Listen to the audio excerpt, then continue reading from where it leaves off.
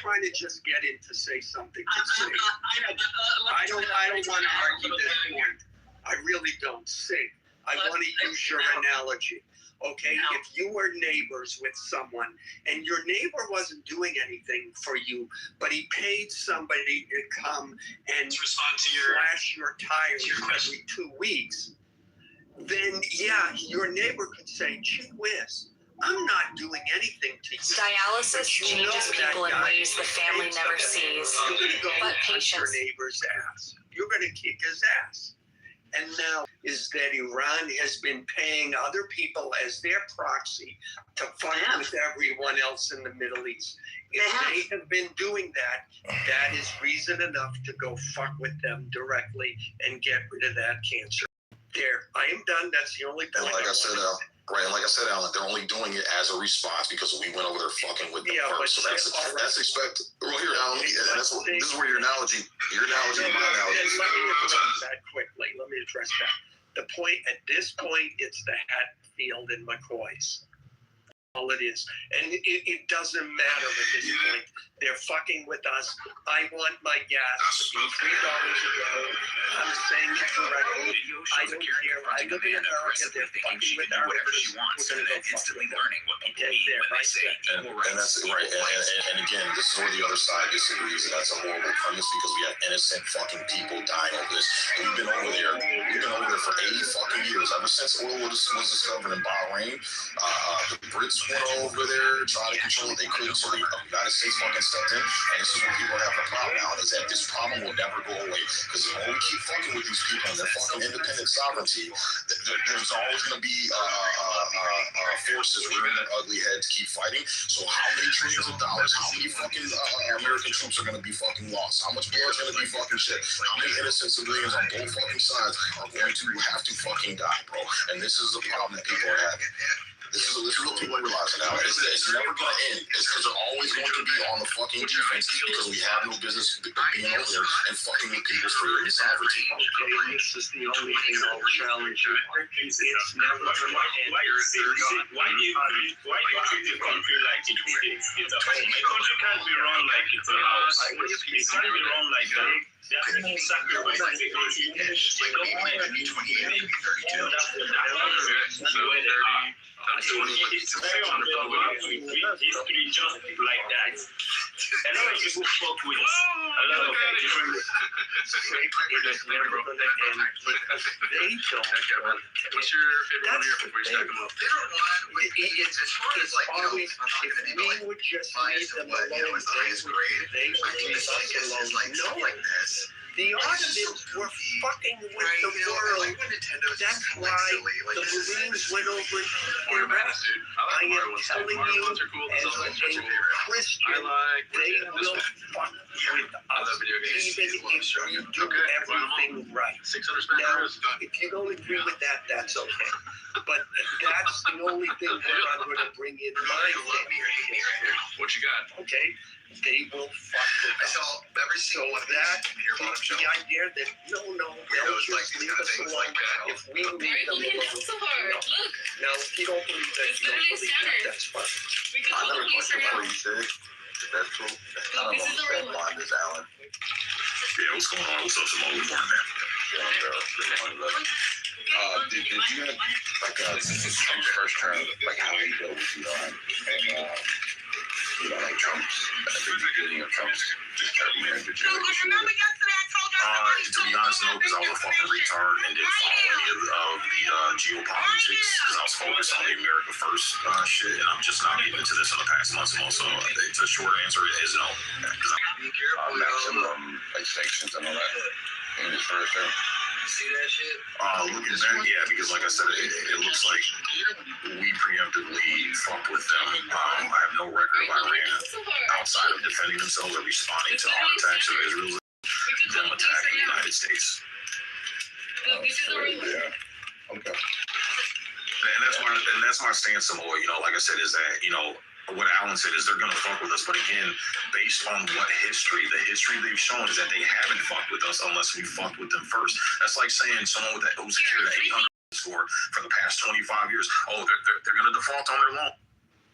Sig, you keep saying we fucked with them first. Are you in high school, man? This is geopolitical strategy of the highest order. It's not fucking high school, dude. I mean, that's such a simplistic way of melting down a fucking multi-generational, I mean, goddamn biblical conflict, bro. Biblical. Yeah, and I don't do the Bible shit, man. That's the whole point. And this is another one of my problems is all this fucking Bible shit, all this fucking religious retarded shit. It's not, I don't mean it literally. I mean it, you're the one simplifying and reducing it to, you came over to my house and fucked with my garden and you didn't think there were going to be repercussions? That's so simplistic. You're talking about a region and you're talking about the United States really managing and doing all of this in conjunction with a much smaller partner. And we've been doing this for so fucking long. It didn't just happen, just like the Ukraine war. That shit's been going on 20 years. I agree with you that our interference and these fuckers who go over there and try to manipulate shit from our government are responsible for a lot of this conflict. But, you know, the point is, there is no point, Sig. And, you know, as other people are saying, if you just put in blacks, African Americans, etc., it makes a lot of these statements a little ludicrous because it's a conflict, but it's a procession. A lot of people are going to die on both sides. It's going to suck. It's a huge system. It's so big that you can't opt out. It's too big to fail. And these fuckers got to figure out a way to come back into compliance. It sucks. It sucks for you. It sucks for me. It sucks for them. It sucks for everybody. But, you know, this is the situation. Well, there seems like, Edmund, that there's a more diplomatic way to approach this. And this is why I find it very odd and very weird that people ask odd-ass reason. You know, it's really weird. Like I said, I've been having this conversation for a month, and I've yet to see anybody from the opposing side bring any evidence to show that they are going to be a threat. They don't have a track record of it. And that's why I bring the analogy up. It's like betting that someone's going to default on their fucking debt when they've carried an 800 credit score for the past 25 years. The reason why they get approved for debt is because they've shown that the odds are less likely that they're going to default on any loans they take out with a 25-year 800 credit score. It's the same logic. I can provide some things for you, bro. And you're probably familiar with all this stuff here. Like, you're familiar with 2000, how the world came, resolutions on how they lied about nuclearizing the Middle East back in the 2000s. This was what kind of prompted the Ayatollah to announce that they would not try to seek nuclear weaponry, right? So, the world, if you look at the track record just over the last 26 years, the world has came down on Iran, right? So it's not like it's an American issue. I think your argument fits very well with the Ukraine situation. That's not our shit. That's between them. Why are we involved? Has nothing to do with us. I think the argument for our interest is actually favored here due to our interests that are in in the region with the GCC countries and just our economic and our energy placement within the world. That kind of keeps our position, right? So a better argument is that this is our interest because of the allies that we have in that region. A better one than Ukraine, but what do you say about that as far as if 3 things I wish I knew before them telling the world they weren't doing anything, and the documents released in 2018 that they were lying about everything, all the promises that they made, they broke. And this was a promise to the world. It wasn't a promise to just one entity, right? Yeah, and that's the thing, Samo. I understand where you're coming from, but again, if we're looking at each domino that's affected, the previous domino that's affected the current falling domino, is I would expect someone to fucking lie when the other side has lied and broken all their contracts and broken all their word and all that other shit. So again, I'm not taking that away from you. I get that. But again, is when do we take responsibility that we have broken deals, we have broken contracts, we have struck when we said that we weren't going to. Again, I'm coming from a human stance. Yeah, but what specifically, Sig? It's easy to say we break our contracts and we break our deals, but what specifically, sir? So again, we've broken several treaties, right? Israel has struck. Look at I'll give you the most recent one. This so-called ceasefire that President Trump announced. Who fucking went in and struck Iran? Not even an hour later. It was fucking Israel. Okay. They don't ceasefire, dude. No, that's right, and that's right. You know, that's why I said so-called. Did you hear what? That's what I'm saying. So there is no ceasefire. So if there's no ceasefire, your argument fails. No. It actually strengthens my argument because again, our president never attacked Iran. What's that? No, Israel never attacked Iran, bro. Oh, they did, yeah. Yeah, yes, within an hour they did. Yes, they did. Yeah, and they struck Lebanon. And they struck Iran Lebanon kept too. on for hours attacking Israel. Dude, they sent cluster bombs the same night to Israel. I understand that because you're not listening to the Jewish media, you don't know launching rockets to Israel. Are you aware of this? Yes, and or are you just waking up when Israel retaliates back? And you're missing my whole point, Dan. You literally just made my argument. No, Edmund asked you where was the lie?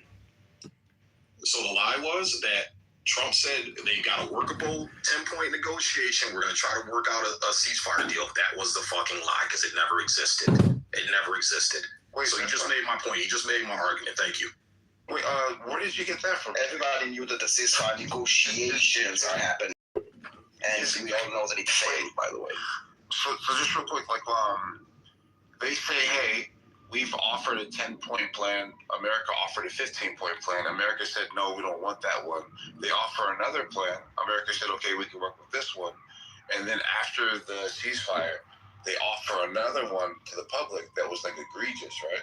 So then people are confused on what 10-point plan did America say is a good building point, right? That's the whole point, Samoa, and that's what everybody's asking the White House. They're saying, wait a minute, because go ahead.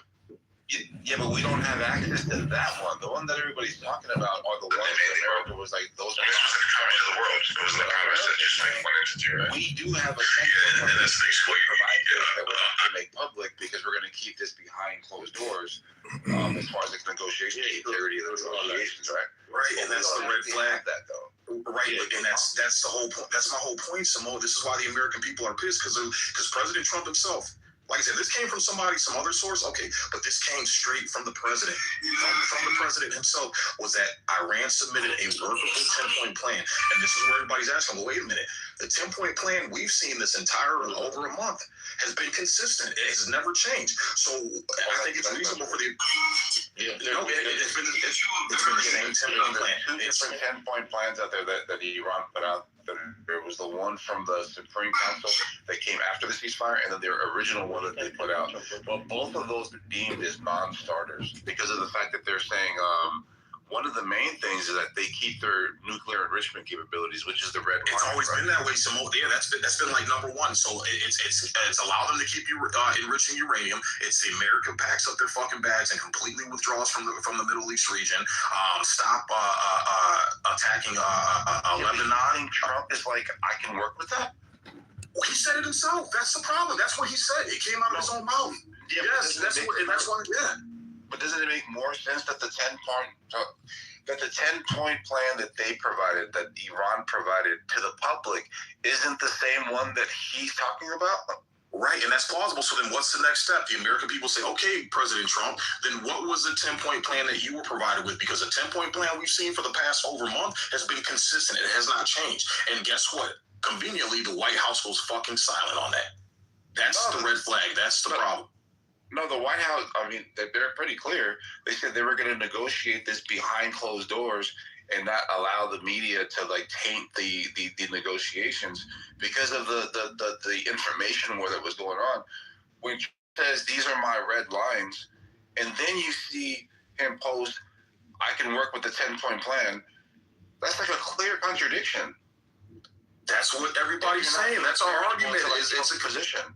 Right, but that's what we're saying is that, okay, because all we've known is the same 10-point plan that's consistently been presented that has not changed. And then Trump conveniently posts, hey, they submitted a workable one. So we're like, okay, fine. Maybe they did. It's plausible that they did submit something different to President Trump. We're asking, what is it? So now we can see there's a difference from the 10-point plan you said was workable compared to what they've consistently been saying to the rest of the world is what their demands are. And they're not going to back down unless all 10 are met.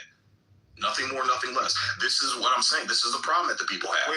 And for some reason, the White House is totally silent for that to answer that reasonable question from the American people. But say, we know that the Iranians have taken some pretty extreme positions and have defaulted, like they've done faulted like every single time, right? Like they've done said, we're never going to do a ceasefire. We're fighting to the death.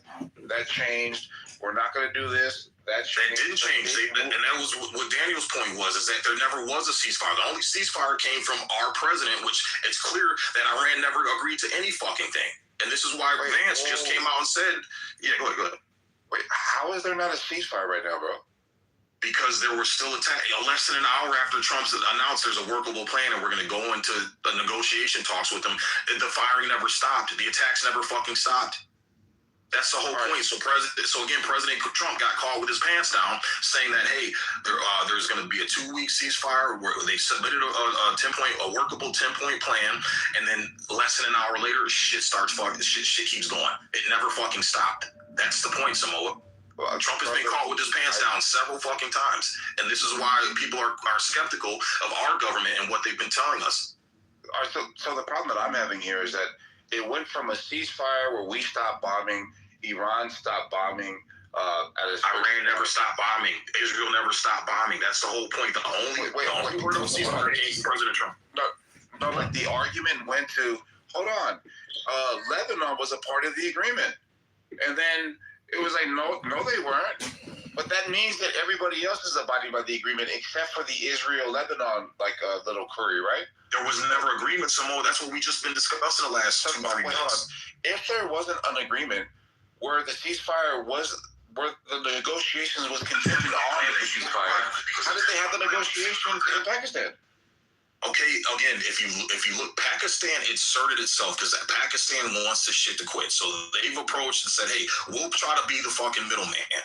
And that's where everybody's speculating that Pakistan came in, talked with the United States, didn't clear anything with Iran first in hopes that they can go to Iran and say, look, man, let's just put an end to this shit. And that's where Trump made his fucking tweets. And nothing went through. Iran never confirmed any fucking thing. And that's what the American people have a problem with. That's not true, bro. I could give you the links right now, like where the foreign minister is pointing at the agreement that the Pakistanis are the ones who brokered it. And then the Pakistanis came out and said, no, this was the agreement to the White House, where J.D. Vance and them had to come out and say, no, this was maybe a genuine misunderstanding. But this is the foreign minister saying this is the 2-week ceasefire that we're going to agree to have the negotiations in Pakistan. Like that's what the Iranians agreed. Bro, they had like 80 people there. The Iranians never agreed to it because shortly after they were where they agreed. So they're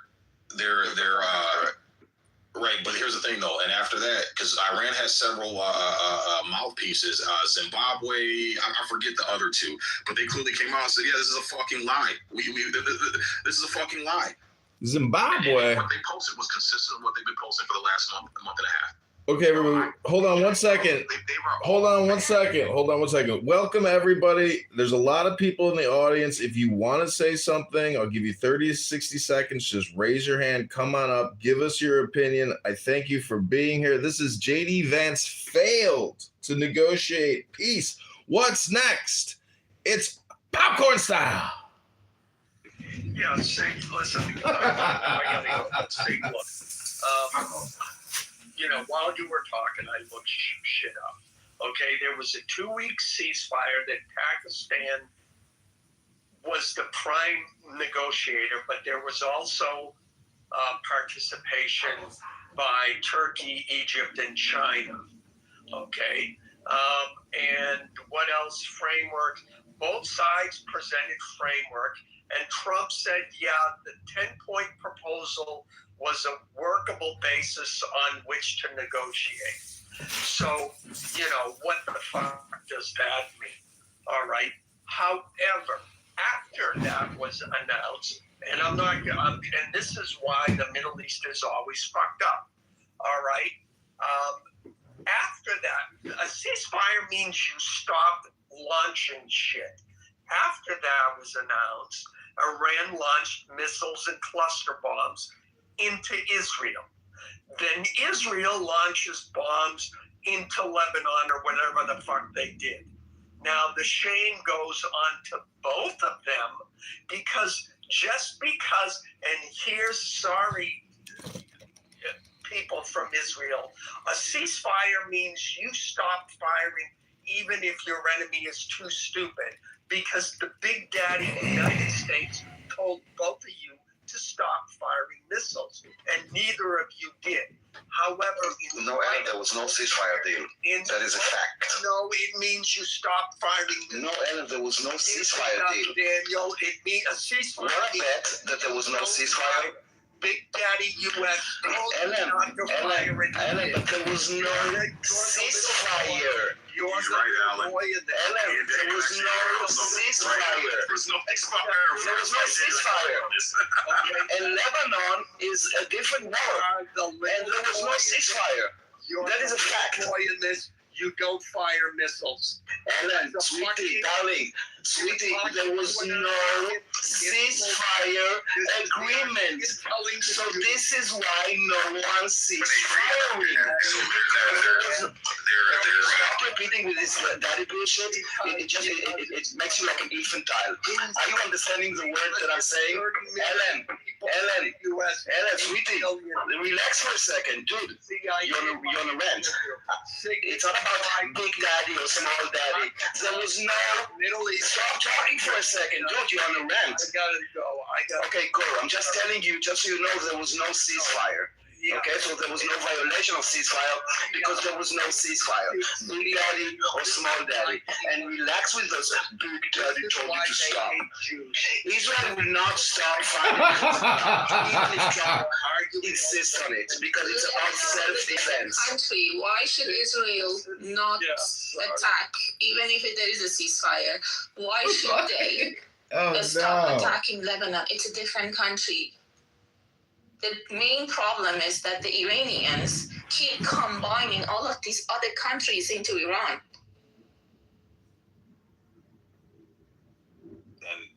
Wait, hold on 1 second. When Alan says this is why he hates the J words, Alan, I gotta say that, like, in terms of global conflict and all this stuff, the fact that Daniel is, trying to talk back to you and stuff, like, Daniel is a gay Israeli Jew living in Germany, doing whatever this guy does to have some fun. Alan, this is your experience, Alan.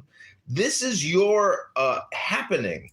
Have some fun, Alan. It's got nothing to do with the fact that this guy thinks Hashem and the Alan, everybody's role playing. Who cares if you're a Catholic, if you're a Buddhist, these are personas, Alan. The guy was born into it just in the same way that you were born into your shtick. So that's the thing to me about racism or anti-Semitism or any kind of hate speech. Like, what's the point? You were cast at birth, Alan, unless you pick up a book and you try to learn something new. Hello?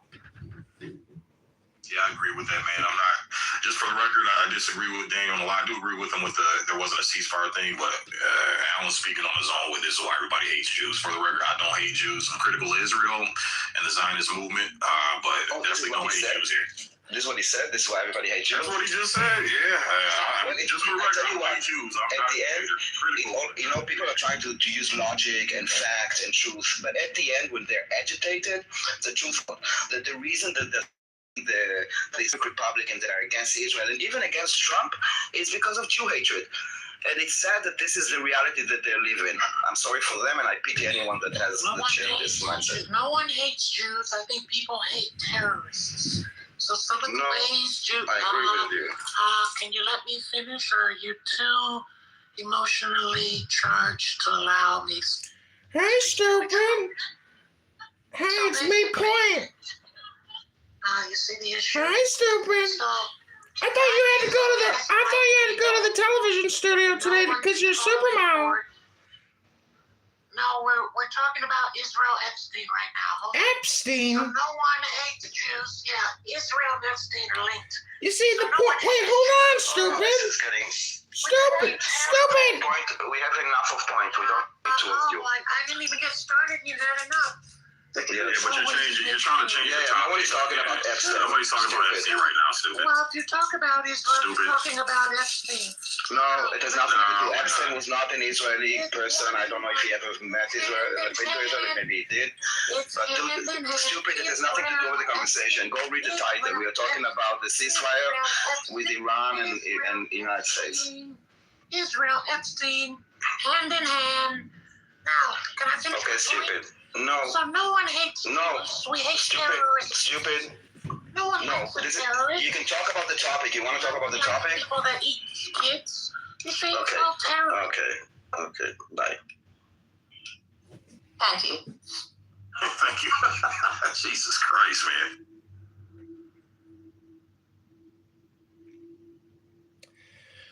Well, I, for one, actually think Stupid Bozo is kind of funny. That, the fact that is a gay white man, probably overweight, living in his mom's basement, pretending to be a black woman for so long, and how people accepted it. And they know he's a gay white guy, but they just think he's a black woman because of the. Edmund, are you really going though?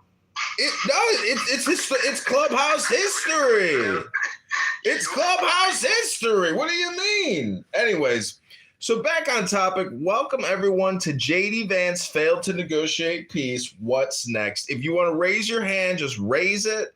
You can voice your opinion on the conflict, maybe offer a solution. We've heard Alan say that this is why everyone doesn't like the J words. And I just got to say, to me, that's so stupid, because that's like saying, this is why nobody likes Armenians. Whoever said that?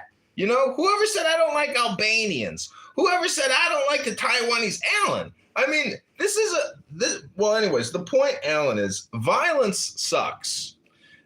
Especially when you're attacked and you're an innocent person and you're being murdered and now your life is over and the people who murdered you only get a couple years in jail, which happens all the time. We got no execution in this country. I've seen videos of people terrorizing, raping, murdering, killing, stealing, and those people go to jail for just a couple years in this country. And I'm like, what?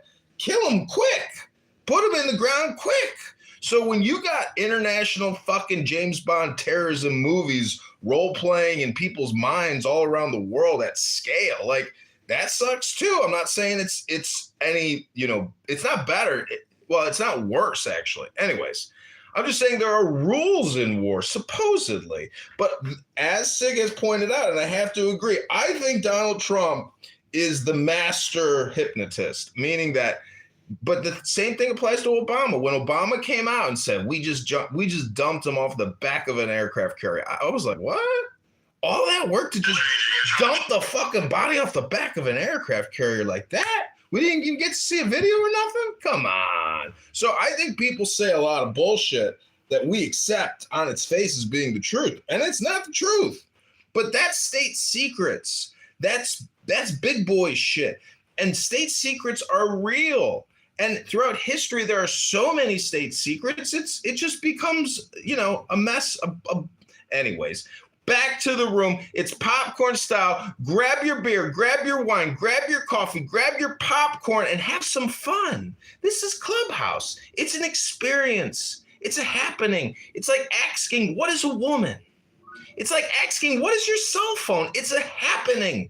It's an experience. So just have some fun. Don't take it personal. Let it go. Have some fun. Well, I got to take off and have breakfast. I'm trying to come back. But Daniel, hey, man, pleasure debating with you, brother. I don't think I've ever shared a stage with you debating, but pleasure debating with you. Nice meeting you, Sig. When disagreement takes away to have a conversation, edit you. Talk to you soon. Absolutely, brother. All right, I'll try to be back. All right, take it easy, guys. Peace. Hey, Daniel, why would you say there's no ceasefire when Benjamin Netanyahu is on the actual statement making that he agrees with Donald Trump with the ceasefire and would adhere to the ceasefire that was agreed upon, but says that Lebanon was not a part of the ceasefire? He likes Armenia. There was negotiations for a ceasefire in which Bibi said that we will do what if the United States will decide on a ceasefire, we will comply. And Lebanon has nothing to do with this, same as the war between Russia and Ukraine was not part of the ceasefire negotiation between Iran and the United States. Again, United States and Iran are meeting in Pakistan to discuss a ceasefire. How the fuck, I'm sorry for my French, does Lebanon and Israel have anything to do with this? Why don't they also agree that Russia and Ukraine will have a ceasefire? Because it's none of their fucking business. That's it. It's very simple. Right. So what you're saying is that there's like these three different conflicts, and you're not trying to conflate them. But when Benjamin Netanyahu understands that they're involved in two conflicts simultaneously, this is their campaign with Roaring Lion. When it comes to Roaring Lion, they're saying there is a ceasefire for Roaring Lion. That's the mission of Israel in Iran. Yes, that was in Iran. Yes. There's a ceasefire there with Roaring Lion right now. No. Well, there's like a hold. There's like a hold. Give me the statement from David. There's a hold. Oh, I get it. All right. So there's a difference. So when we say ceasefire, we mean we're going to stop shooting right now so we can talk. No, there are two ways of doing ceasefire. One is that we stop shooting and then we negotiate, which is what we did with Iran. And the second one is what we did, for example, with Hamas and Hezbollah, is that we're doing the negotiation on the fire. For a ceasefire. Well, there's a conversation that's happening, I think, tomorrow, Israel now, either tomorrow or Tuesday, where they're going to have the conversation with the Lebanese government. We don't have a war with Lebanon. We are talking, again, Lebanon is a country. Our war is against Hezbollah. And Lebanon does not represent Hezbollah. So I don't know if you're like doing this on purpose. All right, so like there's a conversation with Israel and Lebanon coming right here in 2 days. Right, for peace. Yes. All right, nothing to do with Hezbollah.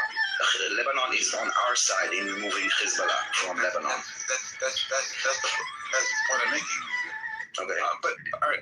But anyways, all right. So you agree that there's no ceasefire with the Lebanon Israel, but there is a ceasefire with Israel Iran. No, there's not a ceasefire. We are holding for the negotiations. All right. They didn't. So we don't do the negotiations. You can do the negotiations while fighting, and you can say, okay, let's stop, have a negotiation with a very short time frame, and then either we come to an understanding or we resume fighting. If there was not an agreement of, okay, we're going to have a ceasefire, those are the terms, this is a violation, it will last this should happen. No, there was no ceasefire agreement. What do you think the 2 weeks came from? There was the discussions was for 2 weeks. Yeah, but now they didn't agree, right? They went to meet in Pakistan, in Islamabad, to have a negotiation. Both parties left Pakistan without reaching an agreement.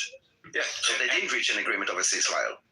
Yeah, but they're still within the 2 week period where they're still doing their diplomatic back and forth. Like if you look at Donald Trump's post and you look at Israel's post right now, after the agreement, they're saying that it's unfortunate that Iran took this position, this and that, that they're still optimistic that they'll come around the final deal that's been offered to them. So there's still like this period that expires here on whatever the date is. I forgot what the date was. I think it's like the 16th or something, or the 26th. Whatever the date is, there's still that amount to window where America's not advancing right now. So no. So I can tell you that the IDF is preparing for an immediate mobilization once the ceasefire talks are over. Immediate means like day 2, 3, not until waiting for 2 weeks if there is no agreement. Again, the idea was that they will meet and there will be an agreement. But if there will be no agreement and they will both say, okay, we are so far off, like our demands and their demands don't even meet in the middle, there's no point in waiting for 2 weeks. All right, so you don't think that that's a little disrespectful? All right, so like you broker, like you're Pakistan, right? And you broker a 2 week ceasefire between me and somebody else. And we say, hey, we disagree on day 1.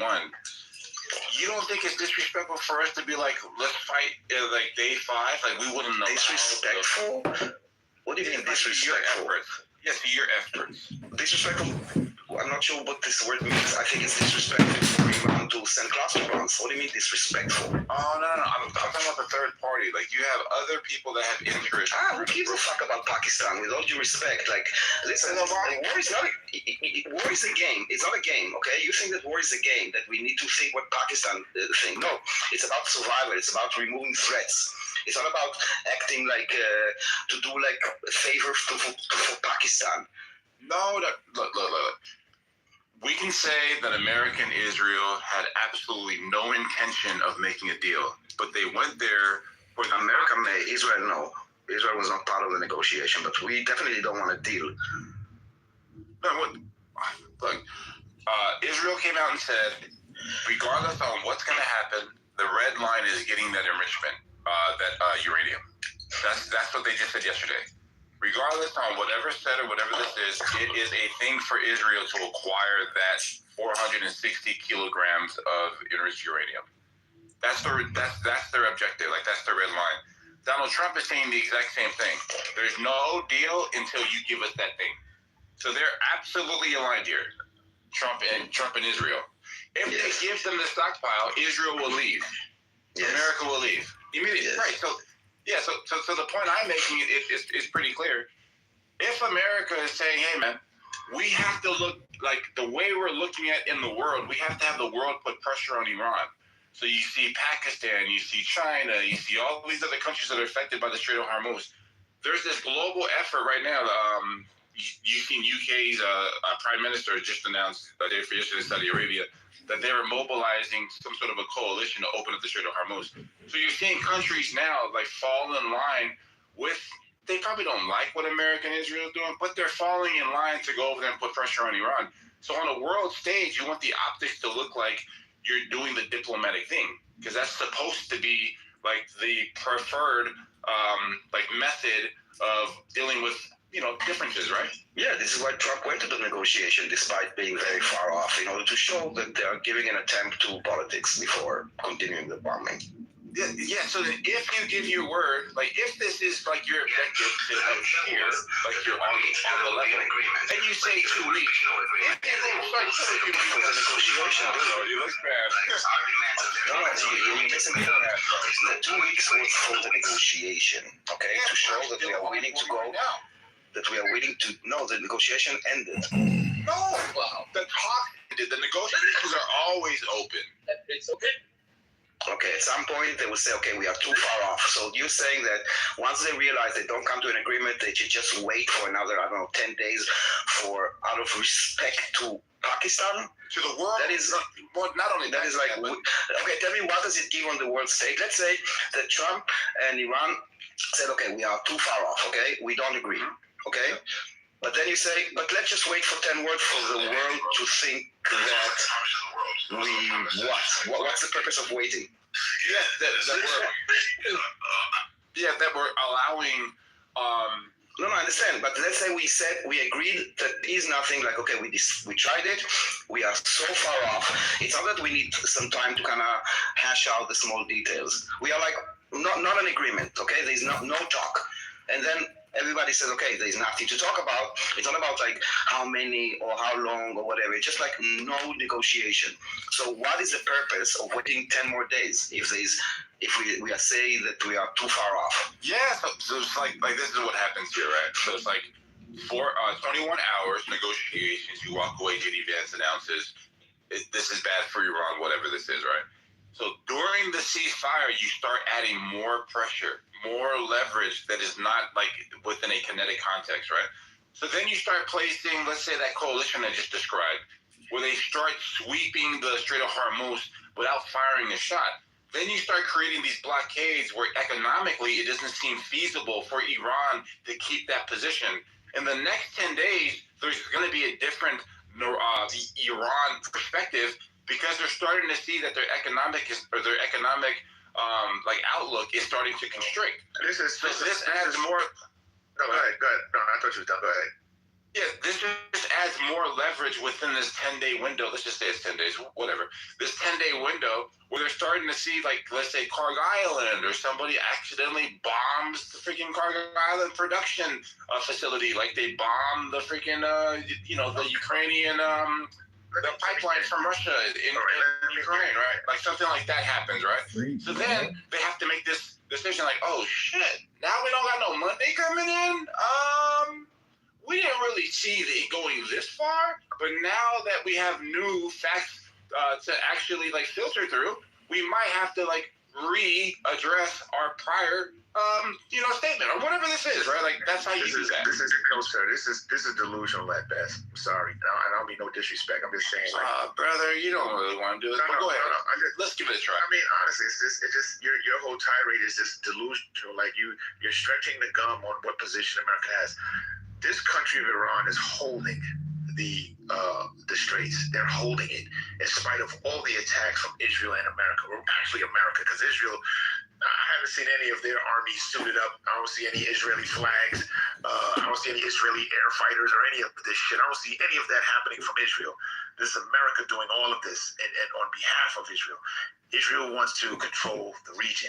That's what this is all about. They already annihilated delusional? All right. So they've already. Dude, Israel is doing like 200 flights to Iran per day. What are you talking about? You don't see Israeli Air Force there. All right, so everybody is everybody. No, seriously, where are you getting your news from that you think that Israel is not participating in this? Hold on a second. Like, seriously, dude. All the air defense in June, you fucking retard. Hold on a second. I know. Okay, so this is the echo chamber. No, forget about echo chamber. Like, it's facts. It's not echo chamber. It's about facts. What are you talking about? If you won't let me finish. Y'all ain't got no money. You know what? United States is not even there. United States. Why are you ignoring? Why are you in an echo chamber? I'm telling you, the United States Army is not in Iran. You know what? Trump is not the president. Why are you in an echo chamber? You're gonna ignore it's my mic. Iran is not a natural. It's not a country. You're gonna ignore that it's my turn, right? No, I'm just saying that why are you ignoring the fact that the United States Army is not even there? You're not just saying anything if it's my turn. He's a moderator. He can talk over it. He can move it down. He can. And Trump is not even the president right now. If you want, why are you in an echo chamber? You're listening only to American news. In my news, it says that Trump is not even the president. Dude, you would never do this if we were in a barbershop in front of each other. You would never do this. So why? No, I would not probably engage with you in a barbershop.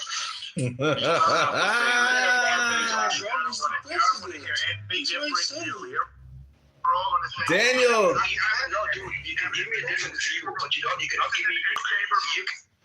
Daniel, I just want to know, do you think you would go in the same barbershop as Thug to get do you line your hair like Thug? Do you think that he gets a haircut like you? Do you line your hair, Thug? Do you line it?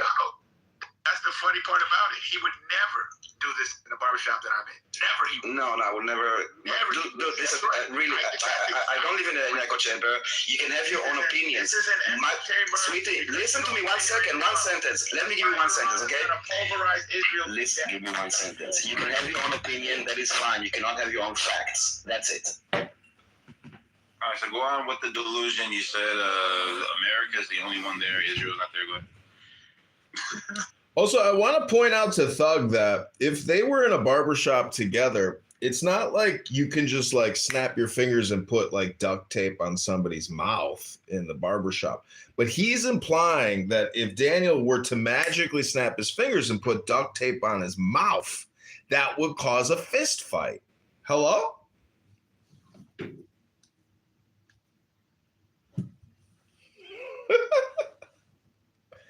Okay, everybody, welcome back to JD Vance Failed to Negotiate Peace. What's next? Raise your hand. Show us what you got. You get 30 to 60 seconds to tell us your opinion. Hello?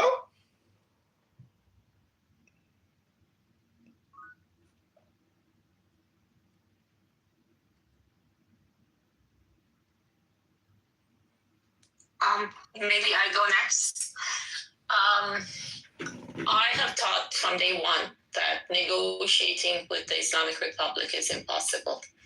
These guys come from a different DNA. They have chanted death to America, death to Israel for 47 years. And just assuming that they will come and negotiate, it's nice to try. I give them U.S., it's good to give them benefit of doubt and hope to change behavior, but I don't think they're capable of change. And maybe maybe this blockade or not letting them earn any money, maybe that helps to drive some of them out. But eventually they have to get them all. Eventually they have to get all the terrorists, all the hardliners. They have now imported terrorists from Afghanistan, from Iraq, and they are going in the streets and just blocking the streets, so the people of Iran are afraid to get out. So all of these terrorists need to be taken out at some point eventually, because I don't think they are capable of negotiating a peace deal or giving the uranium back. Also, Israel needs it. If you want long-lasting peace, we need to take out the terrorist mentality. And part of them that are holding guns, unfortunately, it's going to be a bloodbath. Those people can only be taken with force.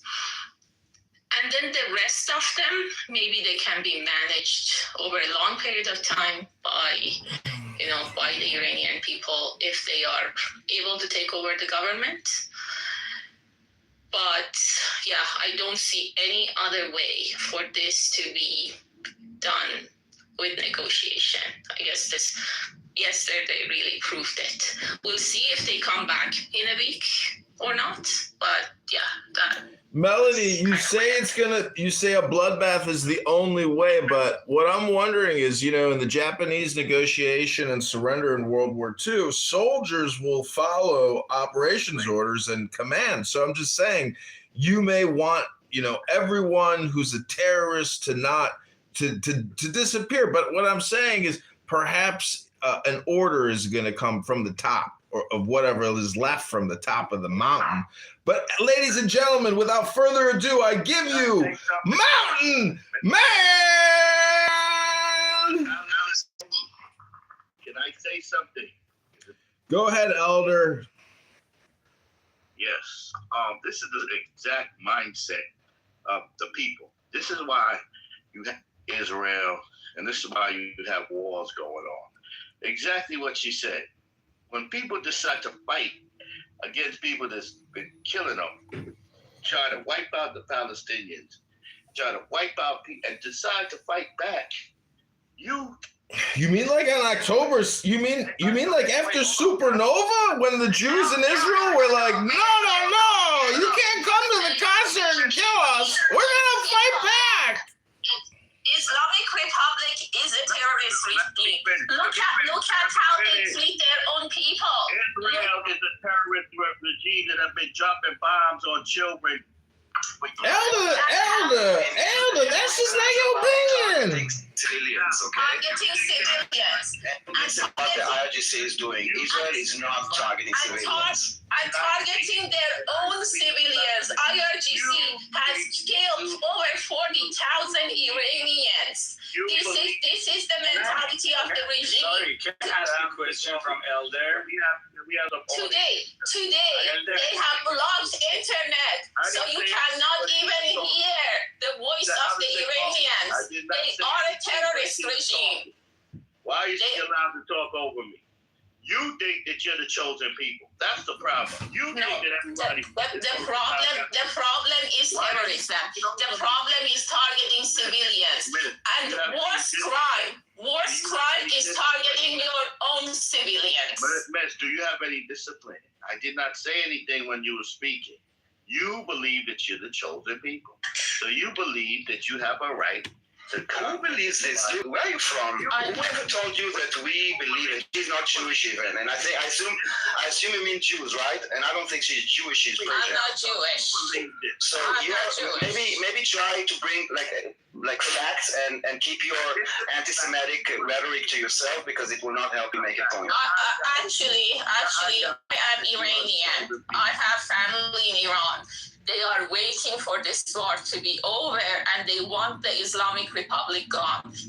That's what the real people of Iran want, but their voices are being blocked. That's why the internet is blocked. So they have to pay a lot of money to get a VPN to send us a message to say that they don't want Islamic Republic. They hope that Trump doesn't leave them alone and doesn't negotiate. Everybody was happy that the negotiations failed. No, this is my whole family. This is not paid propaganda. I know you think. If it is propaganda, Let me ask pretty good. It's very cheap too. We put out production scale, high quality. What's the purpose of having 600 kilometers of tunnel under the West Bank? They hiding their weapons. They understood that this has been going on for years in America. Hiding weapons, which means that they are preparing themselves to attack others. No, And you're accusing Israel to just, you're accusing Israel to be a terrorist. Sir, ask me a question. They're preparing themselves to defend themselves. They have been, no, listen. They're not defending themselves, dude. They're terrorists. They go and they blow themselves up in nightclubs and in buses and in restaurants. That is not defending themselves. Listen, you need to understand, sociopathic is when you don't know the difference between good and bad and wrong, like good and evil and wrong and bad. Terrorists, listen, terrorists target civilians, okay? This is what terrorism is. It's using fear against population. When IDF is targeting Hezbollah or Hamas, they are not targeting civilians. When a Palestinian goes and blows himself up in the middle of a restaurant, that is terrorism. Because it's not, the objective is to cause terror.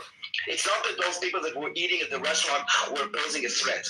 Do you understand the difference? And forget about Israel, and forget about Islam. Understand the concept of terrorism. So you, as a human being, will know to distinguish between right and wrong, and between bad and evil. Don't become a sociopath for your own sake. That's your question. All right, good. You made it clear. Well, you know what? I don't really think a question at this time is appropriate. Because I get the feeling that people that ask questions all the time can't make their own points. And so they try to make their point with a biased question. Let him ask. No. I think that we've moved on from our senior elder here. And we are going on to Mountain, who has been patiently waiting. But before we move on to Mountain, we're going to give you 30 seconds to make a final point, Elder. And go ahead. You got 30 seconds to make your point. Don't ask any questions. Go ahead, Elder. If you ask a question, I'm just going to move you to the goop. But you got 30 seconds to make your final point. Dropping bombs going on and killing them. Is that an act of terrorism? Who killing what? Iran. Killing who? Dropping bombs on children that was going to play volleyball. So I don't know what children you're talking about volleyball, but I will answer you. I will answer you. Is that terrorist? I will answer you. That's terrorist. I will answer you. I don't know what you're talking about. Volleyball, maybe. I think you're talking about the school of Miami, I think it's called, where the United States attacked a school with inside an IRGC base. So, no, it's not terrorism, and I will tell you why. Was the target of America to hit a school, specifically and kill children? Was their target? I think you don't understand the concept of intent. Do you understand, for example, the difference between manslaughter and murder? In both cases, or you know what, in an accident, in all three cases, someone dies. The intent is what makes it a difference. And terrorism is about the intent to target, meaning that you put the civilians in the target and then you pull the trigger. As an intention, do you understand the difference? So no, it was not terrorism, because that was not the target of the United States to hit children. Ask why the IRGC put a school inside a base during a war. That is a legitimate question. That wiped out people. Your attitude is the same. You don't think anybody should challenge you. You think that you should go around the world and destroy. Don't tell what I should and what I shouldn't. You asked me a question and you got an answer. Do you disagree with my answer? You're not the chosen people. Do you disagree with my... Okay, we've come to the conclusion that we're not the chosen people. We're moving on to a new speaker, Mr. Mountain with the American flag. Thank you, Elder, for your participation and submission. Go ahead, Mountain. What's up? What's up, everybody? Thank you. I joined the House, by the way. I just haven't turned in my pink ticket. I have to leave and come back. But anyway, the negotiations and stuff. I don't think J.D. Vance failed. I think that the Iranians, by them announcing that they can't even find their mines, were doing this for leverage, obviously. They thought they had more leverage. They thought they saw a window, and you know, we wanted to shut that down, and they're not willing to negotiate. Not willing to give up their nuclear weapons, that's for sure, and willing to even talk, or their nuclear stockpile of their enriched uranium. It's always the one which, supporter. as Dave admitted, is at 60%. They have enough to make 11 bombs. It would take 2 years to enrich it, but with North Korean help, it would be a lot faster. Remember, when North Korea got their nuclear weapons, people said, okay, well, it'll still take the North Koreans at least 5 to 10 years to miniaturize these bombs, to put them on the end of a ballistic missile. And within 2 years, Western observers were shocked to find out that the North Koreans had, in fact, miniaturized their nuclear bombs to be on the end of a ballistic missile. That was 2 years, despite what the Western observers said.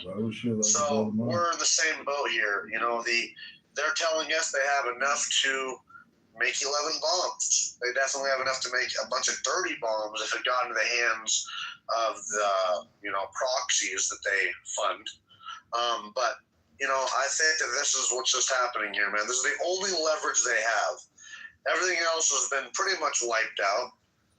Their Air Force, their Navy, the IRGC is not destroyed because they're very decentralized, and their drone fleet and their missiles are not completely destroyed, but they're down by 90%. But we have to remember the country is the size of Texas by 2 times. Twice the size of Texas, 2.5 times the size of Iraq, 98 million people, versus 20 million in Iraq. So we have to be serious about this. This is going to take some time. As far as the Iranians rising up and stuff, they have this opportunity. This is it.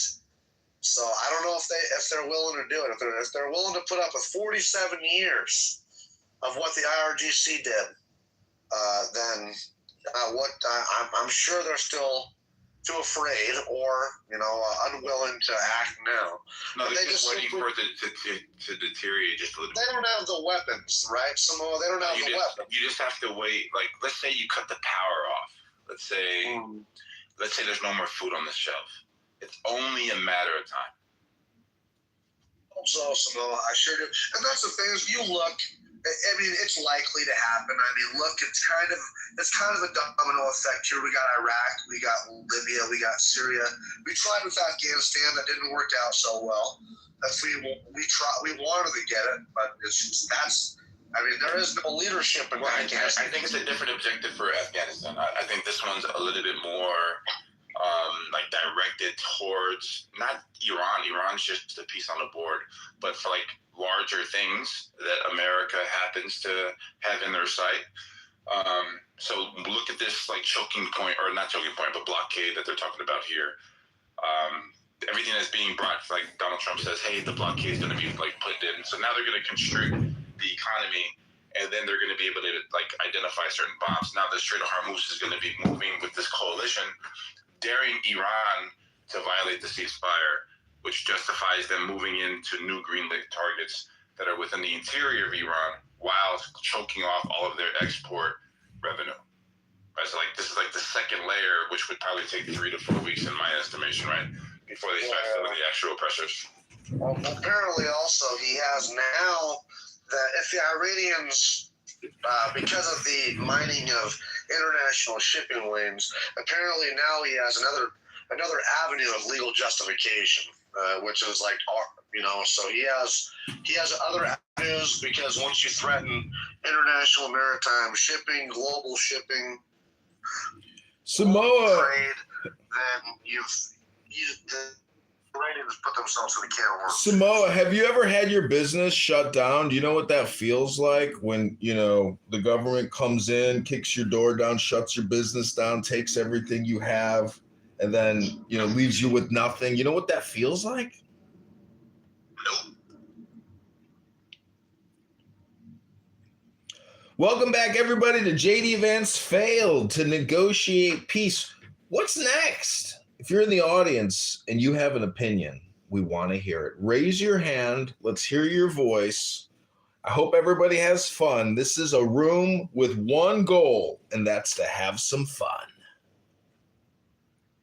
Yeah, I think JD Vance, I think that his stock actually went up here.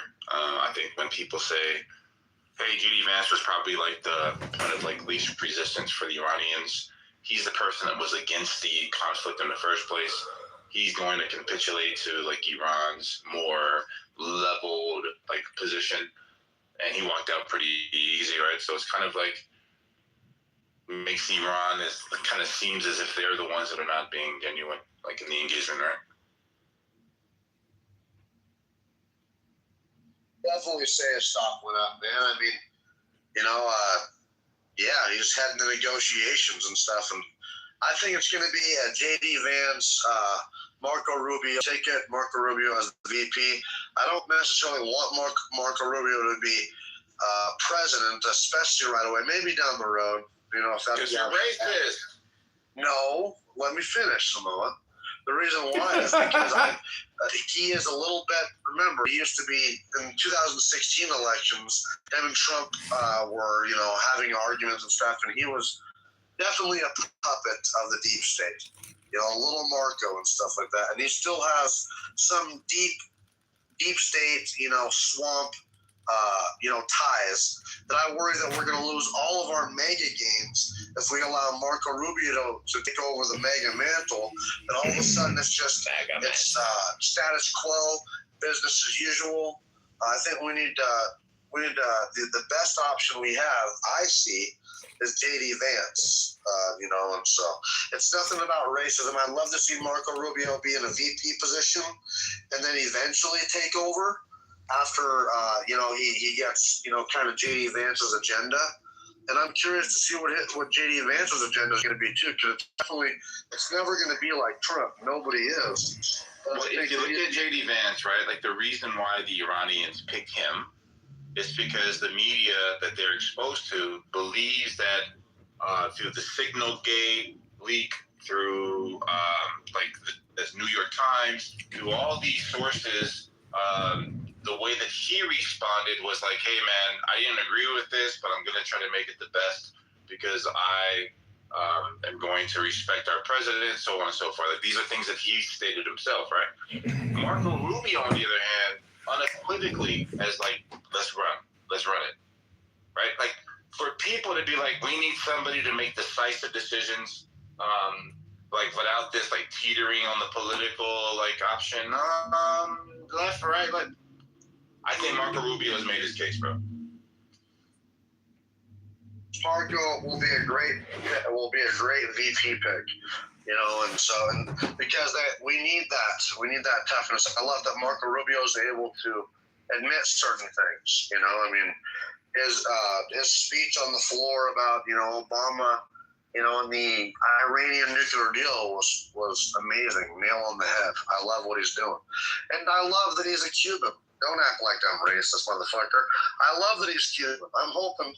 And they're holding on to that. That was 5 minutes ago. I know, but hold on. I want to say this, though. I'm sure hoping, though, that we can get, before the midterms, a soft collapse of Cuba.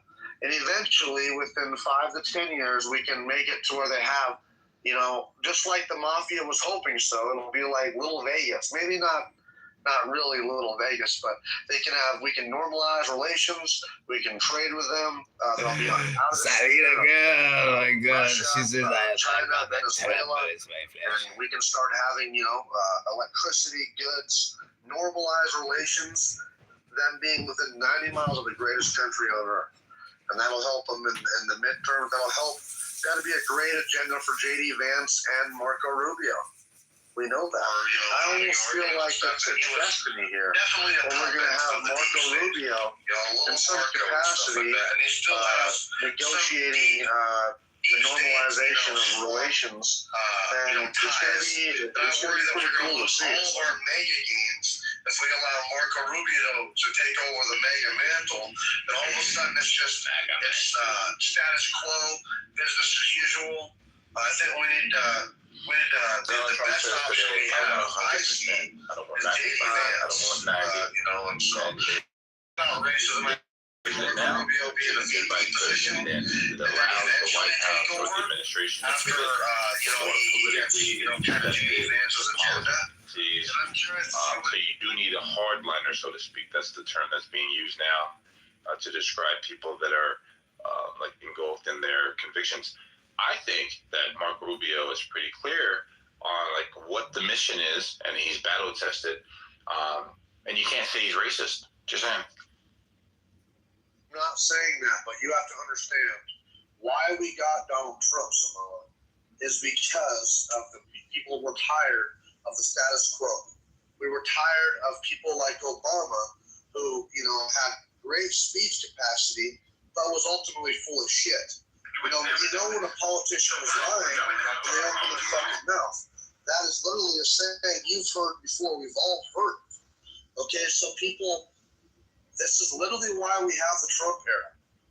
People dog shit on Trump because he's not rehearsed, but they sure do love how genuine he is. You can't knock him for that. He has no filter, and he shoots from the hip, and he says it how it is. We don't want to go back after all of these gains from the Trump era. And you might say they're not gains, but I do, because it's changed the political landscape forever. We crave people that are more relatable, that are less rehearsed, and that are definitely not swampish and status quo. And a lot of people, I think, Samoa, are very concerned about Marco Rubio's ties to the status quo.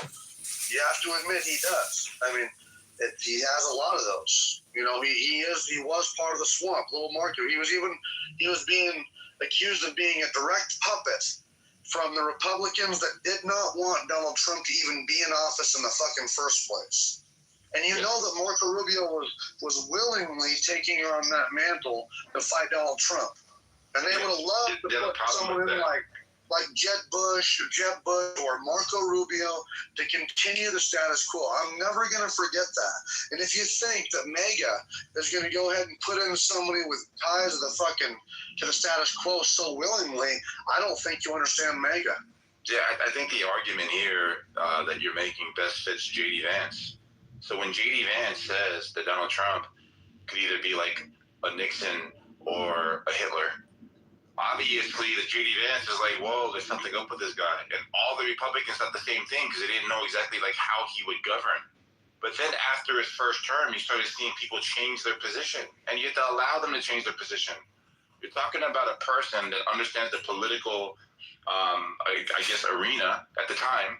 And they say, how do we get things done? We can't just put these Democrats in a box and lock those the key away. We have to kind of like have diplomatic or like bipartisan cooperation. That's fine. So Marco Rubio is making his decisions based off of like what Donald Trump has been saying, which seemed a little extreme at the time, and it seemed like it wouldn't get anything done. So you could just say, hey, Donald Trump's not ready. He has absolutely no history. J.D. Vance held the same exact sentiment. So the argument that you're actually making against Marco Rubio, you'll just make it against J.D. Vance. You'll just say J.D. Vance had the exact same reservations.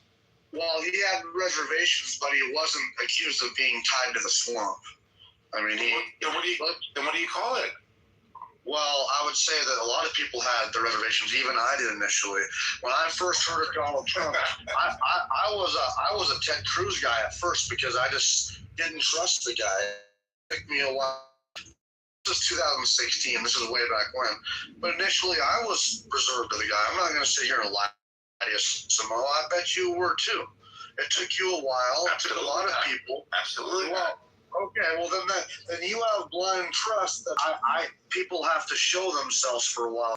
And so I'm not afraid to admit that at first I was apprehensive of Trump, you know, because you might say they're not, like I said, I didn't know, I didn't want an entertainer. I wanted a president that actually does his job and you know, is tough and strong, and he's passed the flying colors better than my expectations in a lot of ways.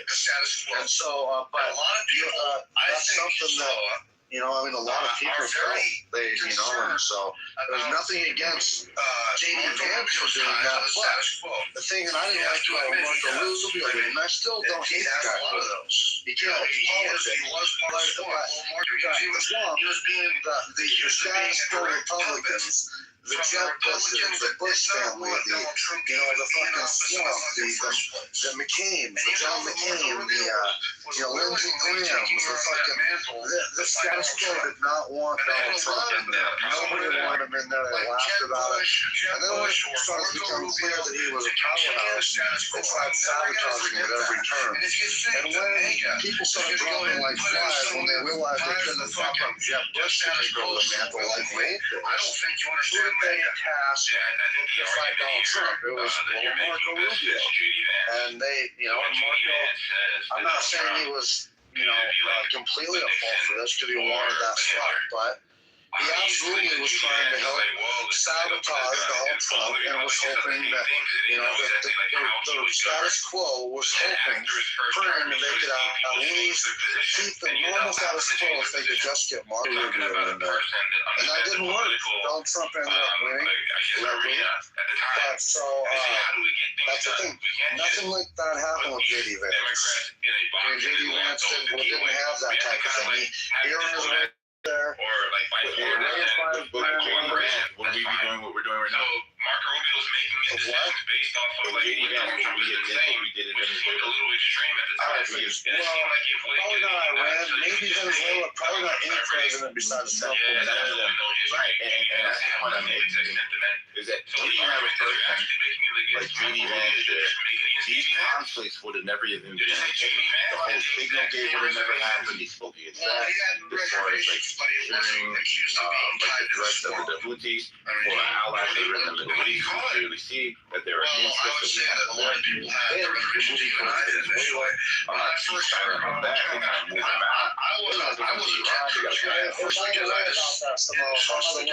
do you admit finally now that it wasn't about the drug house? 2016, which is way back when.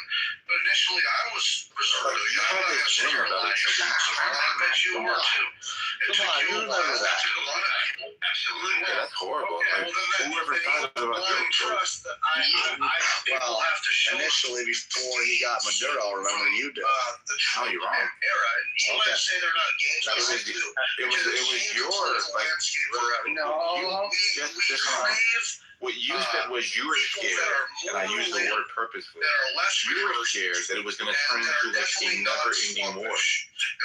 Yeah, I was afraid that it was and what I said was, no, this is the objectives are different. They're using the drug vote as a catalyst to justify how they're sitting in the region for this blockade to seize the oil, the things in order to move things to put pressure. I don't remember how that went. Just you're taking a position that this is going to be a never-ending war, and I'm saying that it's not going to be a never-ending war. But you can clearly see that what I'm talking about was absolutely accurate. So you're getting ahead of your skis here. What the argument was, I said, and you got that in your finish. I said, I don't want to forget that. This to be a forever war. Clearly, this is not about the drug votes. And you as well as the man Kennedy, another guy was saying this. Yes, it is about the drug votes. And I was like, dude, these drugs are not even fucking going directly into America. They're going into Trinidad. It's clearly not about the drug votes. It's for something else. It's something else bigger. And you're like, no, it's about the drug votes, man. I mean, we just have to wait and see, but it's about the drug votes. I'm like, no, it's something bigger, clearly. So some of your recollection about a person that understands but let me just point this out. I'm saying that once they designate certain entities as being let's say, narcotics, right? Then it allows you to use certain tools within the toolbox. So if you have to justify the position of the military based off of like what Donald Trump has been saying, part of the world, by saying, hey, there's drug boats coming here, this is aligned with this justification because of this designation of the state by the Secretary of State. That's why I'm interested here. I'm saying that that's the catalyst that they're using, not the actual, like, Well, yeah, but I was trying to say, I was like, clearly not. bro, that doesn't make any. Yes, I was like, clearly, because I was mad about it, because I was like, bro, like, it seems like they're posturing to invade Venezuela. I said, I don't know what the aim is. I said, I don't want this to be forever war of It's clearly not about the drug deals. You're like, yeah, it's about the drug deals. And then later on, we're even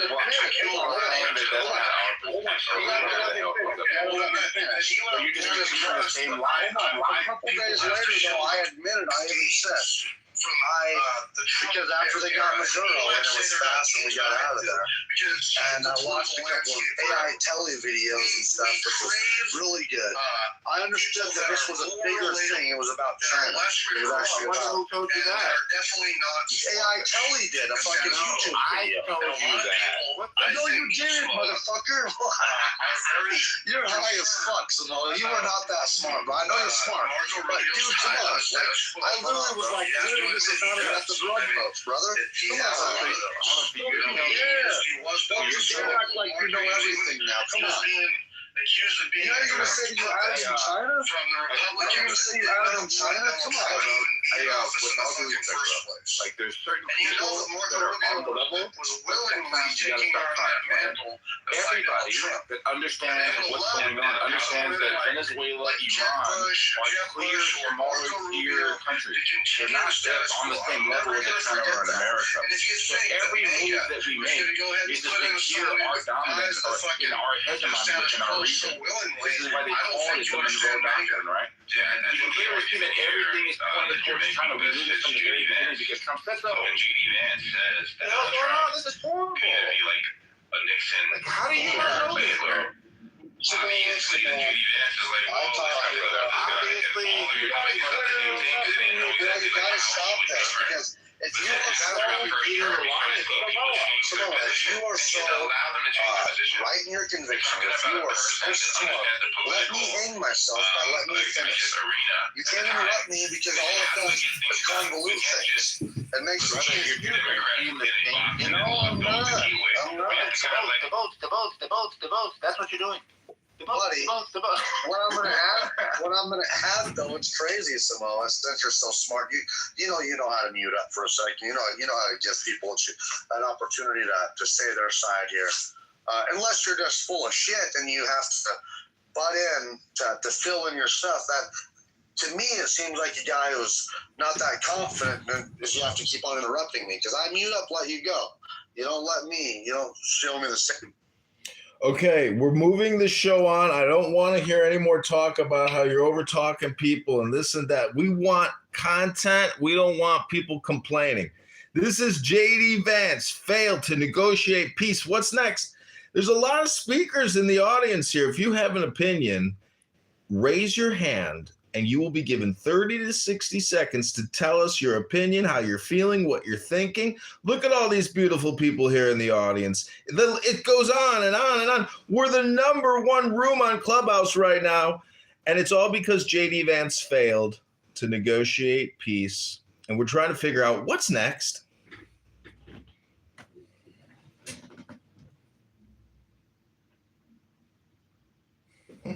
Mo was a Nazi for that. Anyway, sorry. I see we have Joe B down there, a campaign contributor who is the daughter of a former NSA official and herself has worked in counterintelligence and intelligence gathering. We have other beautiful people in the audience I see here. He's trying to come up, John.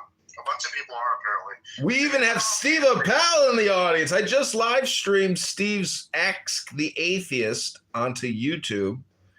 Thank you, Steve, for the incredible content as always. Welcome to the stage, TC. Bro, I had my hand up for like 5 minutes, bro. This is damn near My bad. You know what it's like when you're a wedding planner and you got to take a lot of photos and videos and you can't eat. You got to wait till everybody else eats. Then you lose the contract because you complained. Welcome to the show, TC. Yeah, clown. You wish I was a wedding planner. Keep to your antics, bro. Lay off the HGH, TC. Do you want to talk about why JD failed? Talk about it.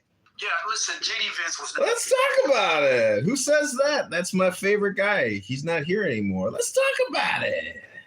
Yeah, JD Vance was never empowered to win in the first place. I don't know why Trump sent JD Vance over. Maybe because he's trying to diminish his profile, his political profile for 2028. I have no clue, but he should have sent Marco. He knew sending whoever he would have sent over there would have never achieved a successful negotiation. So what I think he did was he threw JD Vance into the fire to take the loss.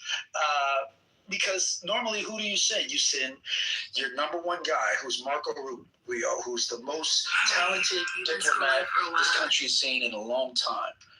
Okay. It's probably going back to the 1950s. But that's what you have. You have J.D. Vance, who's the vice president of the United States, who initially didn't want to be in the war in the first place, forces him to go and negotiate. You know you're putting him in a losing situation. He's not empowered to win. He goes in, he does the 21 hours, comes out, says, sorry, no deal. It's exactly what Donald Trump wants because he was not interested in a deal in the first place. It's tightening the noose. We're seeing this in this Hormuz Strait by setting up this naval blockade. Effectively, what that does is it delegitimizes the leverage that Iran had over other world economic powers to pay the toll to get past the Strait of Hormuz. You effectively delegitimize that, and now nobody. Daniel. So it defangs the one calling card that Iran had against the United States. Now Iran has no cards. They don't control the air. They don't have intercontinental ballistic missile systems or any ballistic missiles technology operable right now. Their defense systems are weakened. They've dismantled.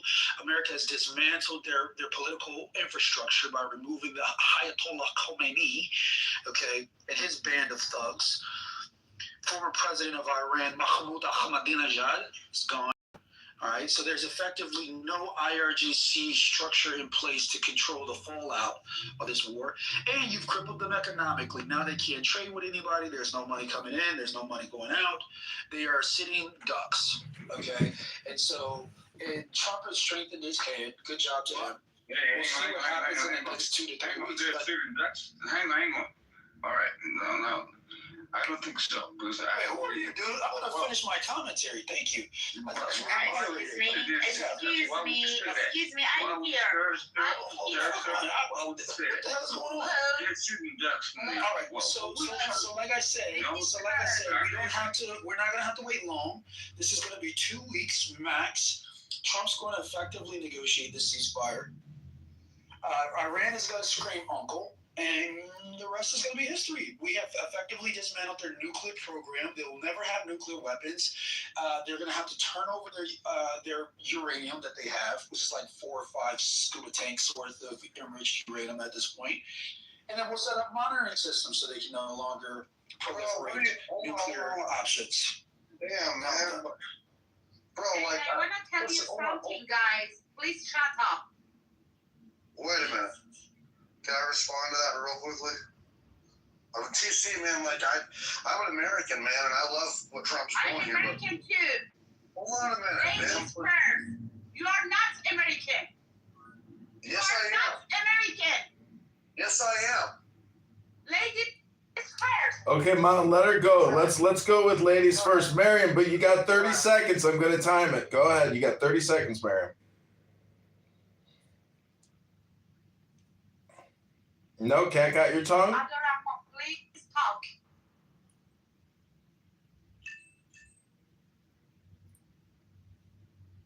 Okay, everybody, welcome back to the Iran war. JD Vance peace deal. Israel USA News. Raise your hand if you want to come up. Miriam, we're going to give you 15 seconds now. Otherwise, TC Mountain, please complete. Because my mind's fresh here. Can I just respond to that, please? Move it. Go ahead, Mountain. You got the mic. I'll be fast. TC, man, we have to be realistic here, man. Like, the North Koreans have some of the most complex tunnel network systems in the world. In North Korea, we know that for sure. Concrete reinforced. I've sent over many engineers to Iran over the years and helped the Iranians build vast tunnel networks and concrete reinforced tunnel networks. And the country is twice the size of Texas. So before you say that we got all their uranium, that's not likely true.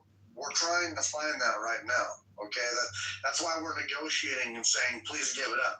See, there's pictures, and I'll put it in my PTR outside of the Natanz facility. Let me finish, please. Yeah, go, sir, go, Bible. Stop digging me downstairs, Bible. All right.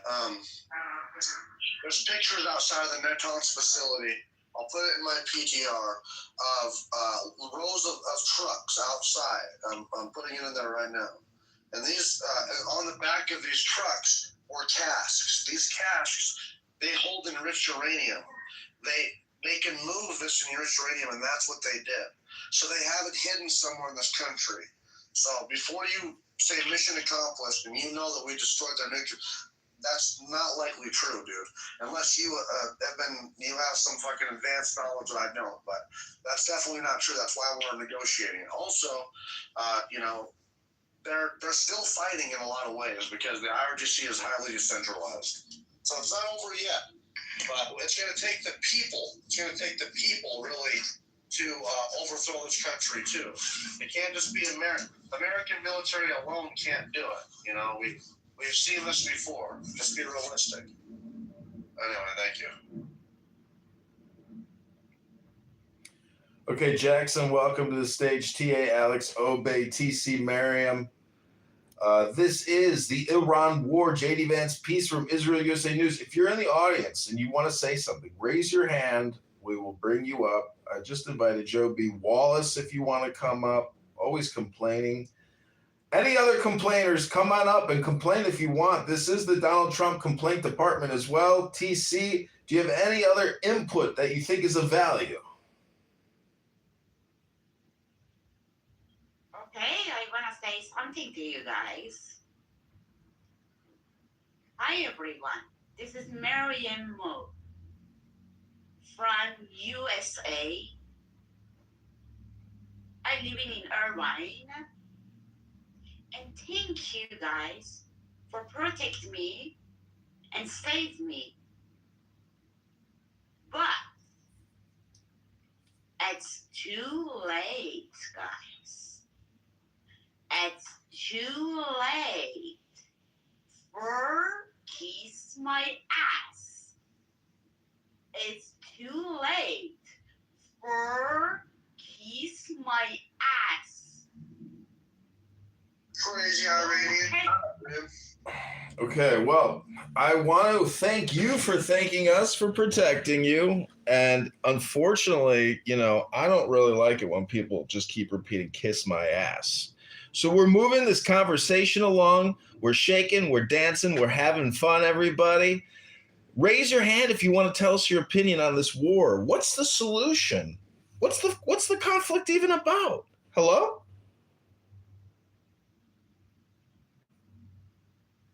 I want to do a response to TC with a report. I'm mystified. I have to tell you, right now, I don't think that a lot of individuals understand the depth of our situation for it, but it's just more because of misinformation. We really don't have an idea of what's happening in Iran itself. They've destroyed I don't know which side you would blame for it, but the internet is not of usage in many sectors of the country for it. And there are some pieces of information, particularly to foreign news sources. But I don't think people see the bigger picture, and I think we can see the one which is directly in front of us. Our price increases in regard to gas The fuel affects everything. You know what I mean? Everything, because everything that you use was bought there by some agent that uses fuel.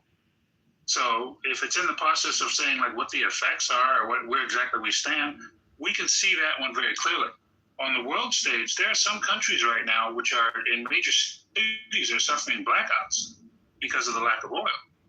The money of them that use the oil as needed, they don't really like build an infrastructure to hold tons and tons of oil that your millions of barrels that you'll use each day is not practical. So many of those countries that are dependent on that oil, that affects not only the world economy, but it also affects like what's happening in those countries.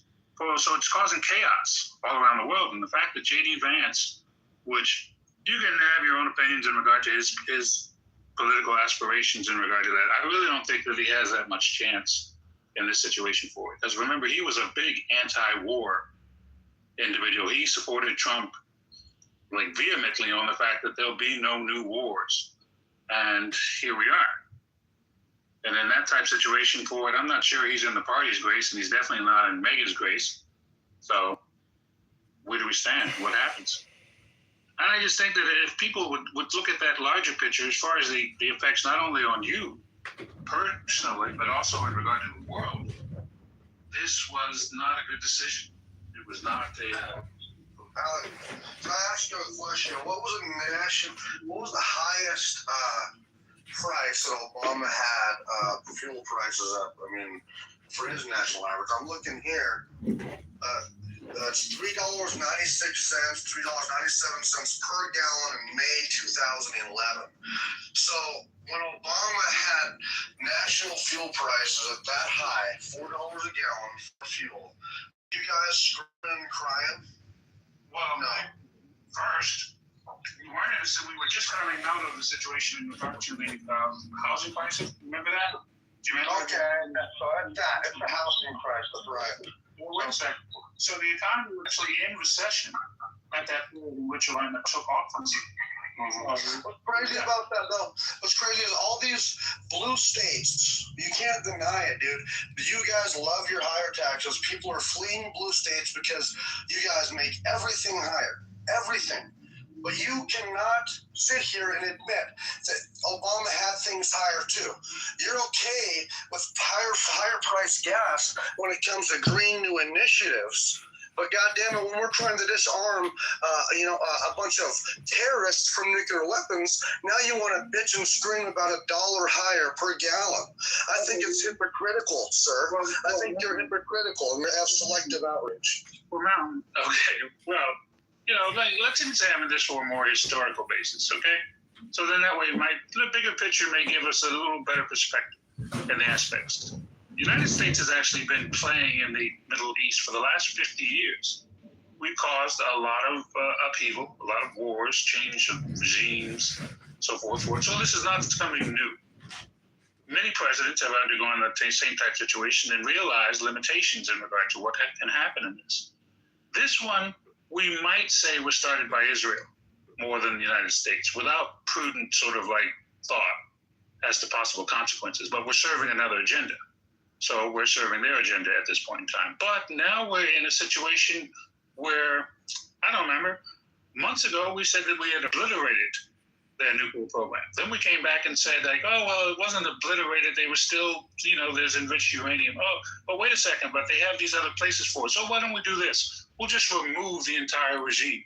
Well, that's funny too, because now the new regime, which we can't tell what's happening in Iran right now, but maybe and possibly is, and all indications are, is the son of the individual who's like wife and children we just killed. Okay, so I'm not saying that it's like a victory. I'm not saying that it's something that was a planned situation, but right now, I guess it's nothing at all.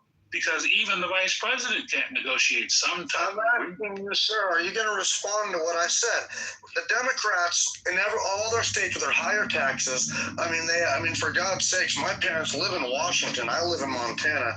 And, I'm paying, about $3.70 per gallon right now, which is high, but higher than normal. But they're paying $5 a gallon, man.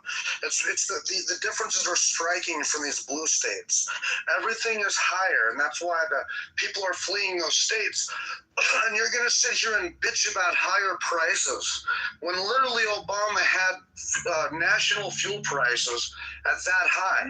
$3.97 in 2011. 2011, it's 2026, dude. Don't sit here and bitch about your selective outrage now, because you love higher fuel prices when it comes to, like you said, the Green New Deal initiatives, the green initiatives. That's okay. That's okay with taxing, oil companies, their tax credits and getting rid of their drilling permits like Obama and Biden did. That's okay. But now you're bitching about us because we're intervening because what's $1 a gallon higher or so. It's fucking crazy, bro. It's crazy. It's crazy. No, wait. Have you lost your mind? Listen. I'm asking you what going on? There is a war. Don't try to put Obama in perspective in regard to this presidency or that one. Don't try to look at it. Because this is a garbage presidency. This is a garbage. Don't compare those two. In the economic situation which was occurring, and for all presidents go through cycles of such. You know what I mean? But nobody has increased the budget like Trump, right? No one. Where are we at right now? 37 trillion. Yeah. Okay. So don't give me all that. Don't get me. He passed Obamacare, which I guess try to kill it as you may, but and that still is in existence from now. And listen, it didn't cost $1 trillion. It didn't cost $1 trillion. So wait a second. This individual has passed legislation, and for the last two, this kills me with you. Because even if you say that you don't like the Democrats and they're the blue states, oh my God. The blue states actually pay more of the taxes which are necessary for the federal government than the red states. They actually pay their bill. And that's because of all those taxes and things. Also, cost of living. True. Show me. What? Prove it. The blue states do not pay. They don't pay their bill. What are you talking about? In regard to the taxes which are paid by the state of California, the federal taxes do not exceed exactly what other states can actually pay. Some of the states, such as Mississippi, which for overall revenue issues for it, are not able to pay their overall federal tax. The bill does not compensate the federal government in regard to its overall budget. Is that what you're saying is not true? That is what I'm saying. I live in the Midwest. And? TA, why don't you answer Mountain's question about the oil price, the gas price? You're just slipping around and slicking, trying to get away with it. Trying to hold on to okay, what's the question? The question is because you were the one raised about the gas price as a reason for against the war, and the Mountain just refuted you. Why don't you answer to that question? Okay, so the first question in regard to it, as I said, because of our interest in the Middle East, oftentimes it has affected situations in regard to pricing. And that certain countries decide to hold OPEC is a very strong agency for the idea. It's a major currency. Now, there are times in which oil prices increase depending upon overall demand or structural problems in regard to environmental issues as well for things. But there are times in which the overall amount of oil doesn't flow as frequently. It really doesn't matter for the U.S., right? We have reserves, we do shale, we do all of these other aspects that we could supply our need and what we can. E85. Yeah, we got all kind of stuff. But it does affect the world market in regard to the price of oil. In this situation, Trump has... Tommy, did you go do what I asked you to do? I said, bring that basket in here, baby. Big girl. All right. So anyway, Dude, he was talking to you, TA. Yeah, that's what I'm saying. What?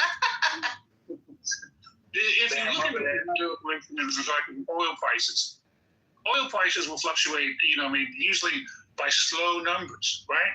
What was the oil price in regard to the beginning of the war, and what was the oil price in regard to the next 3 days after the war?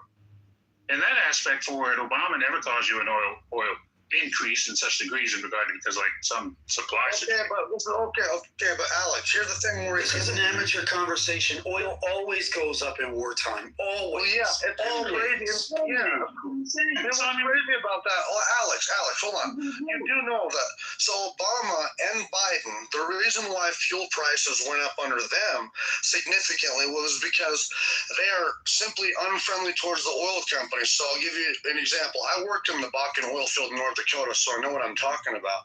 The oil fields, the oil companies, they get credits. They get credits, you know, and basically tax credits that are given to them, because they got huge startup costs. These were wiped out, taken away by Obama and Biden. Also, they have to have permits to drill. These permits, a lot of them were taken away. Pipelines that were in effect, like the Keystone XL pipeline, canceled because these presidents are unfriendly towards oil. When you're unfriendly towards oil, you end their tax credits, you end their drilling, licenses. You make it tougher for them. Then oil prices go up, but you don't say nothing. Okay, but yes, during wartime, temporarily, we're going to see some increases in fuel, but it's temporary. But the selective outrage with you is fucking crazy, dude. It's crazy. You don't give a fuck that all these different, people are, like I say, running away from those states you're talking about that pay. And New York, California, they're in huge debt. They spend way more than they're taking in. So I don't know what the fuck you're talking about. My parents live in Washington. They just incorporated in March, 29th, 2026, they incorporated a 9.9% wealth tax, where if you make over $1 million a year income, you get taxed 9.9%. That might not seem like a lot to people, but nowadays, $1 million, especially in a state like Washington, is really not all that much. Being a millionaire nowadays, $1 million is really not that fucking much. I'm just, and you say 9.9%, fry me a river, I get it, but it's a slippery fucking slope. And this is what's happening in these states. This is what happens when you have a Democratic leadership. And you're going to sit here and bitch about Donald Trump trying to disarm the mullahs. Whatever, man. Let me take you back a little bit. You're selective. In regard to, what did Trump say that he would do the first day he got in office? Free Palestine. Free California. Well, we worked on that, right? He claimed to end the war. Okay, yeah, that was it. And what else? I'm going to bring down prices. I'm going to bring down inflation, right? So I'm just saying. So then he, went to work at it. He went to work in regard to I suppose, implementation of the tariffs, right? You remember those, the big tariffs to bully other countries in regard to situations forward, to wreck the world economy, just back and forth, like just uncertainty. You remember that? Well, then we kind of get to our situation in regard to the tariffs are ruled unconstitutional. That's illegal. You can't do it. So now we're at a situation in which, was that the economic policy? Is that your opinion that it's illegal and he can't institute tariffs? Or is that a fact that he can't institute tariffs because it's illegal? Which one is it, TA Alex? The cost that you suffer in South Dakota in regard to the changing of markets, the uncertainty which occurs in regard to unstable markets, particularly, remember Trump said, I'll let the oil companies go wild. You can go crazy. You can drill everywhere you want. Give me $1 billion. You got it. Any place you want to go. And in that sense, I would have thought that the oil industry would be doing fantastic, would be doing great. Okay, TA Alex, you got 30 more seconds. You got to land your plane. 30 more seconds tops. He said, drill, baby, drill. Oh, and I'll land it there because I'm just, I'm just trying to state facts. Got it. Facts are often confused. Facts are often confused with opinions. Do you agree with that opinion, Alex?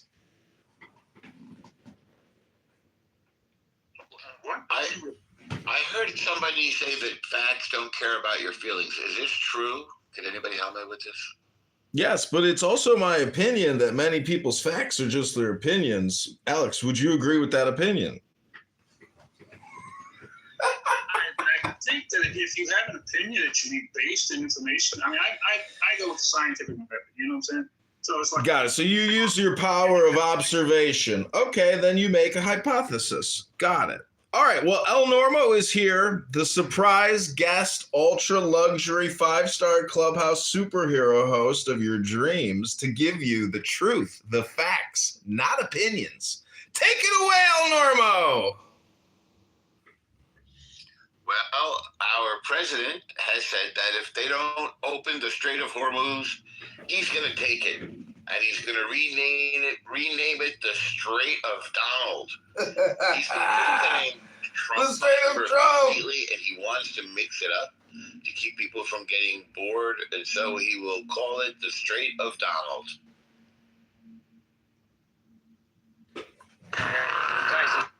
That's big. That's bold. That's huge. Can you imagine how big it is when it gets straight? Jesus. Can I say something? Yes, you may say something, my son.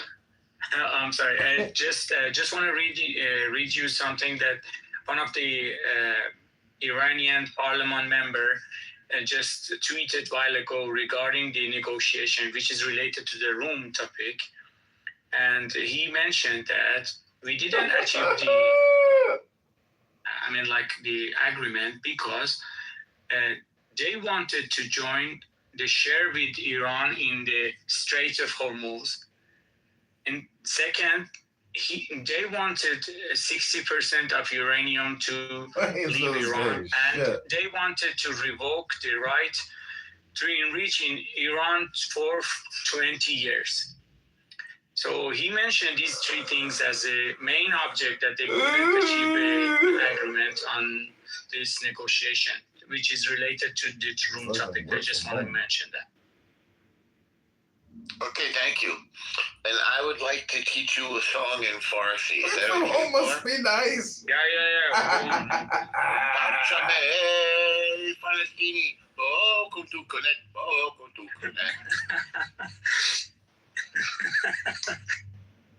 You know that I'm not the IRGC supporter. I was just mentioning that what is just tweeted regarding the room topic. I'm not never ever supported these guys. They're lunatic, and I know that you know that I went to one of these guys' room, and I was just thinking to just go over and see what they're thinking.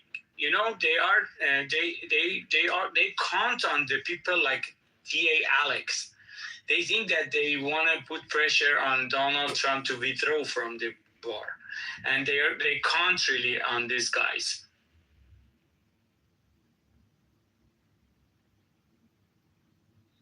You mean they're weaponizing Americans' impatience with war? Yes, they count on it. They think that probably the pressure from inside the U.S. will push Donald Trump to withdraw from the war, and they have this narrative among each other that probably the parliament will not accept Donald Trump to continue to have a war in Iran, and that's why they are still resisting, so that they will reach to that 60 days, and so that they will reach to that point that Donald Trump withdraw from the war. Some people have called it the enemy within. Exactly. The IRGC content about. I know. It's an old technique. It was even used by the Soviet Union of weaponizing protest movements, anti-war sentiments, even racial conflicts in order to achieve their aims abroad. Amazing. You bring up racial conflict because, interestingly enough, after the IRGC is destroyed, reparations are going to be paid to the Iranian people, the victims of the IRGC, in the same way that the victims of Hezbollah and the victims of the terrorists in the Gaza Strip from Yasser Arafat. We're already making plans to take $8 billion from Yasser Arafat's daughter to make reparations to Israelis killed in bus bombings, disco bombings, other terrorist bombings. Reparations is a big thing.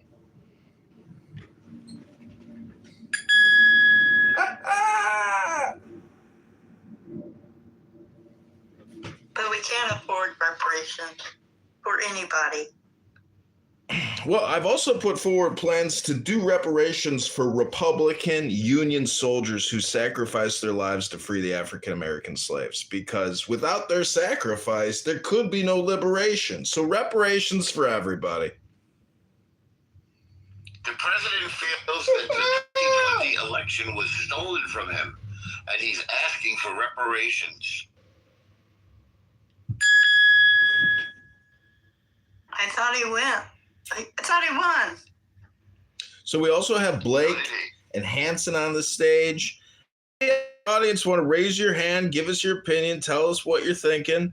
This is the Iran War JD Vance Peace Room. Israel USA News. Like the house, vote in the poll. Should Trump deploy the Marines and the Army to secure the Iranian nuclear materials? Yes or no? Deploy the Marines or no? Just bomb them strategically.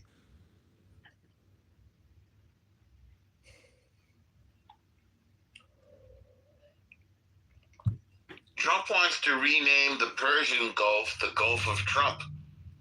Anybody in favor of this? He's a joker. Y'all are jokers.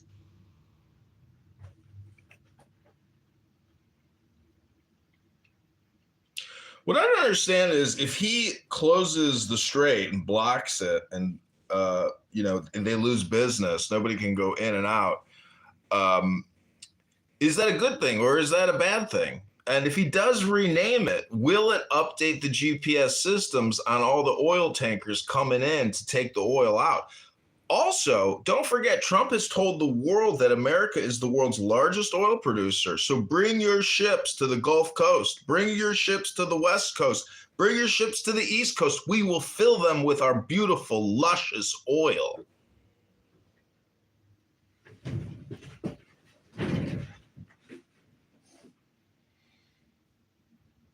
But we don't even talk about what we have, air quote, stored and saved, and we don't need to.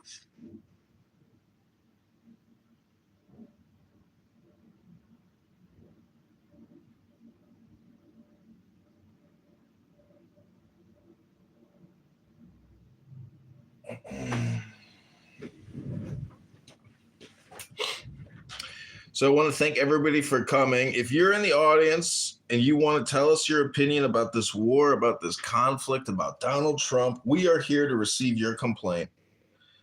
Thank you for being here. We hope you have fun. Like the room, follow the mods, and raise your hand. Also, the management will be accepting wagers on when the war will restart. Please pick a time. Please pick the amount of money you would like to wager. We will have an under-over. Yes, for TA and if you look at the BZ, the Brent crude oil futures, the average crude oil price during the Obama administration is $83 per barrel, and during the Trump administration till now is $72 per barrel. So Obama is so much higher. The oil price is so much higher than the Trump administration.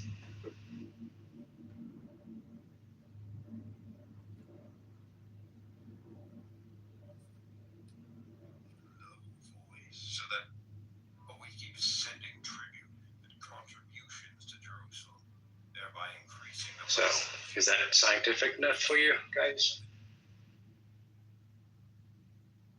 We've been at it now for. Okay, I'm going to play a clip from you. This is JD Vance, released 23 minutes ago. Here we go. And we've had a number.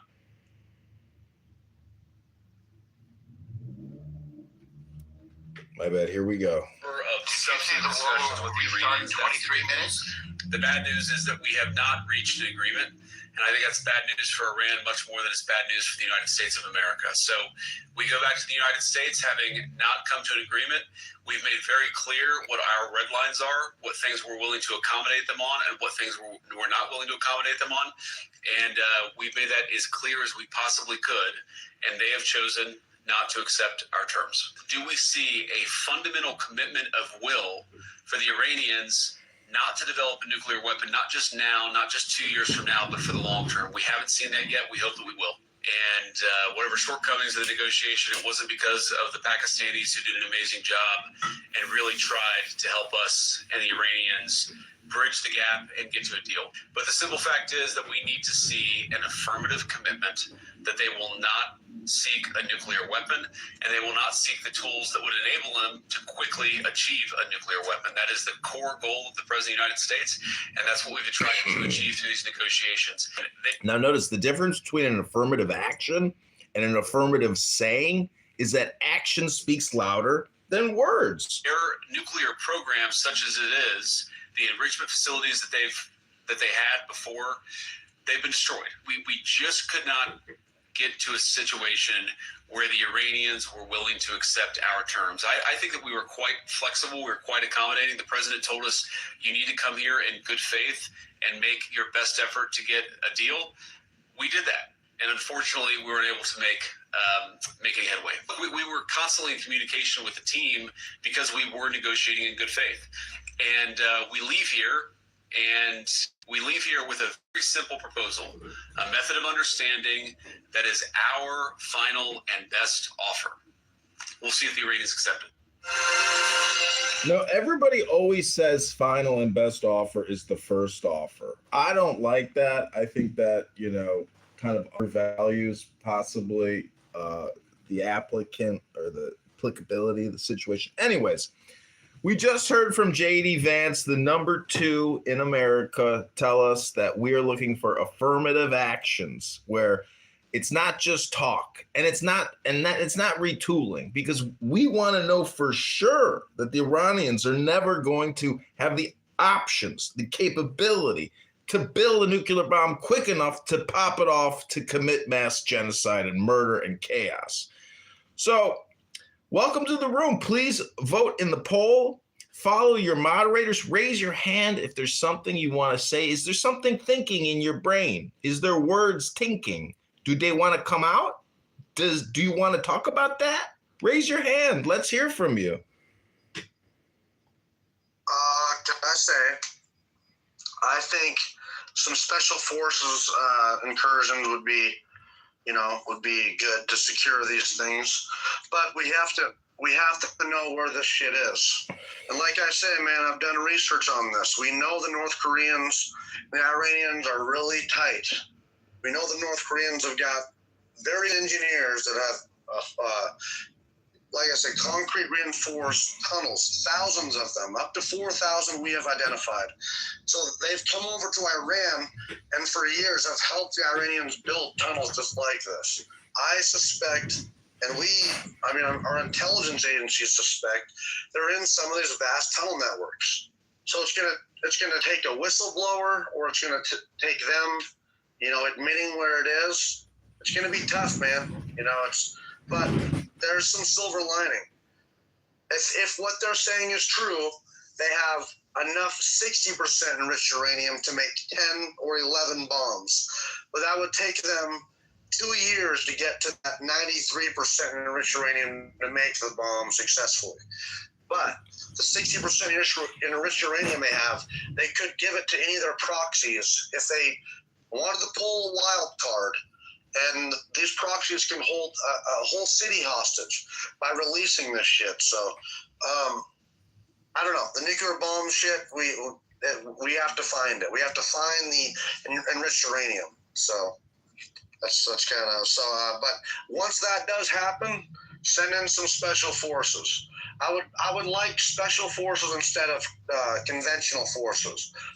Marines are still, they're special, but they're not, known as special forces. If they send in, special forces, recon units, then we can still say, hey, it's not a conventional war.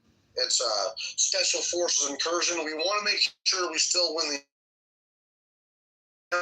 And see, they're sending in troops. Well, yes, but these are special forces. All right, we do that all over the world. So, and that'll be effective, lightning fast. We get the shit, we get it out of there. That's what I think. So. I'm hearing rumors now that the Islamic Revolutionary Genocide Corps is going to join forces with Palestine and drop exploding Palestinians on Israel. Has anybody heard confirmation of these rumors? Have these types happen unstable, and they have to put these propellers and automated machine deployment systems.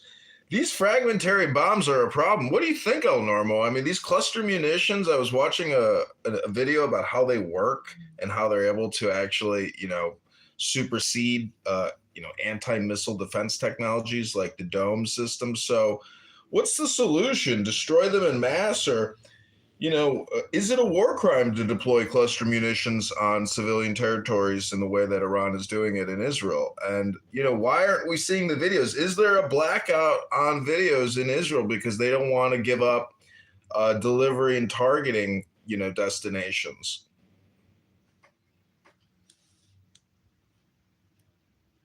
Any truth to the rumor that Iran plans to drop exploding Palestinians on Israel?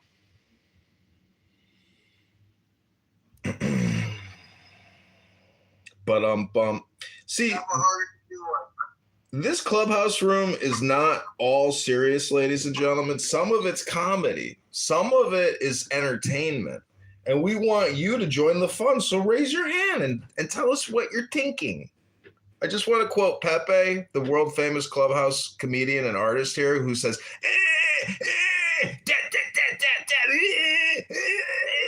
that's my Pepe impersonation.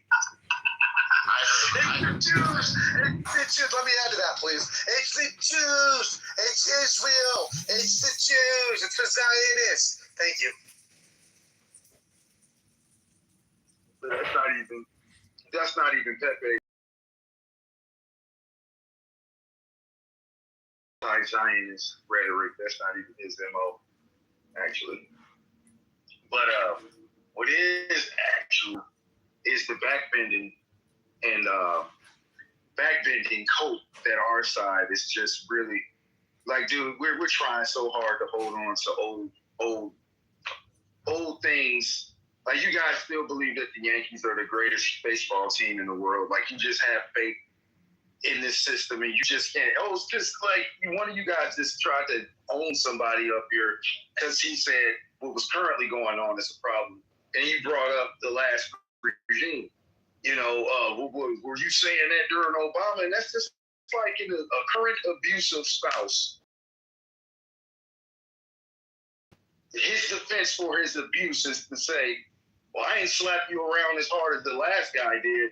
The point is, we're still getting slapped around and lied to. There is no freaking real threat about nuclear capabilities, just as much as there wasn't any Iraq. And you got history pattern in time. How do you know, Blake? How do you know? The same, just as much as you think you know that they are there. No, I'm asking you, how do you know there's no news? My answer to your question is there because how do you know what I believe? I haven't even told you. I've heard your opinion. You're for this war. You are for this war. You are for this war. I said, what's my opinion about the nukes? You're for this war. Okay, so whatever excuse that was given for this war, I thought you're not going to catch me. I'm going to keep it general, and I'm going to end my statement there. You said that you don't believe there's a nuclear threat. And when I asked you, you said that's just as much as I believe there is one. So what do I believe about the nuclear threat? Otherwise, just tell us what you think instead of referring to me. Go ahead. I told you what I think. We're trying to dig a little deeper than that, and you're trying to, you're trying to catch your moment to own, but you're not going to get this here. Okay. I know just as much as you know about this. Okay. You need to fight on that. Tell us what you know. Okay. What do you know? I told you, I speculate that there are no true threats of whatever Iran has deployed. Speculate. It's all propped up. You have no just knowledge. as much as you. Oh, you got your golden moment. Just as much as you have been told. I speculate? You speculate that they are a threat. I speculated that they are. I didn't speculate. You've been told that they are a threat. Hang on. No, I didn't speculate. I cited 3 nuclear sites. Fordo, Natanz, and I think the last one is called Iraq. Are those not nuclear sites? For Iraq. All right, you been to Iraq? Have you been there on the ground? What was the third one again that I forgot? Were you on the ground inspecting yourself? Were you on the ground inspecting these sites yourself, or were you told these are the nuclear sites that are a threat to us? So your only source of knowledge is firsthand. If you don't see it, no. What I'm saying is, all we have is second-hand, and you believe the current narrative. I don't. Wait. So No, we're not talking about me. I'll speak for me. It's about you. What do you believe? I just told you what I said, and you wanted to. You said you believe what I believe, but you don't know what I believe. No, I said I don't believe it's a threat, and then you tried to go deeper and tried to make a comparison. What is the basis? Just as your knowledge? You tried to test the basis of my knowledge. I told you I have foresight, hindsight. We got hindsight and pattern to show, just like the WMDs and every other damn skirmish we've been involved in, and we have enough to say, you know what? I can speculate that I might have to hold on this one. Because, there is a certain, you can use pattern recognition to say, hey, you know what, this time, I think I'm not with this one. Yeah, and Blake, were you on the ground in Iraq? No, I wasn't. Like I said,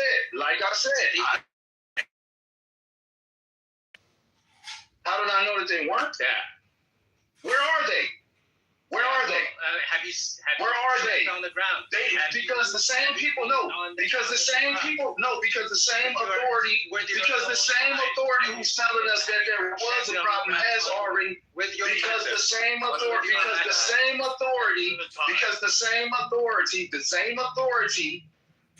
who gave us the idea, the same authority who gave us the idea that one at a time. You don't believe that, don't you? You saying George Bush have come out recently and said that they made a mistake. Well, yeah. So what are we talking about? Them. Why do you believe them this time? You don't believe them, right? Why do you believe them this time? All you gotta do is wag a fucking tail and you're gonna chase it like a fucking dog. Yeah. All you gotta do is wag a dog and you just don't fucking know. Are you wagging? Because it's our side. Because it's our side.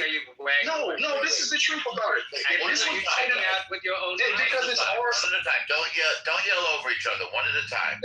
Here, we can't be critical because it's our guy. Hang on for a second. Were you finished, Hanson? Yeah, no, I'm just asking him. Okay.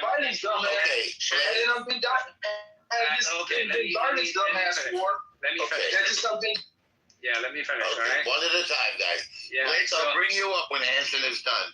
I'm just simply asking him a question. He said he will only believe his own eyes. I'm just asking him if he had checked the Iraqi ground with his own eyes. That's the question. Second question is, if he hadn't believed the government, what government said, why is he believing in government, what government has said this time? Okay, so two questions. Have you seen hang on, 2 questions, Blake. Have you seen it with your eyes? I never said if you don't believe the government. Hang on. This question is invalid because him asking this question. Blake, listen to the questions. There's 2 questions. If you haven't seen it with your own eyes, how do you know? And if you didn't believe the government before, why do you believe them now? Go ahead. The same way that you haven't seen it with your 2 eyes. So we're not talking about. No, we're talking about. That's what I was talking about. So that's what I'm gonna talk about. That was my point. You're talking about me? No, I'm talking about the opposing opinions. It's called the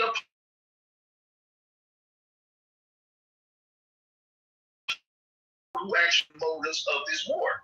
So that's all there is. All there is to it. You can't pin me. I'm not no Looney Land, no fucking crazy left. You're not gonna pin Blake Jackson.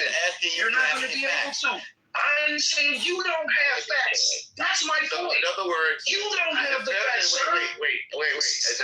No facts. We're not talking about me. We're talking about the people who support this war. You're not talking about you. Don't have the facts. Norm, I'm going to drop you if you don't let people finish their thought.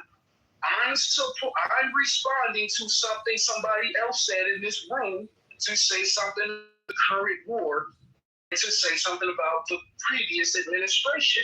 His question and critique was people would not complain about it when Obama was freaking having the gas prices up. And I'm saying that's a retarded argument because we can just circle that all day long.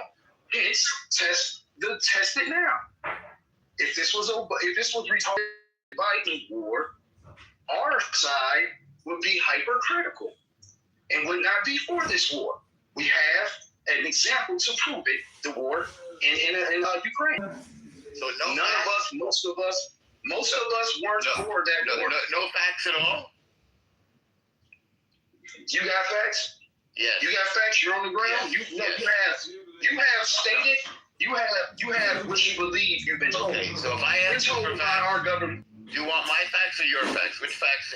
You have No, I have the same thing you've been told. I'm choosing not to believe. You don't have this. You don't know what choosing not to believe is different than just believing. Just because you were told, you were just told things. Not to believe is different than believing. Is what you're saying? No. I thought you told. It's totally different things. It's totally two different things, bro. And the end result. What's the end result? The end result is us on the ground, people like you and me, we don't know the truth. We think we do, we don't. Okay. So you know the truth about anything? Or nothing? Is there a war going on? Maybe there's no war. Maybe there was never a war. Well, who knows, Norm? I ain't going to go as far as to try to say that. What I'm saying is, this war ain't what it's about. And we're being told that it isn't. And if you say that it is, you have just. And if you say that the threat, if you say that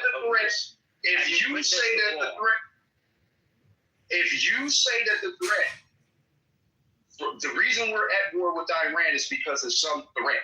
That we're preemptively going in to stop them for something they might do. Then it turned into we're actually trying to assist and help the people on the ground who are being persecuted by the government. Then for our attack. Because these people I thought you didn't believe any of that. I thought you didn't believe any of that, Blake. Which part do you believe and which part do you not believe? Dude, you can try to cold and hot me all you want, bro. Bro. Have you ever been to the Strait of Hormuz? What does they got to do with anything? Well, have you ever been a quick trip? Have you ever been a quick trip in Minnesota to know anything about gas stations?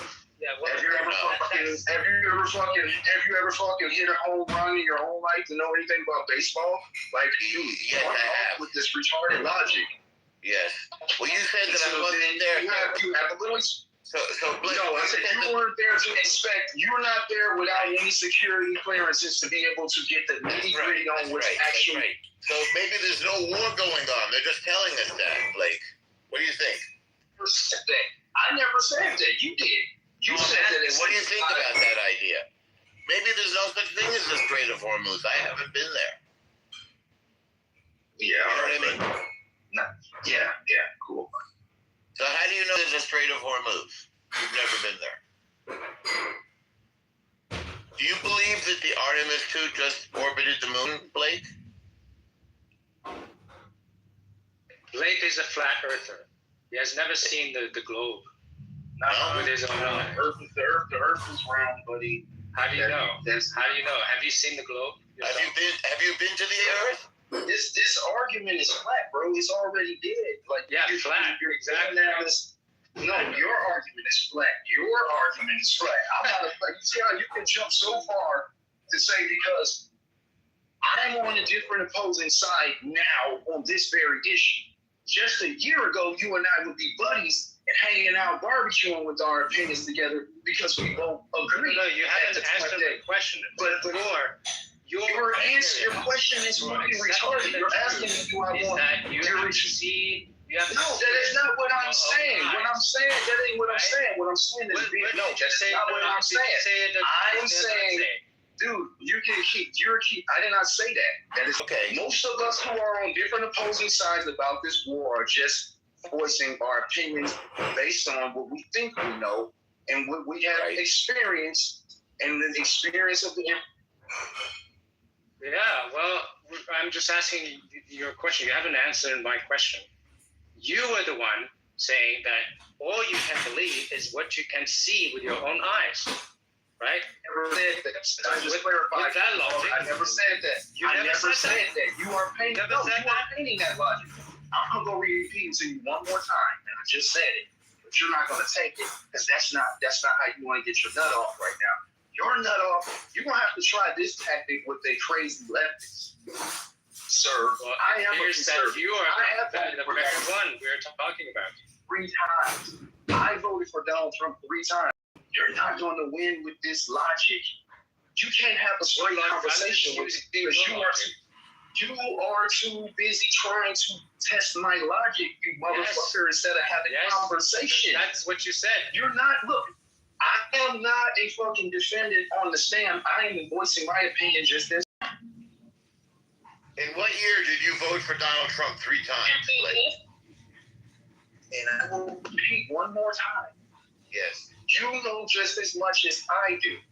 Right. In what year did you vote for Donald Trump 3 times? Which year? Had 3 elections, you retard. 2016, 2020, and he just won. Okay. That's 3 times you get to vote for. That's 3 times you vote for. 2016, 2020, and what? In his current presidency. What year was that?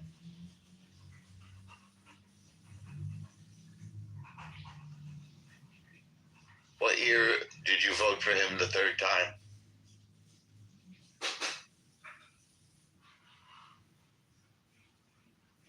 Get elected, Norm. We're about 2 years into his term. When did he get elected, Norm? We're about 2 years into his term. Why are you asking me? You said you voted for him 3 times. I asked you when. So how the fuck did I not vote for him 3 times if he has ran 3 times? What the fuck are you asking? I said, what years that you voted for him 3 times? Why is... If you don't know, just say you don't know. Do you see how retarded this question is? No. What's the answer? I'm not giving you the answer. You can check. You can do the deduction yourself. Is it a secret? No, it's called. Well, what? Because you're being fucking stupid. Okay, we are currently in his current administration. He has been in office for almost 2 years. Okay. He has done half of his term. So you answer the question, you dummy. Okay. So you want me to answer the question when you voted? But I didn't see you vote. I'm choosing not to answer that. I'm clapping back by telling you he's 2 years into his current administration. Can you deduct from there when I voted for him?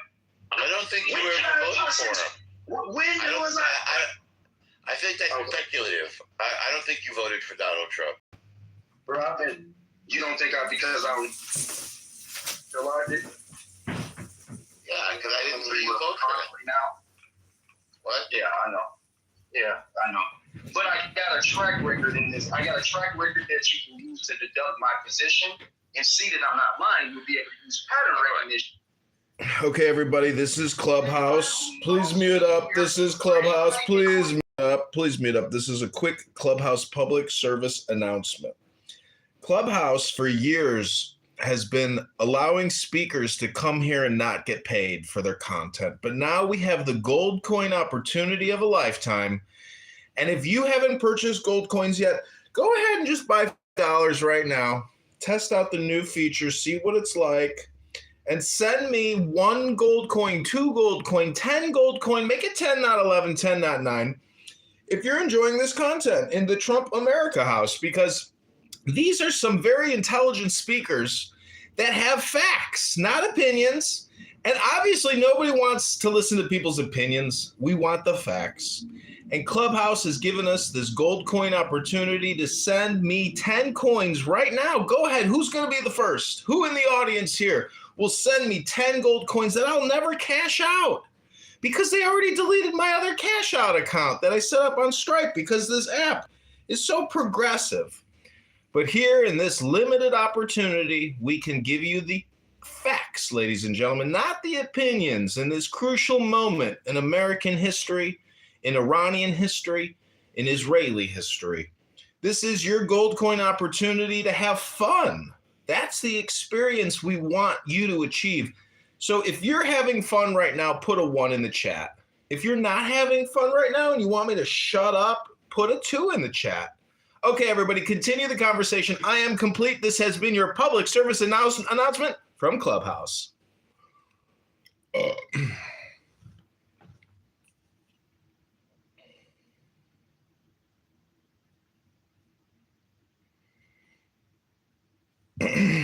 Oh, Cat got your tongue now, huh? Well, I see there's a lot of 2s in the chat for me to shut up. Well, that's not a surprise, is it? Well, this has been a huge room. Look how many people are in the audience. You are what's making this conversation possible, the listener. And you have 2 ears and 1 mouth, or as they like to say, mouth. And so we have been discussing the truth of the earth from your birth until your death. And you have to ask yourself, is it worth it to be on Clubhouse, to experience this happening through your cell phone? Is it fun? Are you not entertained?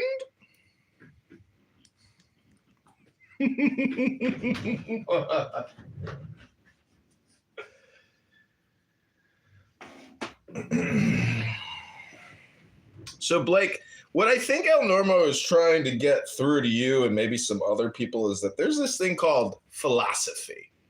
It's more of like a thing about life, philosophy of life, meaning that if you think your opinions are facts, and I ask you, is it your opinion that many people confuse facts and opinions, and you say no? Well, then you clearly don't understand that no one has any facts. It's always tentative. It's always changing. It's always dynamic. It's this thing called life. There's no guarantees. But the only guarantee on Clownhouse is that people are going to complain. And the truth is there's no personal development. There's no real intelligence being exchanged. People aren't even loving one another. They're just fighting one another.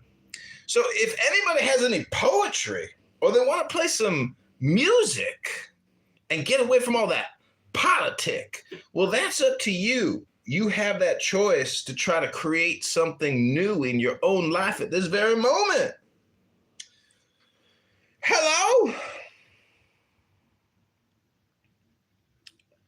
Oh, T.A. Alex says that Trump has no soul. Is that an opinion or is that a fact? Which one is it? You know I can't speak for that. I mean, how dare you?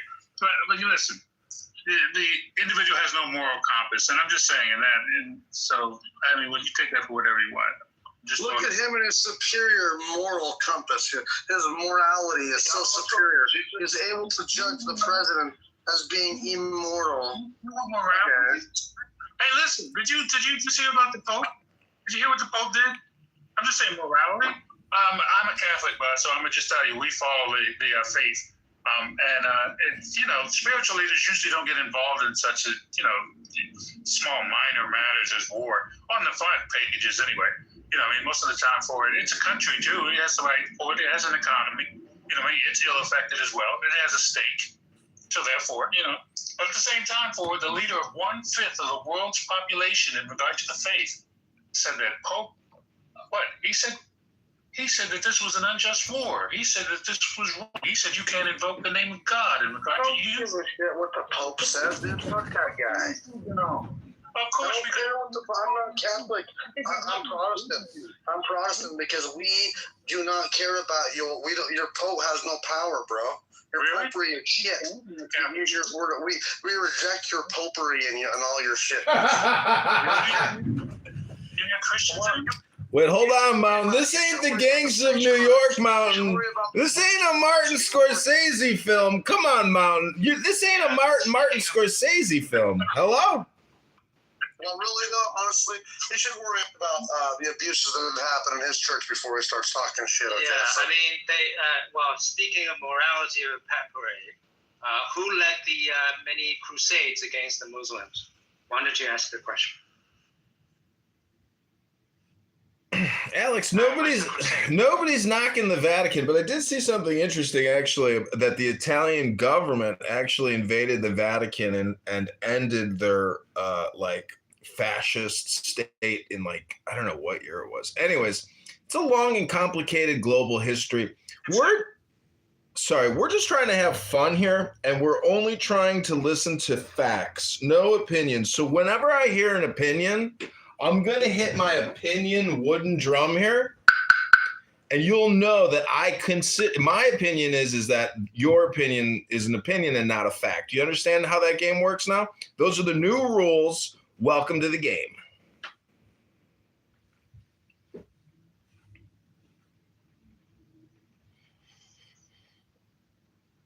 the Jews are running the world. The Jews. That's an opinion. That's an opinion. Okay, who's going to voice the next opinion? What about the crusade? Is that an opinion or facts? That's a historical fact, so there will be no bell wooden dinging there. Yeah, the Catholics perpetrated the Crusades and the Inquisitions, number 1 and 2, and the death, I guess you could call it genocide in Africa in regard to disallowing individuals for the use of condom. Yeah, the Catholic Church did that. You got it. Fantastic. That's a moral high ground.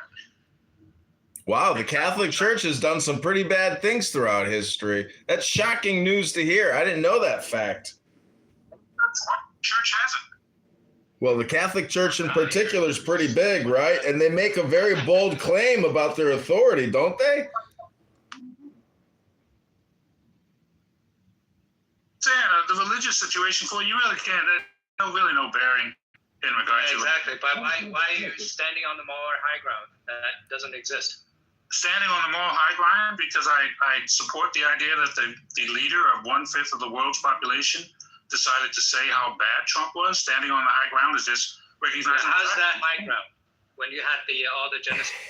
I mean, T.A. Alex, before he became the Pope, he was the son of a firefighter, and he covered up sexual abuse crimes in the Catholic Church. So I just don't understand why you think this Chicago Pope is holier than, Jesus Christ or something. The guy covered up sex crimes. Hello? Why do you think he got the top job? He was the greatest cover-upper, for the pedophile network. Hello? I'm sure you recognize the fact that the church is in the process of major settlement in regard to that. And listen. Yeah, multi-billions and billions and billions and billions and billions. And they got to sell churches and parking lots to build skyscrapers to pay off all that debt from all the fucking sex crimes they did with all those young boys and all those young girls that they were raping and molesting for decades and decades and decades, and then shuffling them around and moving them over there so they could do crimes over there, and then bringing them to the Vatican so they could hide out. Oh my God, it's like a criminal sex network. Hello? You mean like the Epsteins? Like Epsteins? No, I mean like a bishop, or I mean like a cardinal, or I mean like a pope who's covering up sex crimes, and then they got paid billions of dollars in settlements. They're Catholics. They got the Vatican. They got their own state. They got their own religious fascist dictatorship in the Vatican.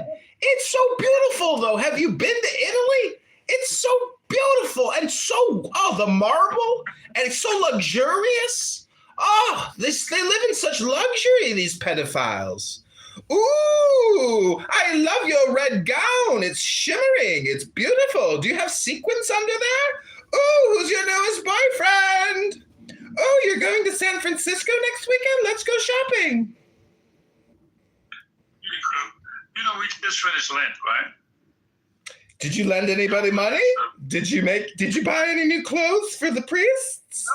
Ooh, have you sacrificed your child yet to the altar of puppery? Somebody light the incense.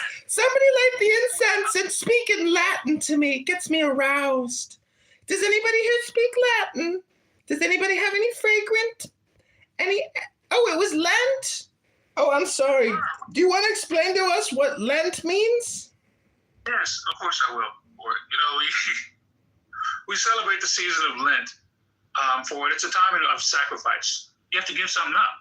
You gotta sacrifice a young child to my sexual, pederast here at the Catholic Church. Anybody have any cute children? I went to Catholic Pope school. I'm qualified to teach the teachings of Jesus Christ and play with your children. Is that what the Catholic Church is all about? Is that why they gotta pay out all those billions of dollars? Billions and billions in sexual abuse lawsuits, personal injury, sexual abuse lawsuits in the Catholic Church with the gay popes, the gay Catholic cardinals, the gay bishops, the gay deacons, the LGBTQs everywhere these days, right out in the open. Hey, Danya. Okay, well, listen. No one. Wait, hold on. Let me get my opinion. Bell, here. Remember, that's when I hear an opinion, I'm going to hit it like that. Go ahead, please. On yourself. I appreciate it. Listen, no one can deny the evils that have been perpetrated by men in many different faiths against people. And that is one of the things that, we kind of would hope that people would move towards becoming better. The church evolves like anything else. But remember, too, that these are the institutions that help to build universities and hospitals. The concepts in regard to science and the advanced. Oh, so they could build Medicaid and Medicare for trillions of dollars over 20 years. Oh, the scams and the sexual abuse never ends. Wait, let me hit my opinion, Bell. Oh, we heard an opinion, not a fact. Oh, so wait, well, okay, I didn't get to click on mine. All right, so listen. The problem that we have in this situation for it, I think, is people don't really appreciate the history, not only of mankind, but just of what role religion played in it. There's evil people. There are evil people that do evil things all the time, whether it be presidents or popes or individuals. It's all about the power. We all admit that. We all come to the understanding in regard to it. But the thing is to... You know what? I think I just heard an opinion. That probably is. But by the historical basis, as I said, the institution serves for a greater purpose, for the idea of community for several millions of people. And that kind of works in regard to times of strife. That helps them to get through situations. It is something that they may lean upon. So, all right, that's all good. Maybe a common thought. Maybe the golden rule: be kind to people, be merciful, be good. Those are the teachings of the idea of the church. It's not so separate the religion from the aspect of what we believe is the faith. And with that being said, too, I think it doesn't take a rocket science to recognize evil when we see it.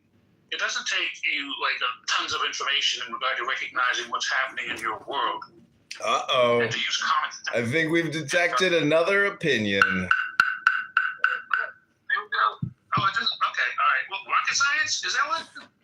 It's with that. I oftentimes find myself I'm mystified by people that don't look at the whole picture in regard to the current administration. I'm mystified in regard to that. Uh-oh, I think we've detected an opinion and a projection. All right, it's me. So I said I from the beginning. So I'll wear that. Just to the facts. Just to the. Uh-oh, I think we got an opinion coming out about some facts. The Pope said that war can't be waged in the name of God. Period. All right, that's why I land with that. Oh, well, actually, since you're landing on an opinion... That's mystifying to others. Well, since he landed on an opinion, I just want to also land on another opinion. This man here is essentially promoting bullshit, ladies and gentlemen, because he's trying to present to you the opposite of the truth, which is his opinion. I rest my case.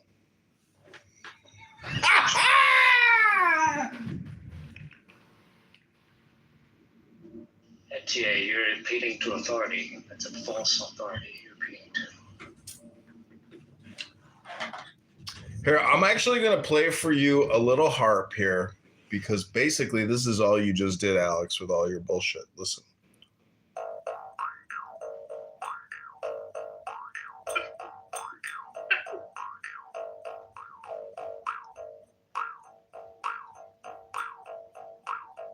Let me ask you this, Alex. Can you tell us what God's law is? God's laws? What do you mean? Let me repeat it for you. Let me repeat it for you slowly and clearly. Give me your definition of God's laws. I don't think that God actually made a law, did he? I mean, we don't have anywhere. I'm not a big blind. Catholics rewrote the Bible, so I can pretty much tell you. I mean, the New Testament anyway. But I can't tell you something that would be like, can you? I can get a fact of that. I mean, okay, you guys just heard a claim that the Catholics wrote the Bible. And as everybody knows, the King James Bible is the best Bible of them all because King James was one hell of a publisher. Wow, that guy could publish like nobody published. The KJV around the world is widely accepted as the greatest, the best, the most glorious of all Bibles ever printed, published, and mass distributed. Thank you, KJV, for that glorious historical book legacy. Wow. You know, the Guggenheim, which is the first, like, it's written, didn't come out until 800, right? Rabboni Shalom, the question, we're trying to get back to the question here, which was, what is God's laws? Okay, let's just go to the Ten Commandments. I suppose that's the quickest reference you could use for it. And really, if you just go to the first one, love God with all your heart and soul. If you did the first one, you probably wouldn't have to ask any questions after the second, or the third, or the fourth. Well, it's 10, not 11, 10, not 9. It's not 1, it's 10. It's 10, not 1, it's 10. Don't just say, oh, you just need number 1. Because really, that's just, it's all relative. Whether it's 10 or 9, but it's a total. It's 10 ones, really, right? It's not just 1. It's 10 ones. Hello? But you asked me what I thought God's law was. God's laws. What is God's laws? Well, yeah, I think God's law is to love God with all your heart and soul and love one another. That's it. Oh, that's it. All right. Well, I think that would be that's one here. That's an opinion. Go ahead. Okay. That's what I'm saying. You asked me. In regard to the second part, the Old Testament is filled with a lot of mysticism. Mysticism? What is a mystic and what is mysticism? Hello? Well, mysticism, is a belief in something which by all scientific means is not practical. You know what I mean? It doesn't meet any criteria in regard to being able to test it scientifically or to see what there would be a logical conclusion where it would occur. So when we look at things in the Bible and we say like, oh, the great flood. Okay, what? What? The flood? That's not a... Oh, I asked you what is mysticism, and after you gave me your opinion, I hit that. Hello? Let me refrain from giving you an analogy for it. All right, that's my opinion. All right. I'm just saying, I was trying to get it's like an example. But that's what would be considered mysticism. It's just something which is not... It's unbelievable. Put it like that, the simplest word. Unbelievable. Well, can you give me an example of something that's unbelievable? That's why I say, like the Great Flood. You know what I mean? Noah, like the two animals. The Great Flood? Yeah. Alex, what do you think the biggest difference is between Moses and Noah? Moses freed the people, took his people out. Noah, he saved his family. So one deals with family and one deals with nation? Yes. Kind of like a microcosm and a macrocosm, you might say. Yeah, you can definitely say that. The Bible does provide us with examples throughout. Yeah, that's fine. Did Noah commit incest or rape in his life? I'm sure there's stories. But you know what? I won't discount the fact in regard to human behavior and what could possibly occur, particularly in regard to culture or in regard to the time periods. Wait a minute, are you one of those talking apes? I believe evolution, but at the same time. If you believe in evolution, do you believe in like herd evolution? To a degree. I mean, some specifics in regard to like, it's the same thing that comes about with herd immunity. It's in the aspect of that grouping, or the sections in regard to grouping. Does it work for us in all aspects for it, or the lone? Do you think incest can create mutations genetically? Yes. Do you think mutations are a requirement of evolution? They are, but not in a negative sense. Let's repeat that, ladies and gentlemen. Mutation is a requirement of evolution. That's an opinion, not a fact, right? We just confirmed it's a fact, not a... Yeah, but I would argue that for the advancement for evolution to take place for it, nature tries new things. It tries in regard to see whether some things can show adaptability. You know what I mean? And some things as to whether or not it's a necessary need in regard to the Earth. Well, my only point is about when I was in high school in AP Bio and we were told that mutation is a requirement of evolution. I said to myself, you know, teacher, didn't you see Star Wars when the Sith Lord says only a Sith, you know, talks in absolutes? Because that's kind of an all or nothing statement. And it's a bold claim that backs up a theory. So I'm just trying to get to the facts, not the... Well, I mean, that's use scientific method. I mean, use the idea in regard to that conservation. I think that you would see, it's like you can't really explain psychological conditions or conditions in regard to that deal with the genome without really sort of understanding. First, we are just diving into that. We're just beginning to understand exactly what that has as possible effect, only within the last 30 years. So when we talk about mutation in regard to it, we know how to make new species of things, right? We know how to make new plants all the time for it. It's simple processes. And we understand too that it all deals with the genes. What if the genes are skewed? What if something happens in regard to, what if there's a chemical imbalance?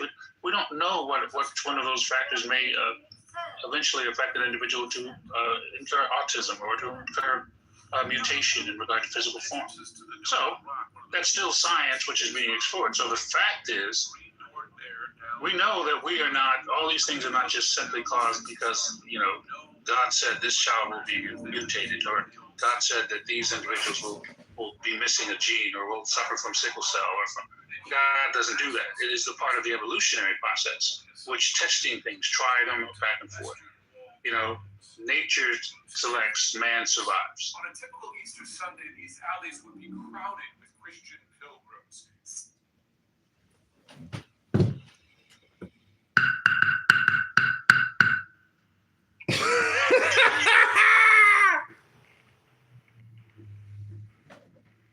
You know what that sounds like? Somebody's knocking at that door. Just saying, Trump sucks. Well, that's just like your dude.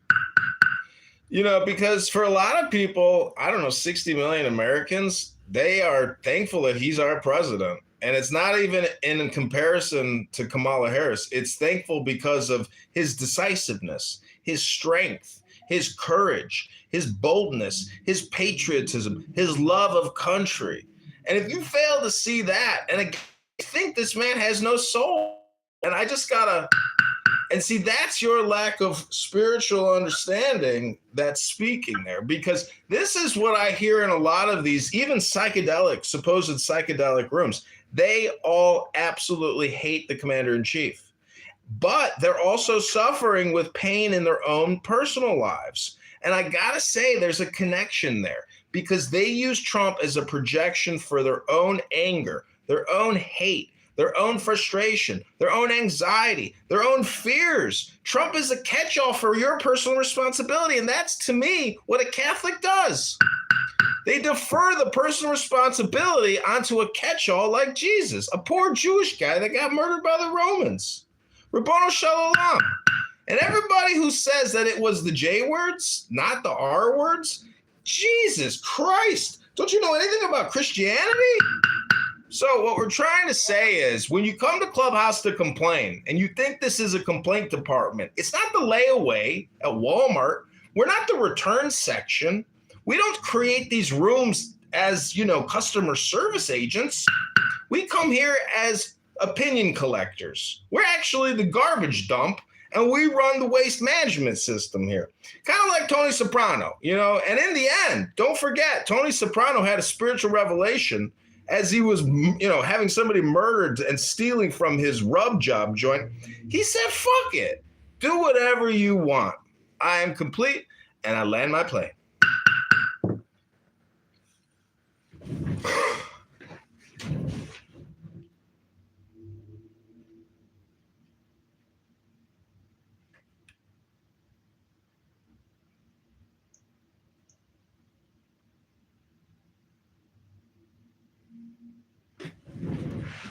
Maybe I have anger issues. Maybe. No, you know what? No, the hell with that. I don't have anger issues. Everyone has issues, but nevertheless, there's some things which we don't project in regard to our emotions about. Or, common sense tells us that when something is. So you kind of hit the nail on the head there when you said, you know what? I got anger issues. Because honestly, that's what everybody's dealing with. If you come into a room that somebody else created and they're playing a game with you and you're getting angry that, you're being treated unfairly, you came into the room and you stayed in the room. That's a sadomasochistic, type of mentality where you actually want to abuse yourself. All I'm trying to say is if you find yourself in a car and you road rage and you drive your car like a fucking asshole and you just rev that engine and you jam those brakes and you honk that horn and you get up on somebody's fucking bumper and you say, motherfucker, if that's how you drive, if that's how you roll, that's a huge problem. You're stupid because your car won't last. Why destroy the vehicle and why get angry because other people drive like fucking idiots, dummies? They're driving their car like they're suicidal. You see what I'm saying? It's self-harm. So this is actually an enlightenment, symposium, an enlightenment education room to use Trump as the vehicle of your salvation, of your liberation, of your enlightenment. Trump can do that for you, but you gotta let go of because you're not up there at the top of the hierarchy. You're at the bottom. You're in the sewer. You're in the gutter of Clubhouse. This is where dreams and opinions come to, it's all just being stored in Salt Lake City at all these data centers they're building. And, nobody at the FBI is going to waste their afternoon listening to your conversation about but the government will keep buying those with all your taxpayer dollars and even borrow to store you see what I'm saying? Alex, you haven't figured out the game yet, bro. This is your moment of coming to Jesus and saying, man, I got an anger management issue I'm still dealing with. And before I even deal with that, maybe I should just save till I can fix my anger. Do you see what I'm trying to say here? Hello? No, I think I feel you. I think I understand for it. It's just things trigger me so easily for it. Like the Epstein files, they trigger me. And I don't know why. I shouldn't let them trigger me for it. That's my own issues, you know what I'm saying? And it's things like emolument clause violation, he gets a plane and all that stuff. And I'm jealous. I think it must be it. When I say the three-fifth compromise, does that make you angry? No, that doesn't incite me like those other things. I'm just being facetious, meaning that we could come up with a list of 100 of your top things that would annoy you, and we could talk about it. But again, that's all just word hypnosis, brother. And Trump does that game. And you fall for it. Everybody falls for that. But that's The Boy Who Cried Wolf. You know why The Boy Who Cried Wolf works so good? Because every time the boy cries wolf, it's like the first time he ever did it. There's no such thing as boy cried wolf. It's the opposite. Every new communication is a new hypnosis. It reframes all previous communication. And that's why there's no ceasefire, dummy. War is perpetual. War is a lifetime. War is eternal. And if you don't understand what that means, that's because you never read it in a book like I have. Hello? Let me ask you, why are they playing with my emotions like this then? Why? What is it? Isn't that evil? Well, the theory of personal responsibility is that you're actually doing all this. Now that's solipsistic, but the truth is, in Donald Trump's perspective, he is doing all this, and he actually is doing all this. That's the difference between you and Trump, TA Alex. Trump is actually doing this, and you're just observing the actual doing, and you got friction because you ain't actually doing it. Hello? Hi guys, can I have a little objective on the vote? Basil, let Alex respond. Alex, go ahead. You got 30 seconds, and then we're going to pass the mic to Dr. Basil. Oh, no, I'm just saying, I mean, maybe you're right. Maybe all these things, I should take personal responsibility. Maybe I do want, the things. I want the billions of dollars that his family is getting right now for it. And I'm jealous. And I want, the world to hate me in regard to. I want the whole world to just think that, and allies to just run in different directions in regard to when I ask for help. And that's what I want. So you're envious. You live in envy. You actually feel envy because sometimes there are times when I see friends or people I know and I see their Instagram and what they're doing with their lives, and I'm a little envious. And I'm maybe a little jealous, but at the same time, I know I got a good book that they ain't got. And they're just eating their way. They're just fatties. They're living I'm not saying it's not an amazing lifestyle, but they just a bunch of fatties eating all the time, posting on Instagram. That's so boring. Even though they're worth $100 million, living on a private island with their own goddamn coffee plantation. They got fresh coffee in their plantation, TA Alex. That's how rich these people are. They got $300 million yachts that cost $45 million a year just to operate. You got to have $50 million a year just in operating expenses to operate your yacht. Alex, you are envious of the little things in life. We are moving the mic to Basil. Go ahead, Basil. Sorry because I've interrupted you, but I have a little objective on the vote. I've already said that. I'm not a U.S. citizen, just as a start. But I'm seeing the conversations in Clubhouse or in any part of the social media, whether Trump is good or right, or whether the war is going to a better, let's say, fate, or is he just colliding with the whole U.S. economy and the global economy? But there's a question that nobody is even asking at this point. Is this even moral, the bombing of school children or the bombing of civilians? Or even the invasion of Iran and Iraq like 20 years before. I'm not saying is it advantageous for the U.S. or not, but even if it is advantageous for the U.S. as a government and as a citizen, which I really doubt, is it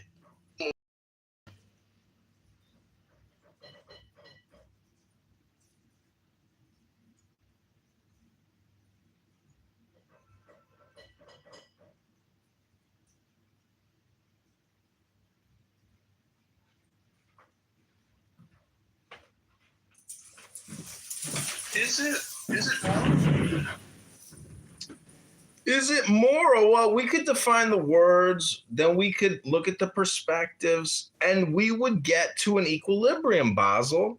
Because on the left or on the right, whether you're on this side or that side, everyone can and will justify their claims. And then we have to have a compromise about the words. And then there could be another escalation of violence that breaks out randomly. there could be secret intelligence operatives planning to do all kinds of chaos. And in war, World War II taught us a very bad lesson about all or nothing victories, that before Germany fell, you know, there's like the Reichstag or something like that. I read an article about some battle. The position changed 15 times or 20 times, meaning that 1,000 people died here, 1,000 people died there, 3,000 died, then another 5,000 died, then another 3,000 died, all to take the position back and forth, back and forth. It's so crazy. So Basel, it's a funeral procession, and you are observing funeral rites. This is a ceremony and a ritual, a human sacrifice on the altar of observation. So when you ask, is it moral? The question is, what are you looking at? How are you spending your seconds? Because you got 2.5 billion seconds to spend, Basel. What are you going to spend it on with your observation, with your conscious attention? How much are you going to get paid per second for your words? Because when you die, many people don't know this. You go before, God in heaven, and God looks at the accounting, does an audit, does some actuarial science, and says, this is how much you earned per second, and these are how many words you used. So it turns out, Basel, that the people who earn the most are actually the biggest talkers, like Donald Trump, or Sundar Pichai, or Tim Cook, or Steve Jobs, who turned into a fruitcake and disappeared and left his wife a $300 billion nest egg to enjoy. You could be the Walton family, and now you can't find qualified workers to fill your warehouse distribution, wholesaling business, Basel. So I hope that answers your question. You have 30 seconds to respond. Welcome to the game. I'm not very good at debate, and English is my second language. But I think that some, let's say, definitions or terms have been put on a spectrum. Like when I ask someone, is this moral or not? And he responds like, you can say it's moral and you can say it's not. And I can, in the other way,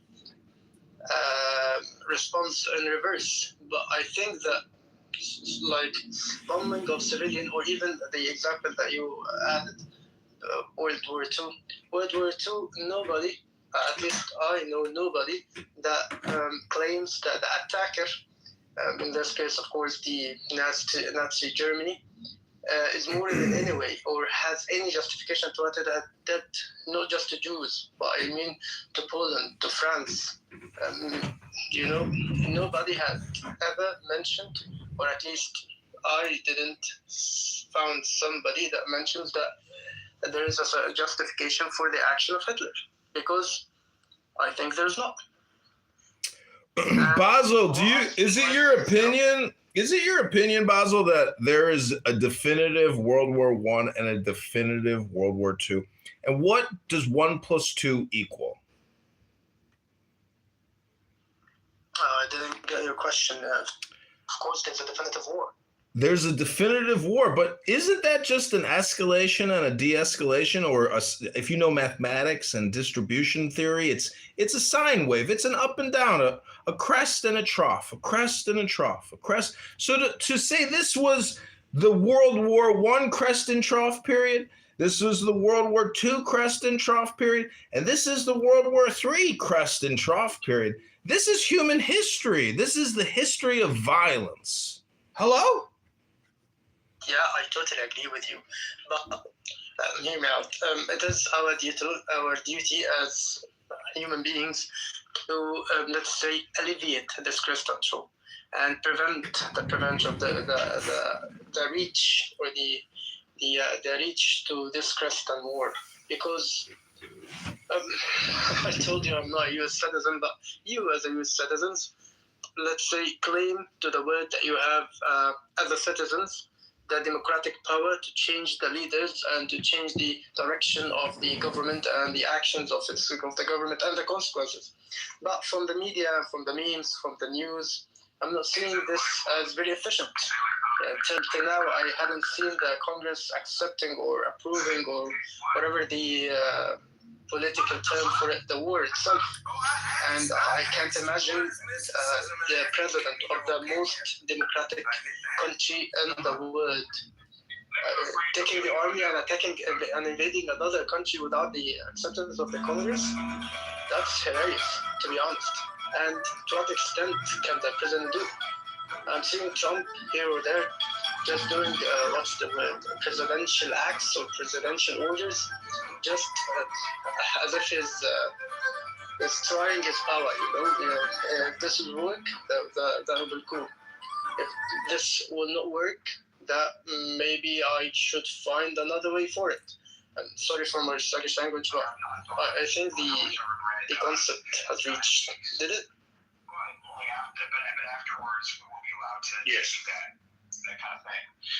If I can answer your question too, I mean, I think your initial question as to whether or not this is moral. And you have to remember that the United States has always held itself to be sort of a beacon of morality in regard to world affairs. So the people are somewhat confused.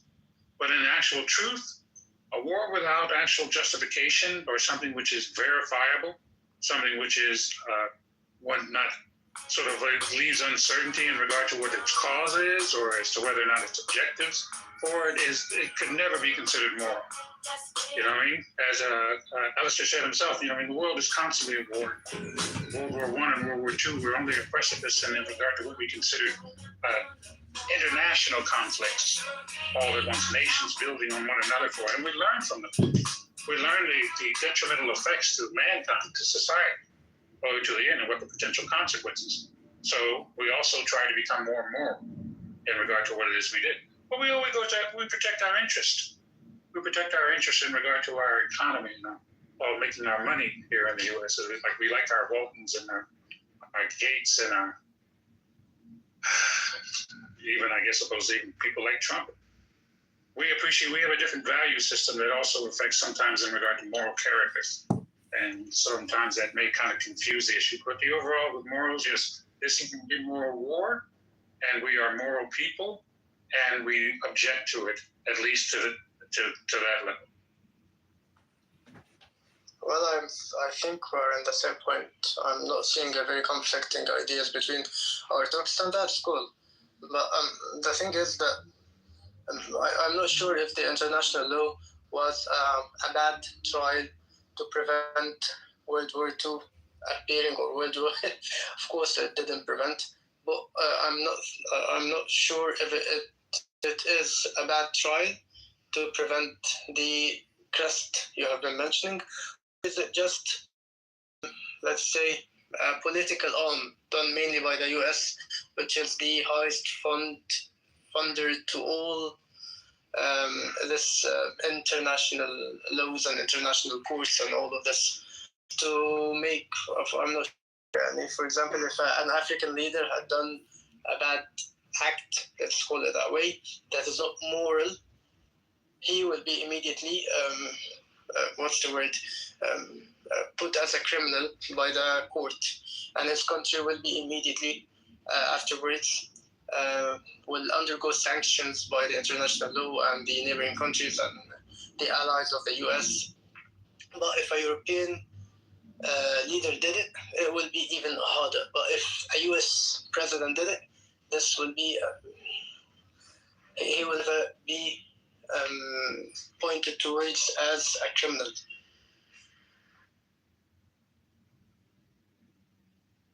I'll tell you, our political structure is complicated. It takes time in order to address these issues as far as we don't recognize the World Court, which as Trump said, we don't recognize any of the edicts or anything that they issue for the purposes of it, because it's convenient for Trump. You know what I mean? It's just like, yeah, you can call me a war criminal if you want to, but what you going to do about it? It's kind of a bully attitude, which a lot of American people seem to like. So yeah, that's what it is in regard to that. But those things change in time. You know what I mean? Our system does constantly it swings back and forth like a pendulum in regard to it, and it's usually fed by discontent. And when that happens when we see major change, you know what I mean? Don't put out the lights yet. It's not all over. But at the same time, Trump is, T.A. Alex, do you know what the difference is between MAGA and the word metamorphosis? please enlighten. Metamorphosis deals with a butterfly and a chrysalis. Every good maggot knows that the MAGA larvae is ever crystallizing and metamorphosizing into something new, something more glorious than before its previous incarnation and transformation. So I just love hearing the very juvenile pedestrian use the word MAGA or maggot as if they don't understand the word metamorphosis. Let me ask, will this metamorphosis include enlightenment, or will they still be? No, that will be strictly be shunned as foo-foo magic spirituality and mysticism. None of that will be heard. Absolutely not. Conservatives work to preserve the status quo, but maybe it goes backwards.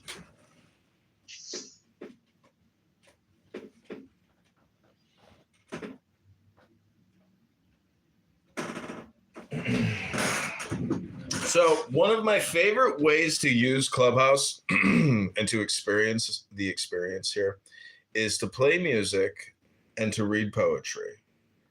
And if you haven't done that yet on this app, well, let's just say you're probably really boring in the real world. You could have an autistic social anxiety disorder. I don't know. But playing music, reading poetry, those are some of the greatest thrills and joys of life. And prior to this internet hypnosis of the cell phones and, electricity for that matter, families and friends and neighborhoods, they used to read poetry, operas, musicals. They used to perform. Who knows? They had to entertain themselves, right? Then the radio came along and everybody got hypnotized sitting around this fucking piece of wood shit. You're listening to Orson Welles fart and say all this bullshit. Everybody's easily hypnotized, just in the same way that right now, at this very moment, you're hypnotized listening to me, because every word I'm saying, every moment you give me the grace of your attention, that means the hypnosis is working. So I want to thank you all for coming to this hypnosis experiment. This has been, as T.A. Alex likes to say, he is a scientist, and he believes in the scientific method of observation and theorizing and replicating and proving over and over again that all communication is indeed hypnosis. And as I snap my fingers and you listen to my fingers snapping, you will slowly come out of this. There you are. Dehypnotized, reconditioned for excellence, reconditioned for purpose, reconditioned for glory, reconditioned for war. You'll be more patriotic, stronger, loving of your country and of your commander-in-chief than you've ever felt before in your heart, or more than you ever knew possible.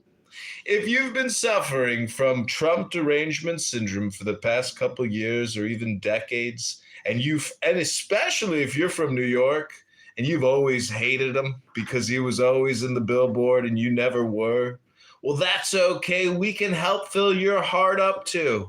We can make you feel love. We can make you feel joy. We can take you and lift you out of your deep depression of despair and anger and liberate you through Donald Trump. Now remember, folks, this is a proprietary liberation theology through the cult of Donald Trump.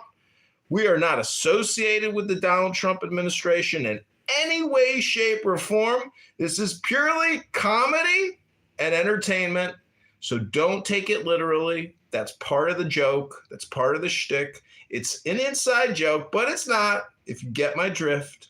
It's just I'm not trying to condition you. I'm trying to hypnotize you, and it's working because you've acquiesced to superior intelligence, clearly. I wouldn't listen to somebody hypnotize me unless I thought maybe that person was intelligent, right? But how many people here day after day submit themselves to individuals who they willingly know are probably less intelligent than them, and they're not even saying anything intelligent on the app.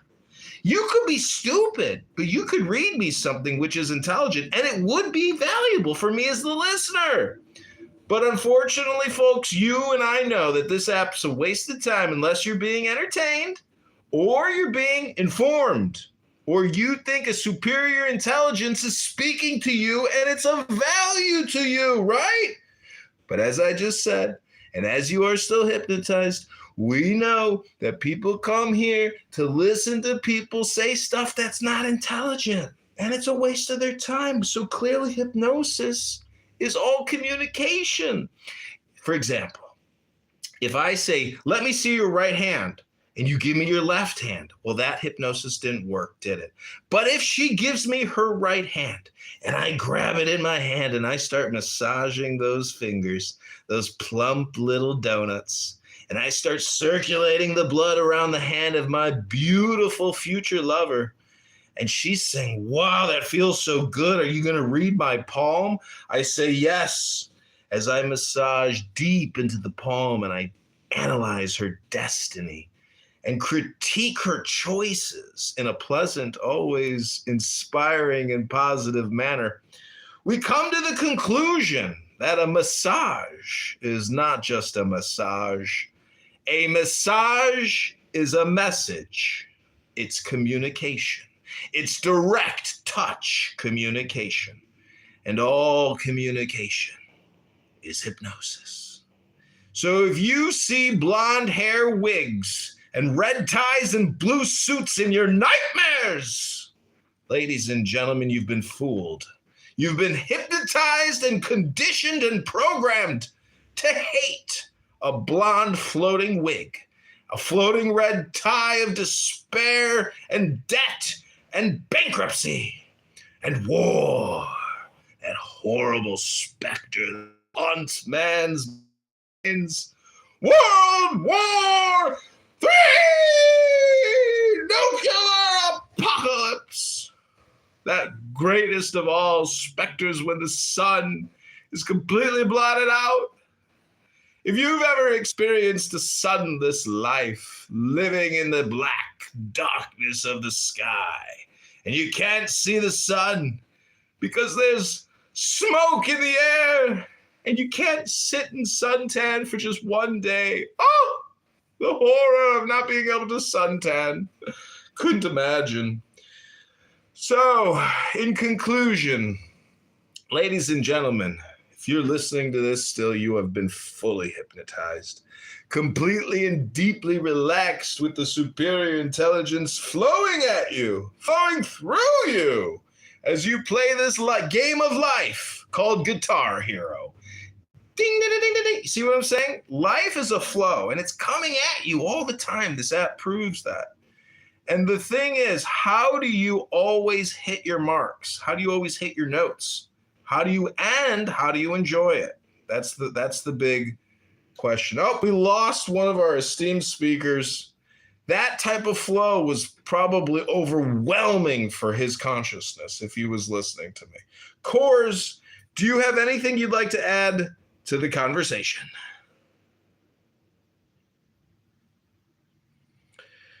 No? No, sorry, man. I was hypnotized. You were hypnotized? Hypnotized. Oh, some people think a burp smells worse than a fart. What do you think? I have no opinion, man. You live in an opinionless opinion life? Is that your opinion, that you have no opinion? Yeah, man. Oh, my God. So, can we go back on the Iran war thing? What do you want to talk about?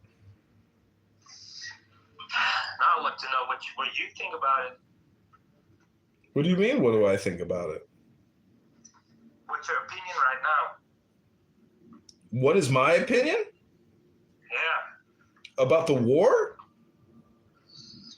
About the situation right now. What is the situation right now? It's always changing.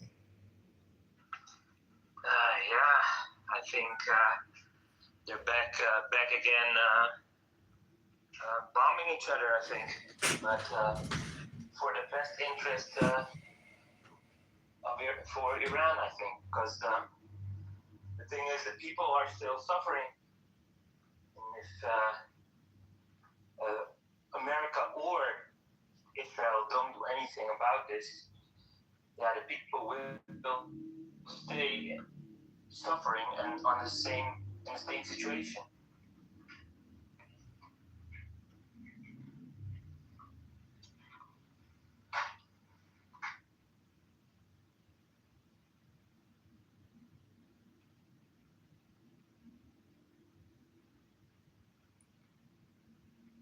Welcome, Hussy. Hussy, welcome to the room. Of course, thank you for that valuable question and input. What up? So, one thing I gotta say, I don't like the poll. It's like either deploy Marines and nukes. Oh no, the poll's gone. Okay then. Think that takes that.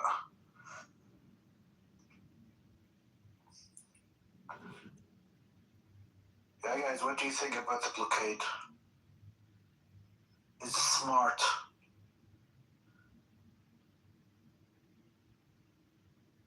No edge.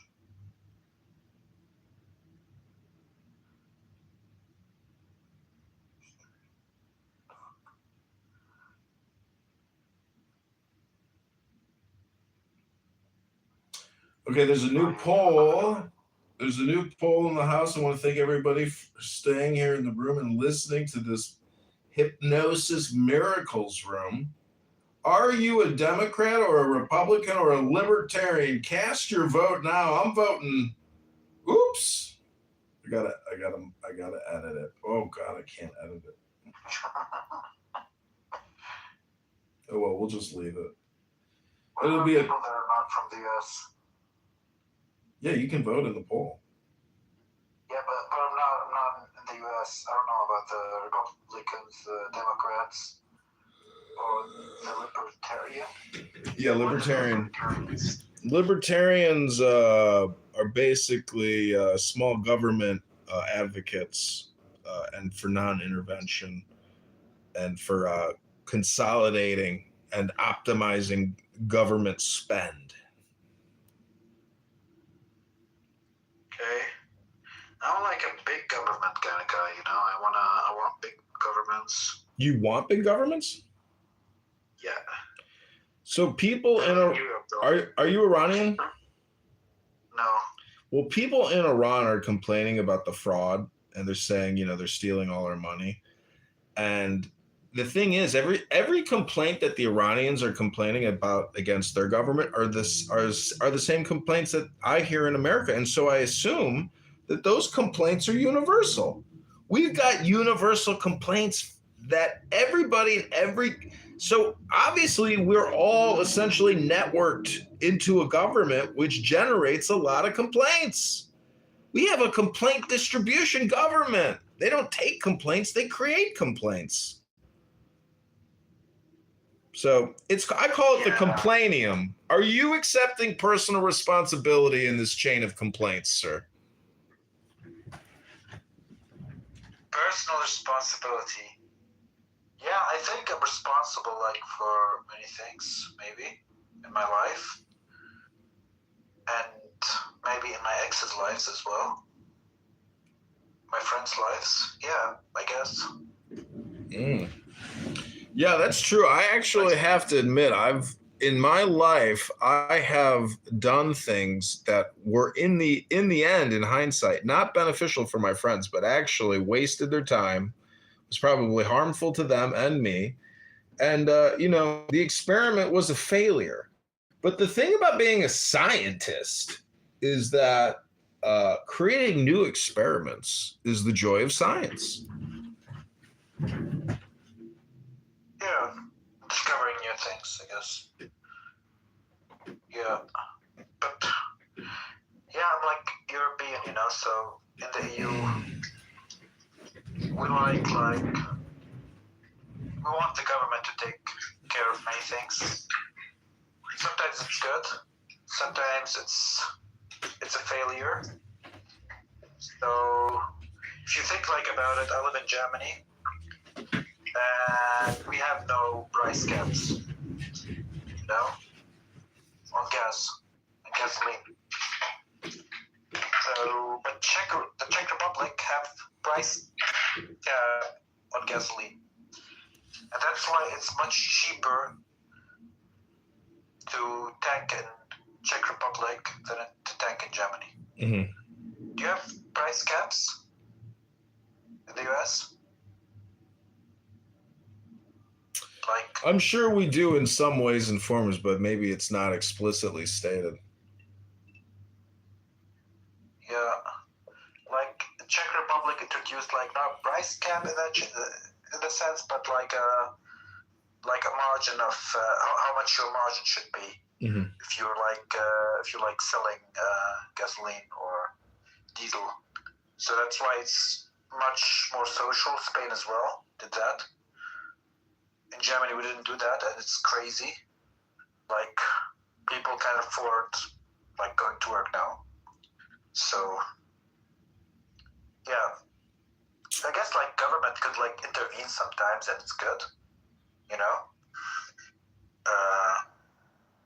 Yeah. So.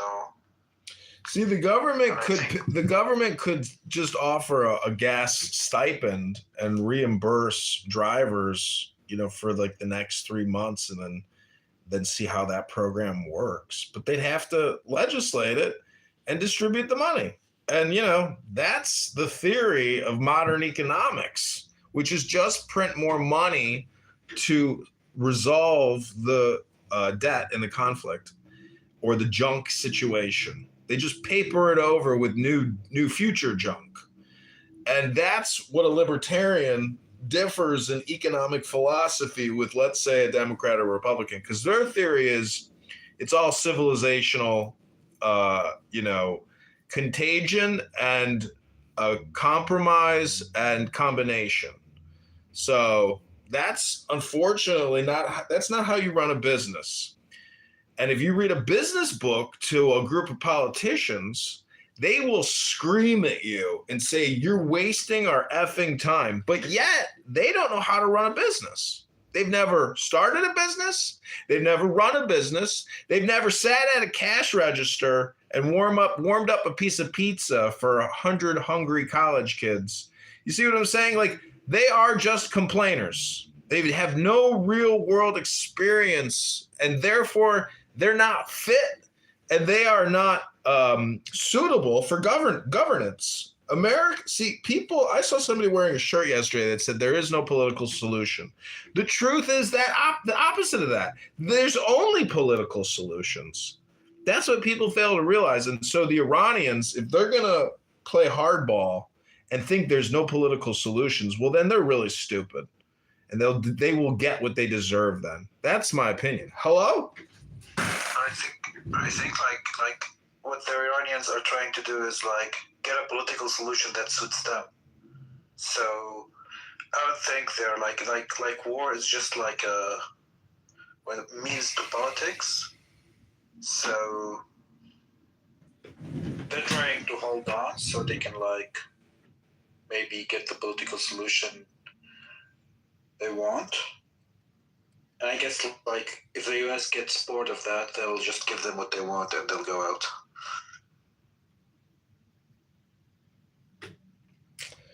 So, you know, like let me ask you, Hussey, let me ask you a quick question. Do you think you could teach me a new English word today? No. My English is not that. What's the name of it? It's not the yellow from the egg. Mm-hmm. I don't think you know that. This is a German saying.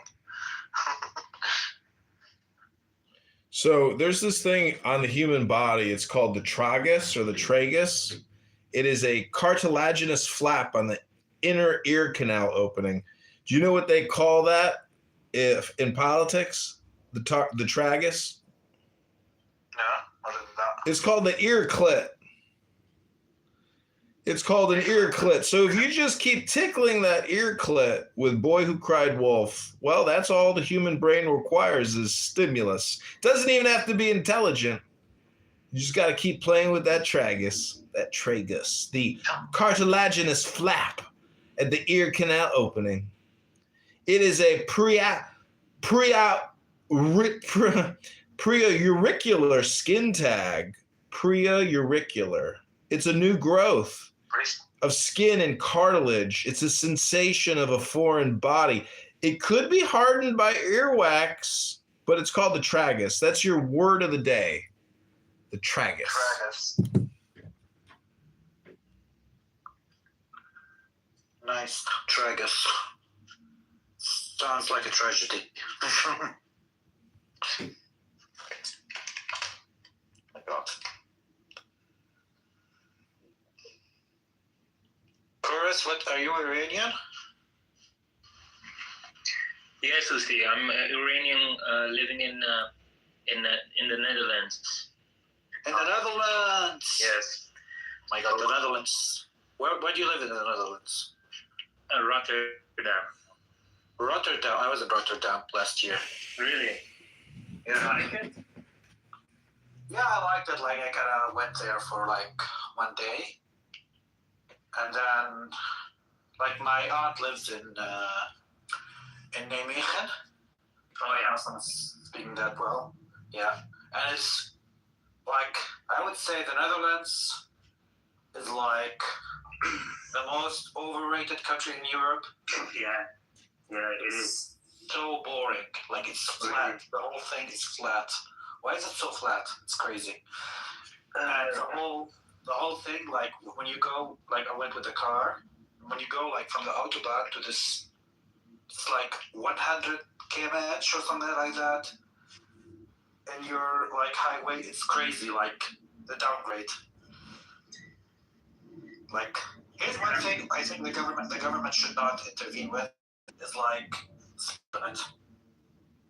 speed limit should be there should be no speed limit anywhere in the world, especially on the highway. I think it's the most taxed country of the world. If you see like one of the most. If I'm paying 50% of my salary in taxes, I don't know what to do. Yeah, it's close. It's close. Yeah, if you see like the gas prices here, it's not normal because it's like 70% taxed. Like if we pay €2.50 a liter now. Yeah, us too. It's crazy. Yeah, this is crazy. Yeah, same thing in Chicago. $9 a gallon. I think $9 a gallon. It's $5 a gallon in Chicago, but the state of Illinois Taxing Authority puts on a couple dollars. So it's all environmental tax, and it goes into a general purpose fund, and they're just ripping us off. It's the government is the problem. We need new management. Yeah, but like you know, like the thing is, I'm just like my car has also like is a plug-in hybrid, so I'm charging it right now. So I could drive with it, like, but I'm just driving it in the city, and like I'm taking the public transports like most of the time. Like the public transport is really decent in Europe. You don't need a car. Yeah, it's a nice to have and not like it's more like a luxury thing kind of thing, but you don't need it in Europe. I think like in the US it's different. Yeah. We'll see. What is your opinion about this war? War? Yeah. Dude, we're fucked this war. That's the thing about this war. Like I know I'm maybe here I'm gonna be in the minority, but I think it's a mess. It's not going well. I think also like there's no option of backing down. Like some people saying like just like get out, and I don't think there's a get out right now. I think like it's gonna take like 2 to 3 years. Like ultimately, I think the U.S. will get out because they're gonna get bored, and I don't know. I think like Iran at that time. Before that, the regime will change. Before they get bored. I don't think the regime will change. To be honest, I'm sorry, Peter. Like I hope so. I hope learning on that. Yeah, I hope so. But like, I don't think the regime will change. To be honest, I think what will happen is like,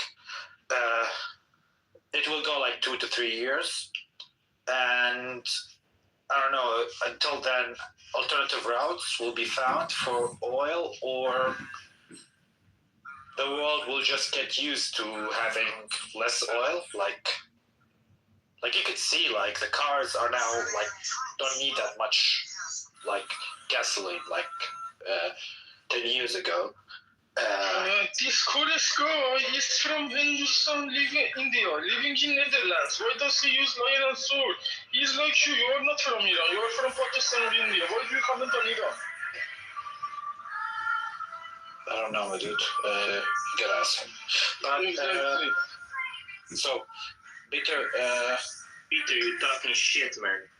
Peter, chill, okay? Speak Russian. If you are carrying this flag, you should be able to speak Russian. For self-design, can you speak Russian? Fuck, dude, I'm not. You are imposter. Peter. No, Iran has no internet. Shut the fuck up. You are nobody to comment on behalf of Iran as if you cannot speak Russian. If you can speak Russian for self-design. Peter, he lives in the Netherlands. You too. You are not also Iranian. You are not him. You are also an ambassador. None of your business, Iran. Iran is none of your business. Regime change is none of your business. I'm not Iranian. Okay, so fuck off. Yeah. Dude.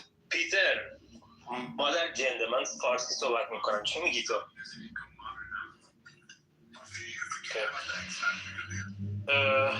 He's from India living in Netherlands. But he just talked Farsi to you.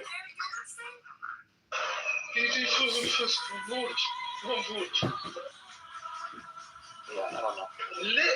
Let's discuss it in French. On going, okay? For self-present. For self-present, bastards. You're bastards. Lucy, I was talking to you. What is your opinion? How can we end this war?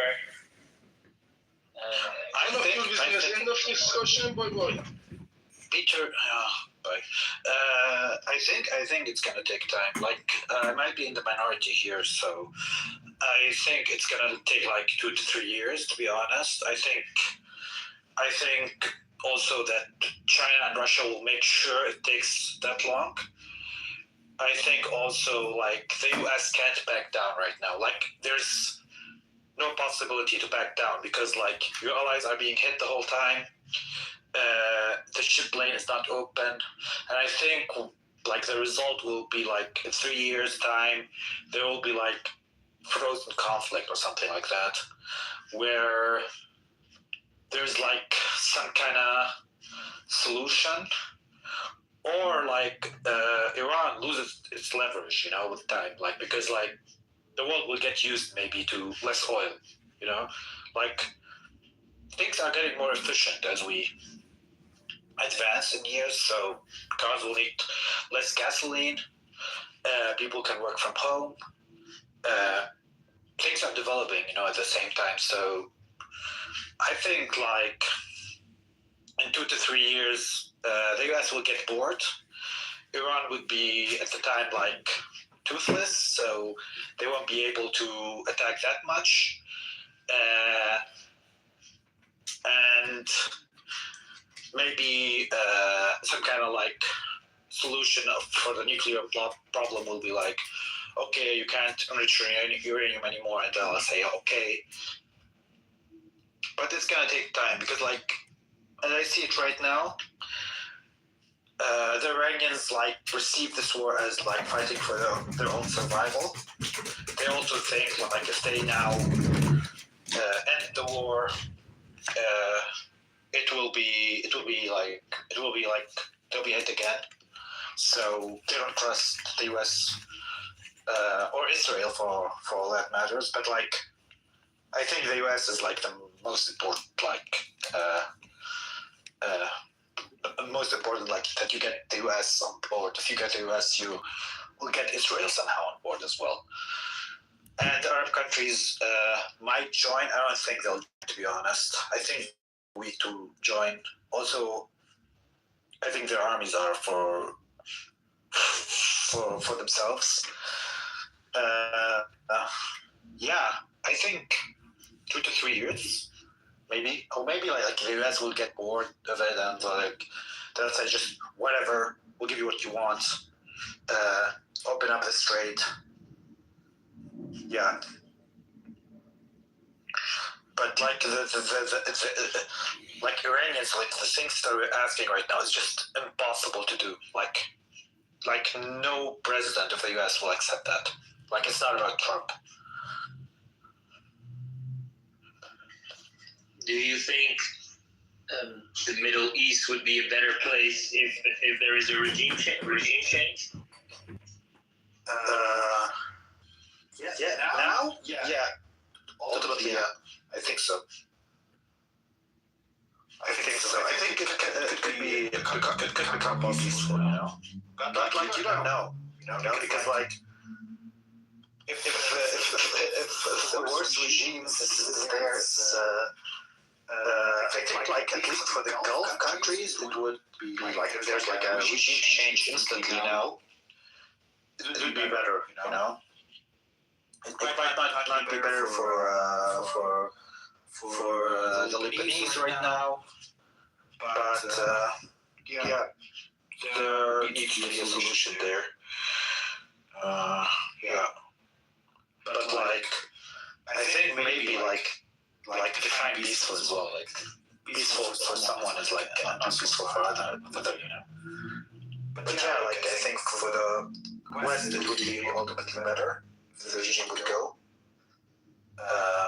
For some countries as well, like I think for Syria it's much better if the regime would go. For many in Lebanon as well. For some in Lebanon, not that much. Yeah, I think the Palestinians are fucked anyway, because like they're just proxy. Like, yeah, sadly, you know. And yeah, but I think like ultimately, yeah, that would be. It would be ideal if the regime just would fall, but like I don't think it would fall, to be honest. And yeah, I think if the regime falls, the other countries will need to make sure that Iran is not strong anymore, you know. So, and they're gonna have to like put some influence inside Iran to make sure that, yeah, Iran becomes like neutered or something like that. Yeah. Because I don't think that Iran will get any weapons like they did in the Shah time. Yeah, that's my 2 cents. That's I talked a lot. I'm sorry, guys. Thanks, Osi. Thanks. What do you think, Chris?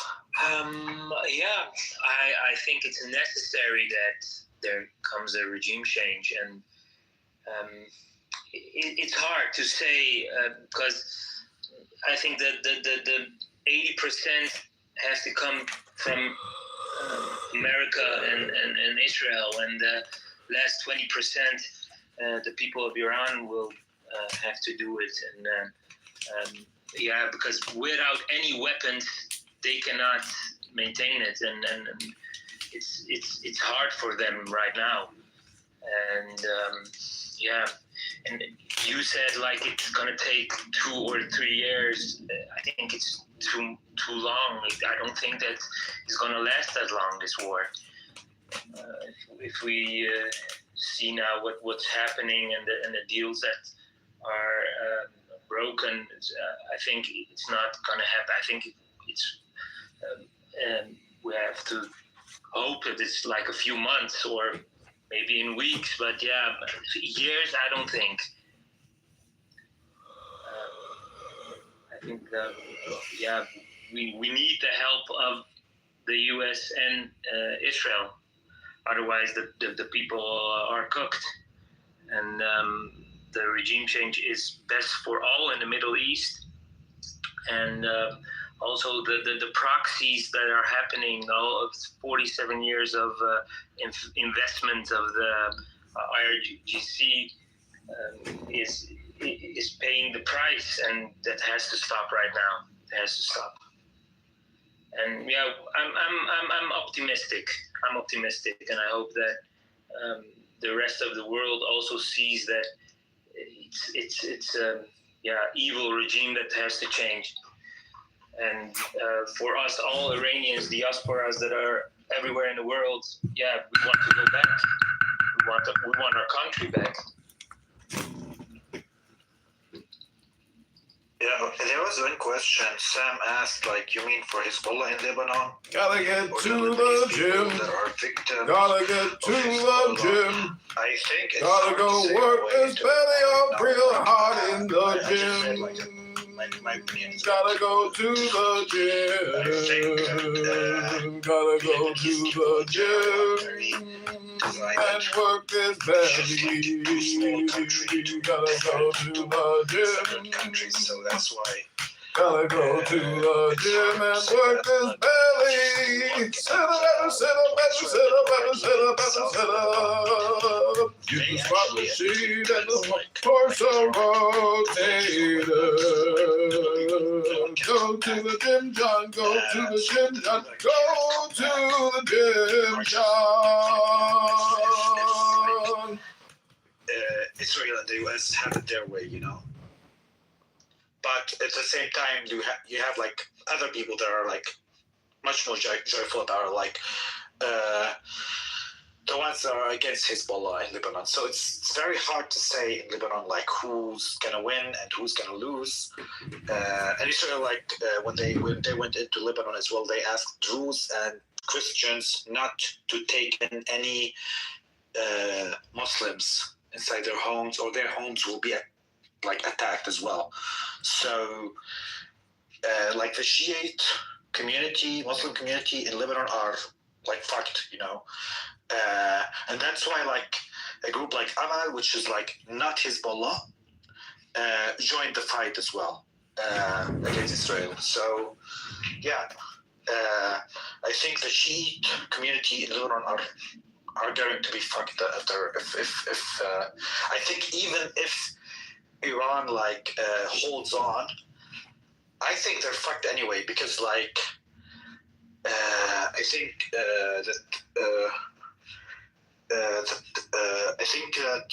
I think that Iran will sell them like nothing, you know. Like we saw when Israel killed like the guy, what's his name, the head of Hezbollah, last head of Hezbollah. You know, Iran didn't even budge, you know.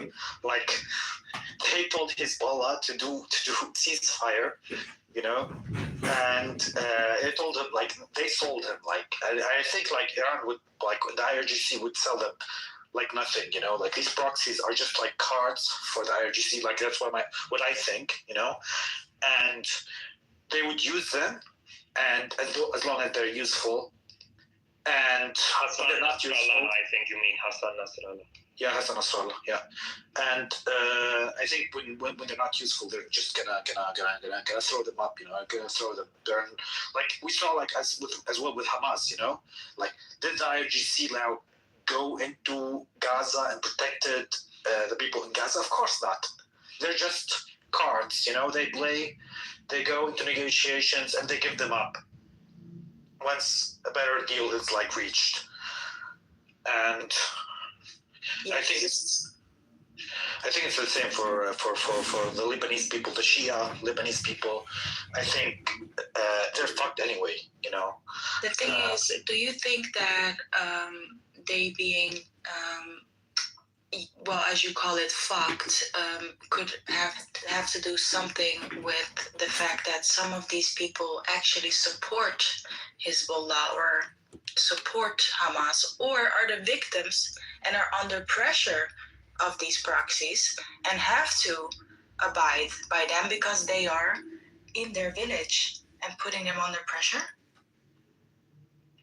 I think the way you describe it is very weird because I think they're fucked anyway because Israel wants their land, not because they belong to this group or that group.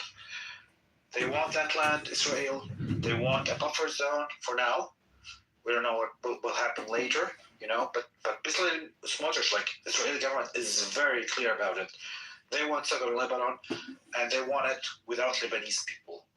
You know, so these people are fucked anyway. They're gonna lose their homes, and the one like southern of the Litani River, as long as I remember now. I don't know if I'm saying the names wrong. Actually, like I might be wrong about many things. I think they're not gonna return to anything because there are nothing. There's nothing. Like the villages are gone. You know, maybe they'll leave some towns, but I don't think the fight is ideological. You know, I think the fight is about taking land from Lebanon. You know, and Hezbollah. You don't for self-defense. You think it's just all about the land. What do I think it's self-defense? Which one? You don't think that the Jewish people are defending themselves? No, I don't think Israel defending themselves. You're kidding me. No, I don't think it's defending itself right now. I think it's like very clear right now. Like after 1 year, like of breaking the truce with Hezbollah, you know, like 2,000 times or 3,000 times. Yeah. Once Hezbollah attacked Israel once, they said the truce is gone. You know, but they were breaking the truce for 3,000 times while in a truce with Lebanon. You know, so I'm happy that you mentioned it yourself. It's Hezbollah by orders of IRGC that fired the missiles and started firing missiles from Lebanon into Israel. So it's not fair to say that Israel started. It started before. Lebanon, the state of Lebanon itself, the country of Lebanon itself, should have better security and to ensure that there is no other sort of proxy from another foreign country in your country attacking other countries from inside people's civilian homes. They literally have rocket launchers in homes, civilian homes, from the freaking window. They're fucking firing missiles through the fucking window where people live. Yeah. What do you expect if you're like a proxy? So I think that the Lebanese government actually right now should just dissolve because like I don't think why not just give up? It's already fucked. They can be because they have nothing. They have no money. They have no. You could go and look. Like I thought about buying some bonds from Lebanon. Look at the bonds from Lebanon. They're like 5% of their value because no one believes that they're gonna get their money back from the bonds of Lebanon. You know, it's this country it's like crazy. You know, this government should just dissolve, should give up. You know, because they're unable to do anything. You know, Israel already occupied their southern part, and they're unable to remove Israel from their southern part. I don't know which country accepts that. Yes, and they were also unable to keep out a foreign militia into their country. And that's why they should dissolve themselves. They should just shut up. You know, it doesn't matter what they say. You know, here's the thing. Like the thing is about Hezbollah. You know, he's Lebanese. It's a Lebanese militia. You know. So they are Lebanese, but we all know that this is Lebanese problem. You know, this is Lebanese problem. You know, so they should take care of it themselves, with themselves, the Lebanese, against Lebanese and stuff. You know, but the thing is, if the government is unable to take care of armed militias and take care of outside interference. They weren't even able to kick the Iranian ambassador. Can you believe that? Like, what the fuck is that country? They should just give up. You know, they were like, they yeah, we're gonna throw out the Iranian ambassador right now. And then what happens? Hezbollah takes him into his protection in their own fucking country. What? Yeah, they can't. They asked them to leave. They didn't leave. What kind of country is that? That they can't even kick them. What? No, the whole structure is dumb. You know, Lebanon should have rebuilt itself after the civil war. They should have built a real army. You know, after they kicked out Israel.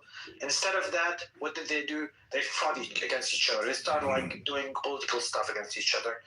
And I don't know the whole thing about the history of Lebanon, but I think the Lebanese should have built a government instead of relying on Hezbollah, to protect them. Now Hezbollah is unable to protect them. What happens? I don't know. You know, their only guarantee that they're not going to get invaded is now gone. Now they're getting invaded. The same with Syria as well. Like, Israel is now encroaching also into Syria. You know, they're going to take more land. They're going to kick people out. At some point, they're going to annex it and move people. The thing is, whose fault is this? If you ask me, I'm a very simple thinker, very practical. Lebanese government was unable to keep the proxy militias from attacking another sovereign country. So who is at fault when they start a war from their soil and then they get attacked and they have to give up land? It's very simple for me. The person that is responsible for this is Lebanon. Do you think the Arab countries should also take land from Iran? Well, I wish them very much luck, but it's not going to work. Why not? We all know that because every government, even transitional government of Iran, is not going to allow that to happen. Well, transitional government of Syria tried to not allow that to happen. What happened to that land? It's gone. You cannot. Wait. You cannot. I don't want to sound cocky. Yeah. You cannot. You can make the example of Syria and Iran. It's not the same. Right? Oh, it's not the same. Why? The Iranians are the same. The Iranians military is not the same. Master the people race? are not the same. Are you guys the master race? They come on. They're not that. They have a lot. Come on, guys! You had once the Islamic Revolution went on, you know, Saddam Hussein was close to collapsing your government, taking over the Arab places from Iran. Close. Close. Iran destroyed Iraq. No, not Iran. The IRGC destroyed Iraq. Let's be clear about that. And he made. Well, it's Iranian people. Some mistakes. No, wait a minute. It was the Iranian people that fought in that war. Even children. Yeah, even 14-year-old children were in that war with Iraq. So it's Iranian people. Would you say that Saddam Hussein was justified in throwing chemical weapons because you hit IRGC in your country? Wait, what? Saddam Hussein was justified to throw it? Throw chemical weapons. Of course not. That's never justified. Okay, so Israel is justified to attack southern Lebanon. Why are you making these? It's not a good example. You're making a. No, it's a hypocrisy. I'm just telling you about the hypocrisy. Hezbollah. Have you heard of Hezbollah or not? Yeah, have you heard of the IRGC? Okay, so when Israel attacks Hezbollah works for the IRGC, correct? Yeah. Mm-hmm. That's why Israel's attacking. No, I'm just talking. No. You misunderstood me. No. I'm talking about taking land. You know, I think Arab countries should be able to take land. No. I was talking. What are you talking about? Which Arab country?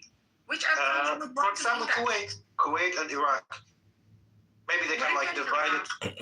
I think there should be like another Arab country on the Persian Gulf, you know, and and Balochistan maybe as well, and they can like divide it among each other, you know. Listen, these separatist ideas, I know them, and we know every Iranian city around in Iran. There is not even one city in Iran like Balochistan or Kurdistan that even has the slightest idea that they could actually be successful in taking land from the whole country of Iran. It's not going to happen. We know people are not going to allow that to happen. But don't you think, like, if right now, this is right now, you know, but like, don't you think, like, in 2 to 3 years, or maybe like 10 years, once like there's no government, there's no governing body, people are very Iran has been existing for 2,556 years. Dude, this will never happen. This applies for every country in the region. Like, come on, like 3,500 years. You're talking about. I don't know how long they've been existing. Who put them there? The British government. Egypt. I don't know. What the fuck? Like, who cares? You know, like every country could be divided, could be separated, could be severed. You know, every country can lose some land. Like, don't talk to me about like Yemen was like also like the way I talked to a friend of mine who's Yemeni. You know, he was like, we've been there for 6,000 years. We're not gonna get separated. Yeah, we were separated. They got separated into South and North Yemen. You know, like every country gets separated. You're literally comparing Yemen again now with Iran. You don't need to compare countries like that. You know. Yeah, you are the master race. I understand. Well, I mean, come on. Is that the name of a song or something? Yeah, you're the master race. Yeah, you're the master race. It's gotta be a fair comparison. Yeah, you're the master race, the chosen people. The chosen people. The master race. I strike the master chord. I draw the flaming sword. Hello? I mean, we're not doing that bad. Yemen? What? I don't know. Like, I like a bigger country, and I can compare it to Iran. I don't know. Like, you know, like it's just the comparison you make. Yemen, you know. Everyone that knows the Middle East knows that you can't make that comparison. Come on. Okay, what country should I compare Iran to? You can't. Egypt? You can't compare countries like that. You just can't. Okay, so Iran is unique. Not even with Egypt. No, it's a totally different story. And Egypt is in North Africa. That's also a different continent, bro. Yeah, I don't know. Like, you told me it's like 3,000 years old. I was like, okay, Egypt's 5,000 years old. I don't care. Like, I don't care how old the country is. You know, like I don't know. Iran was like almost like all of its history. Like almost all of its history was conquered by I don't know, like by Alexander, and then by Islam, and then I don't know, sometimes by Romans. Like. Yeah, I don't know. We are still here, so. Yeah, you're still here. Like FYI. Like you're still here. I'm not arguing with that, you know. But like I'm just saying, like if you say that Lebanese can be removed from their land, you know, because no, I'm not saying that at all. That is not. You're putting words in my mouth. I don't appreciate you putting words in my mouth. No, I said the Lebanese government is responsible for letting proxy militias into their country, and then starting a war with another country. That's what they are responsible for. That's what I said. Don't put words in my mouth. But you said also it's okay if the Lebanese people are removed from their land. No, I did not say that it's okay. I said who's responsible for it though. Yeah, but who has to make it up to them? It's their own government. They need to fix it. Give them a house, build them a house. In another place, right? Well, no, they can. Once that we know that the Jews are safe, because Jews deserve to live just like you and me. I'm not. Then they can get back the land and build their They're not houses. gonna get back their land. Like let's just not be naive, you know. Like it's clearly what the government is saying. The Israeli government. I'm not talking about the Jews, you know. I'm not talking about the Israelis as well. I'm talking about the government. The government right now in Israel wants the land, you know, and they want the land without Lebanese people inside it. If the Lebanese government is not able to secure the area, well, what do you expect people to do? Get people back on that border and attack. I think ethnic cleansing is bad. It's not even just Jews in Israel. You know, right? There's Muslims in Israel as well. I don't care about Muslims and Jews in Israel. I care about people not losing their home. That's what I care about. You know, I don't care about anyone in that case. You know. Me too. I think people should not lose their homes, you know. But I think it's like such a hypocrisy that you would actually tell the Lebanese government to accept the loss of their the Lebanese people. Let's be clear, to accept the loss of their own country, but you are not ready to give up your own land. No, because they have to fight against the invaders of their country that started this war. So if they fight against Hezbollah, like if Hezbollah gone, you know, do you think Israel will give them that land back? Well, the best chance of getting that land back would be, in my opinion, to get the terrorists out, obviously. And then fight against Israel without any weapons or what? Fight against? Why would you need to fight when you're not doing anything wrong? Get your land back. Do you think Israel will just back off and give them that land? If they are safe, I think so. There's a lot of water. There's a lot of water there. Dude, they're not gonna give that land back. The problem with the Middle East is water, and there's a lot of water in Lebanon. Israel would never give them that land back. Like that's never gonna happen. Everyone also said like before also like everyone was also saying like Israel would give Golan Heights back to Syria once the government is good there. No, they're not. They're not gonna give them any land back. They're gonna take more if they see the opportunity as well. So like it's also the same for like Arab countries. If they get the chance to take like southern Iran, they would. I don't think they would because they're too weak to do that, you know. So, lucky you. But I think they would, to be honest. I think like. Honestly, I don't think the Saudis are like that. I don't think. No, not the Saudis. I think the Iraqis.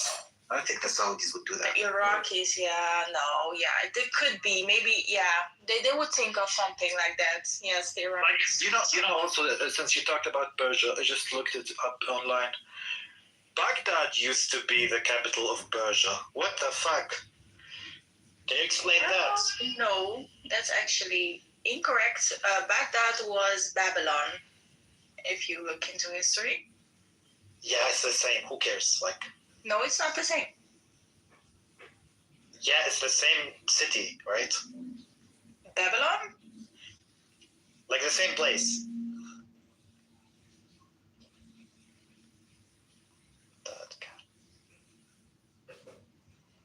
Wait. No. It was Persepolis.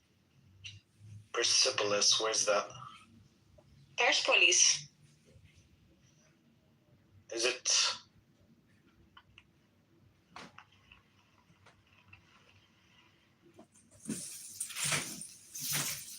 It was Persepolis, built by King Darius the First.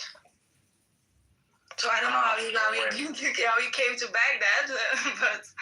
Wait a minute, it was. Oh yeah, okay. Baghdad was Babylon. You know where our king Kurush, Cyrus the Great, freed the Jews.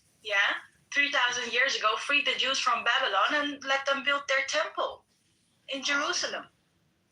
Remember? No, I don't remember. I wasn't there. I do. We all do. I wasn't there. It's just a history book you need to open, honey.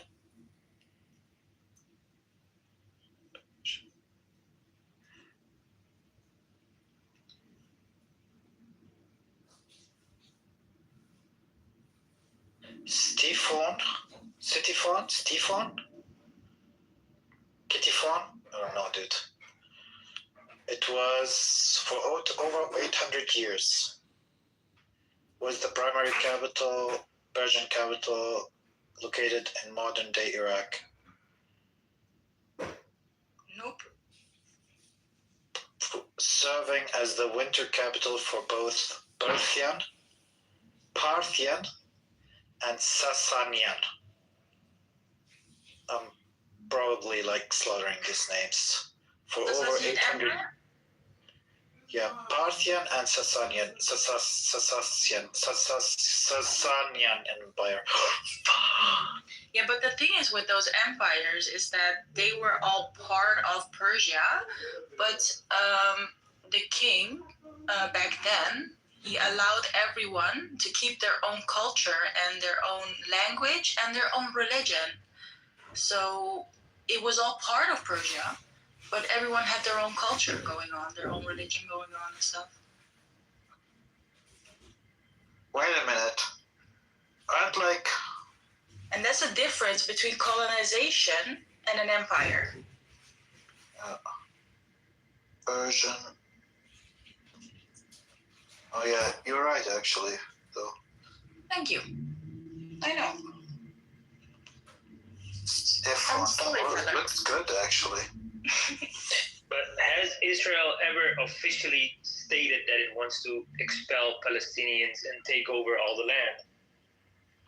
I don't know. Do you call the ministers that are in the government official or not? Let's just fact check what you just said. That's their plan, and they have. You said they stated that. Yeah. So let's check. What did they say exactly then? I think Better or Smotrich said it.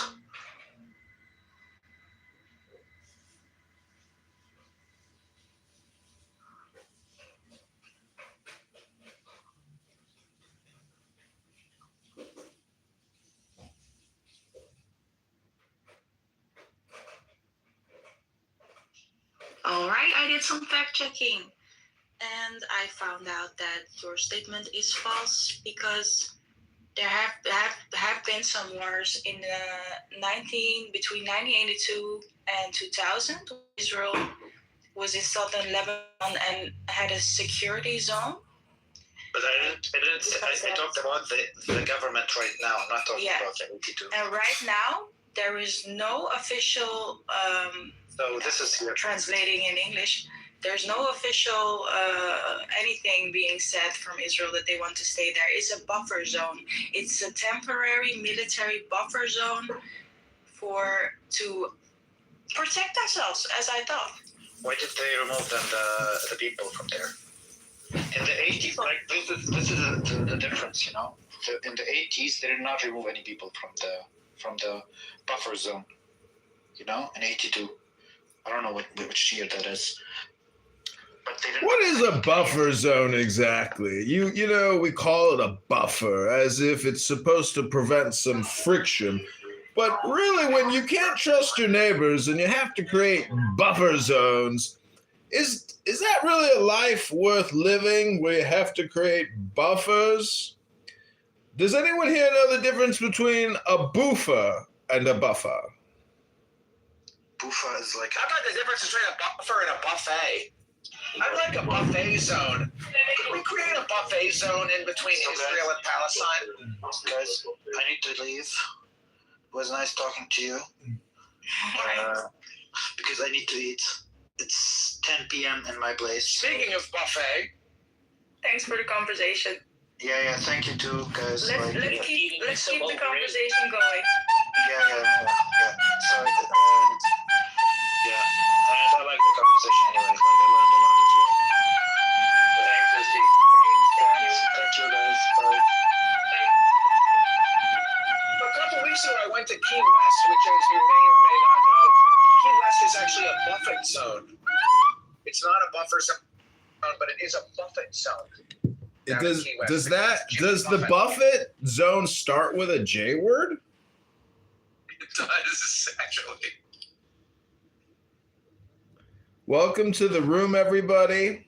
If you haven't yet experienced this room, the happening, just raise your hand and share your opinion. You get 30 to 60 seconds to say whatever you're thinking about. Is that like a fresh minute? Do I get a fresh minute every minute? If you are a flower, you are by default fresh. Well, I'd like to share really briefly that I spent the day teaching a bunch of old ladies how to weave baskets from twigs that I gathered off of the ground. I gathered the twigs, and I think that I feel good about how I spent my day. The ladies had fun weaving their baskets, and we didn't change anything in the grand scheme of things, but at least I didn't sit under a bridge shooting heroin into my arm. Hello? Hello? Hello? Hello? Hello? So, Rabbono Shalom, welcome everyone to your Clubhouse experience. If you have not yet purchased gold coins, go ahead, pull out your credit card, add it to your Google Play or Apple Pay, and buy some gold coins and send them to me right now. We accept donations for free because of your generosity. Charity is next to godliness. If you want to be closer to the God and want miracles in your life, send me your money. That's right. Right now, buy your gold coins through Google Pay or Apple Pay and link your Stripe account to Clubhouse. Send me all your money, all your gold coins. The more you send, the more joy you will experience.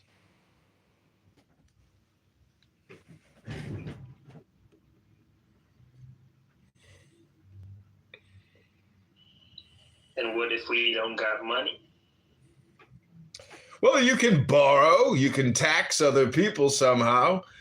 I wouldn't dare say you break any laws and steal any money, but however you happen to acquire it, send it to me. I will keep it in my gold coin clubhouse vault, which is eternal and fully secured against all possible eventualities.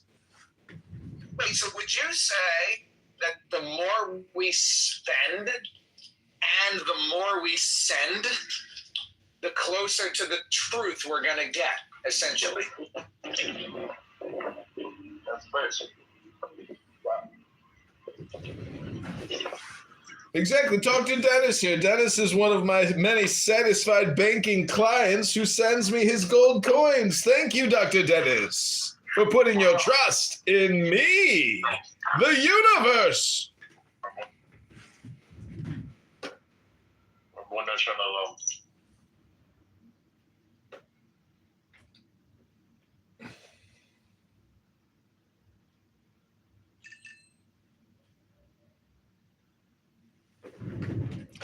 There's nothing more than I like than to hear that gold coin clinking here on Clubhouse. Makes me into Scrooge McDuck.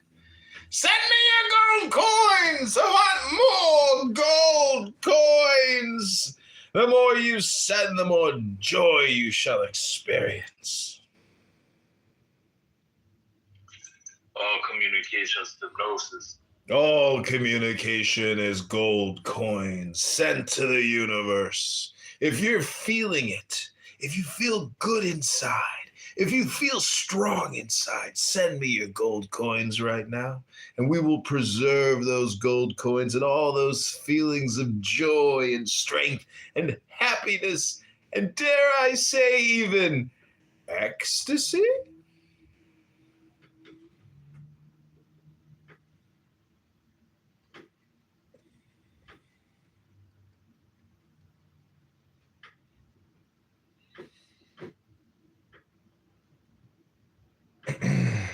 Some people think that the universe is magnetizing you to send the universe your gold coins. You'd be correct. The universe is a gold coin magnetizer. If you want to feel good inside, if you want to feel like you've never felt inside before, something joyful, something playful, something creative, Just go ahead and buy $5 worth of gold coins right now and send the universe your gold coins, aka money. Because after all, what is money? It's just gold coins you're sending me. Everybody's gone, except for me. We can invite more people to the stage. Shumaila. We can invite Project B to the stage. La Lee. So this has been a long-running room. You weren't here earlier, but this was originally titled J.D. Vance Failed to Achieve Peace, What's Next for the War in Iran? And it was a big room. And BB was in here screaming. Everybody was in here. Daniel was in here screaming. And I was like, hit him again, Daniel. Hit him again. Project B. That's good. I'm sorry I missed it. Project B, what is the difference between Plan B and Project B?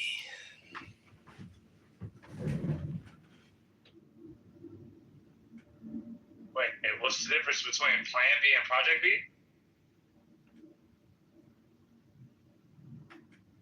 Wait, I think I heard it. Is there any similarity between Project B and Project Pat?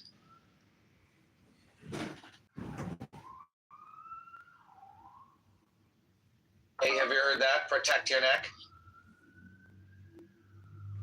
Absolutely. Absolutely. Do you know how to protect your neck? Do you think if I tried to strangle you around your neck that you could protect your neck, or would you just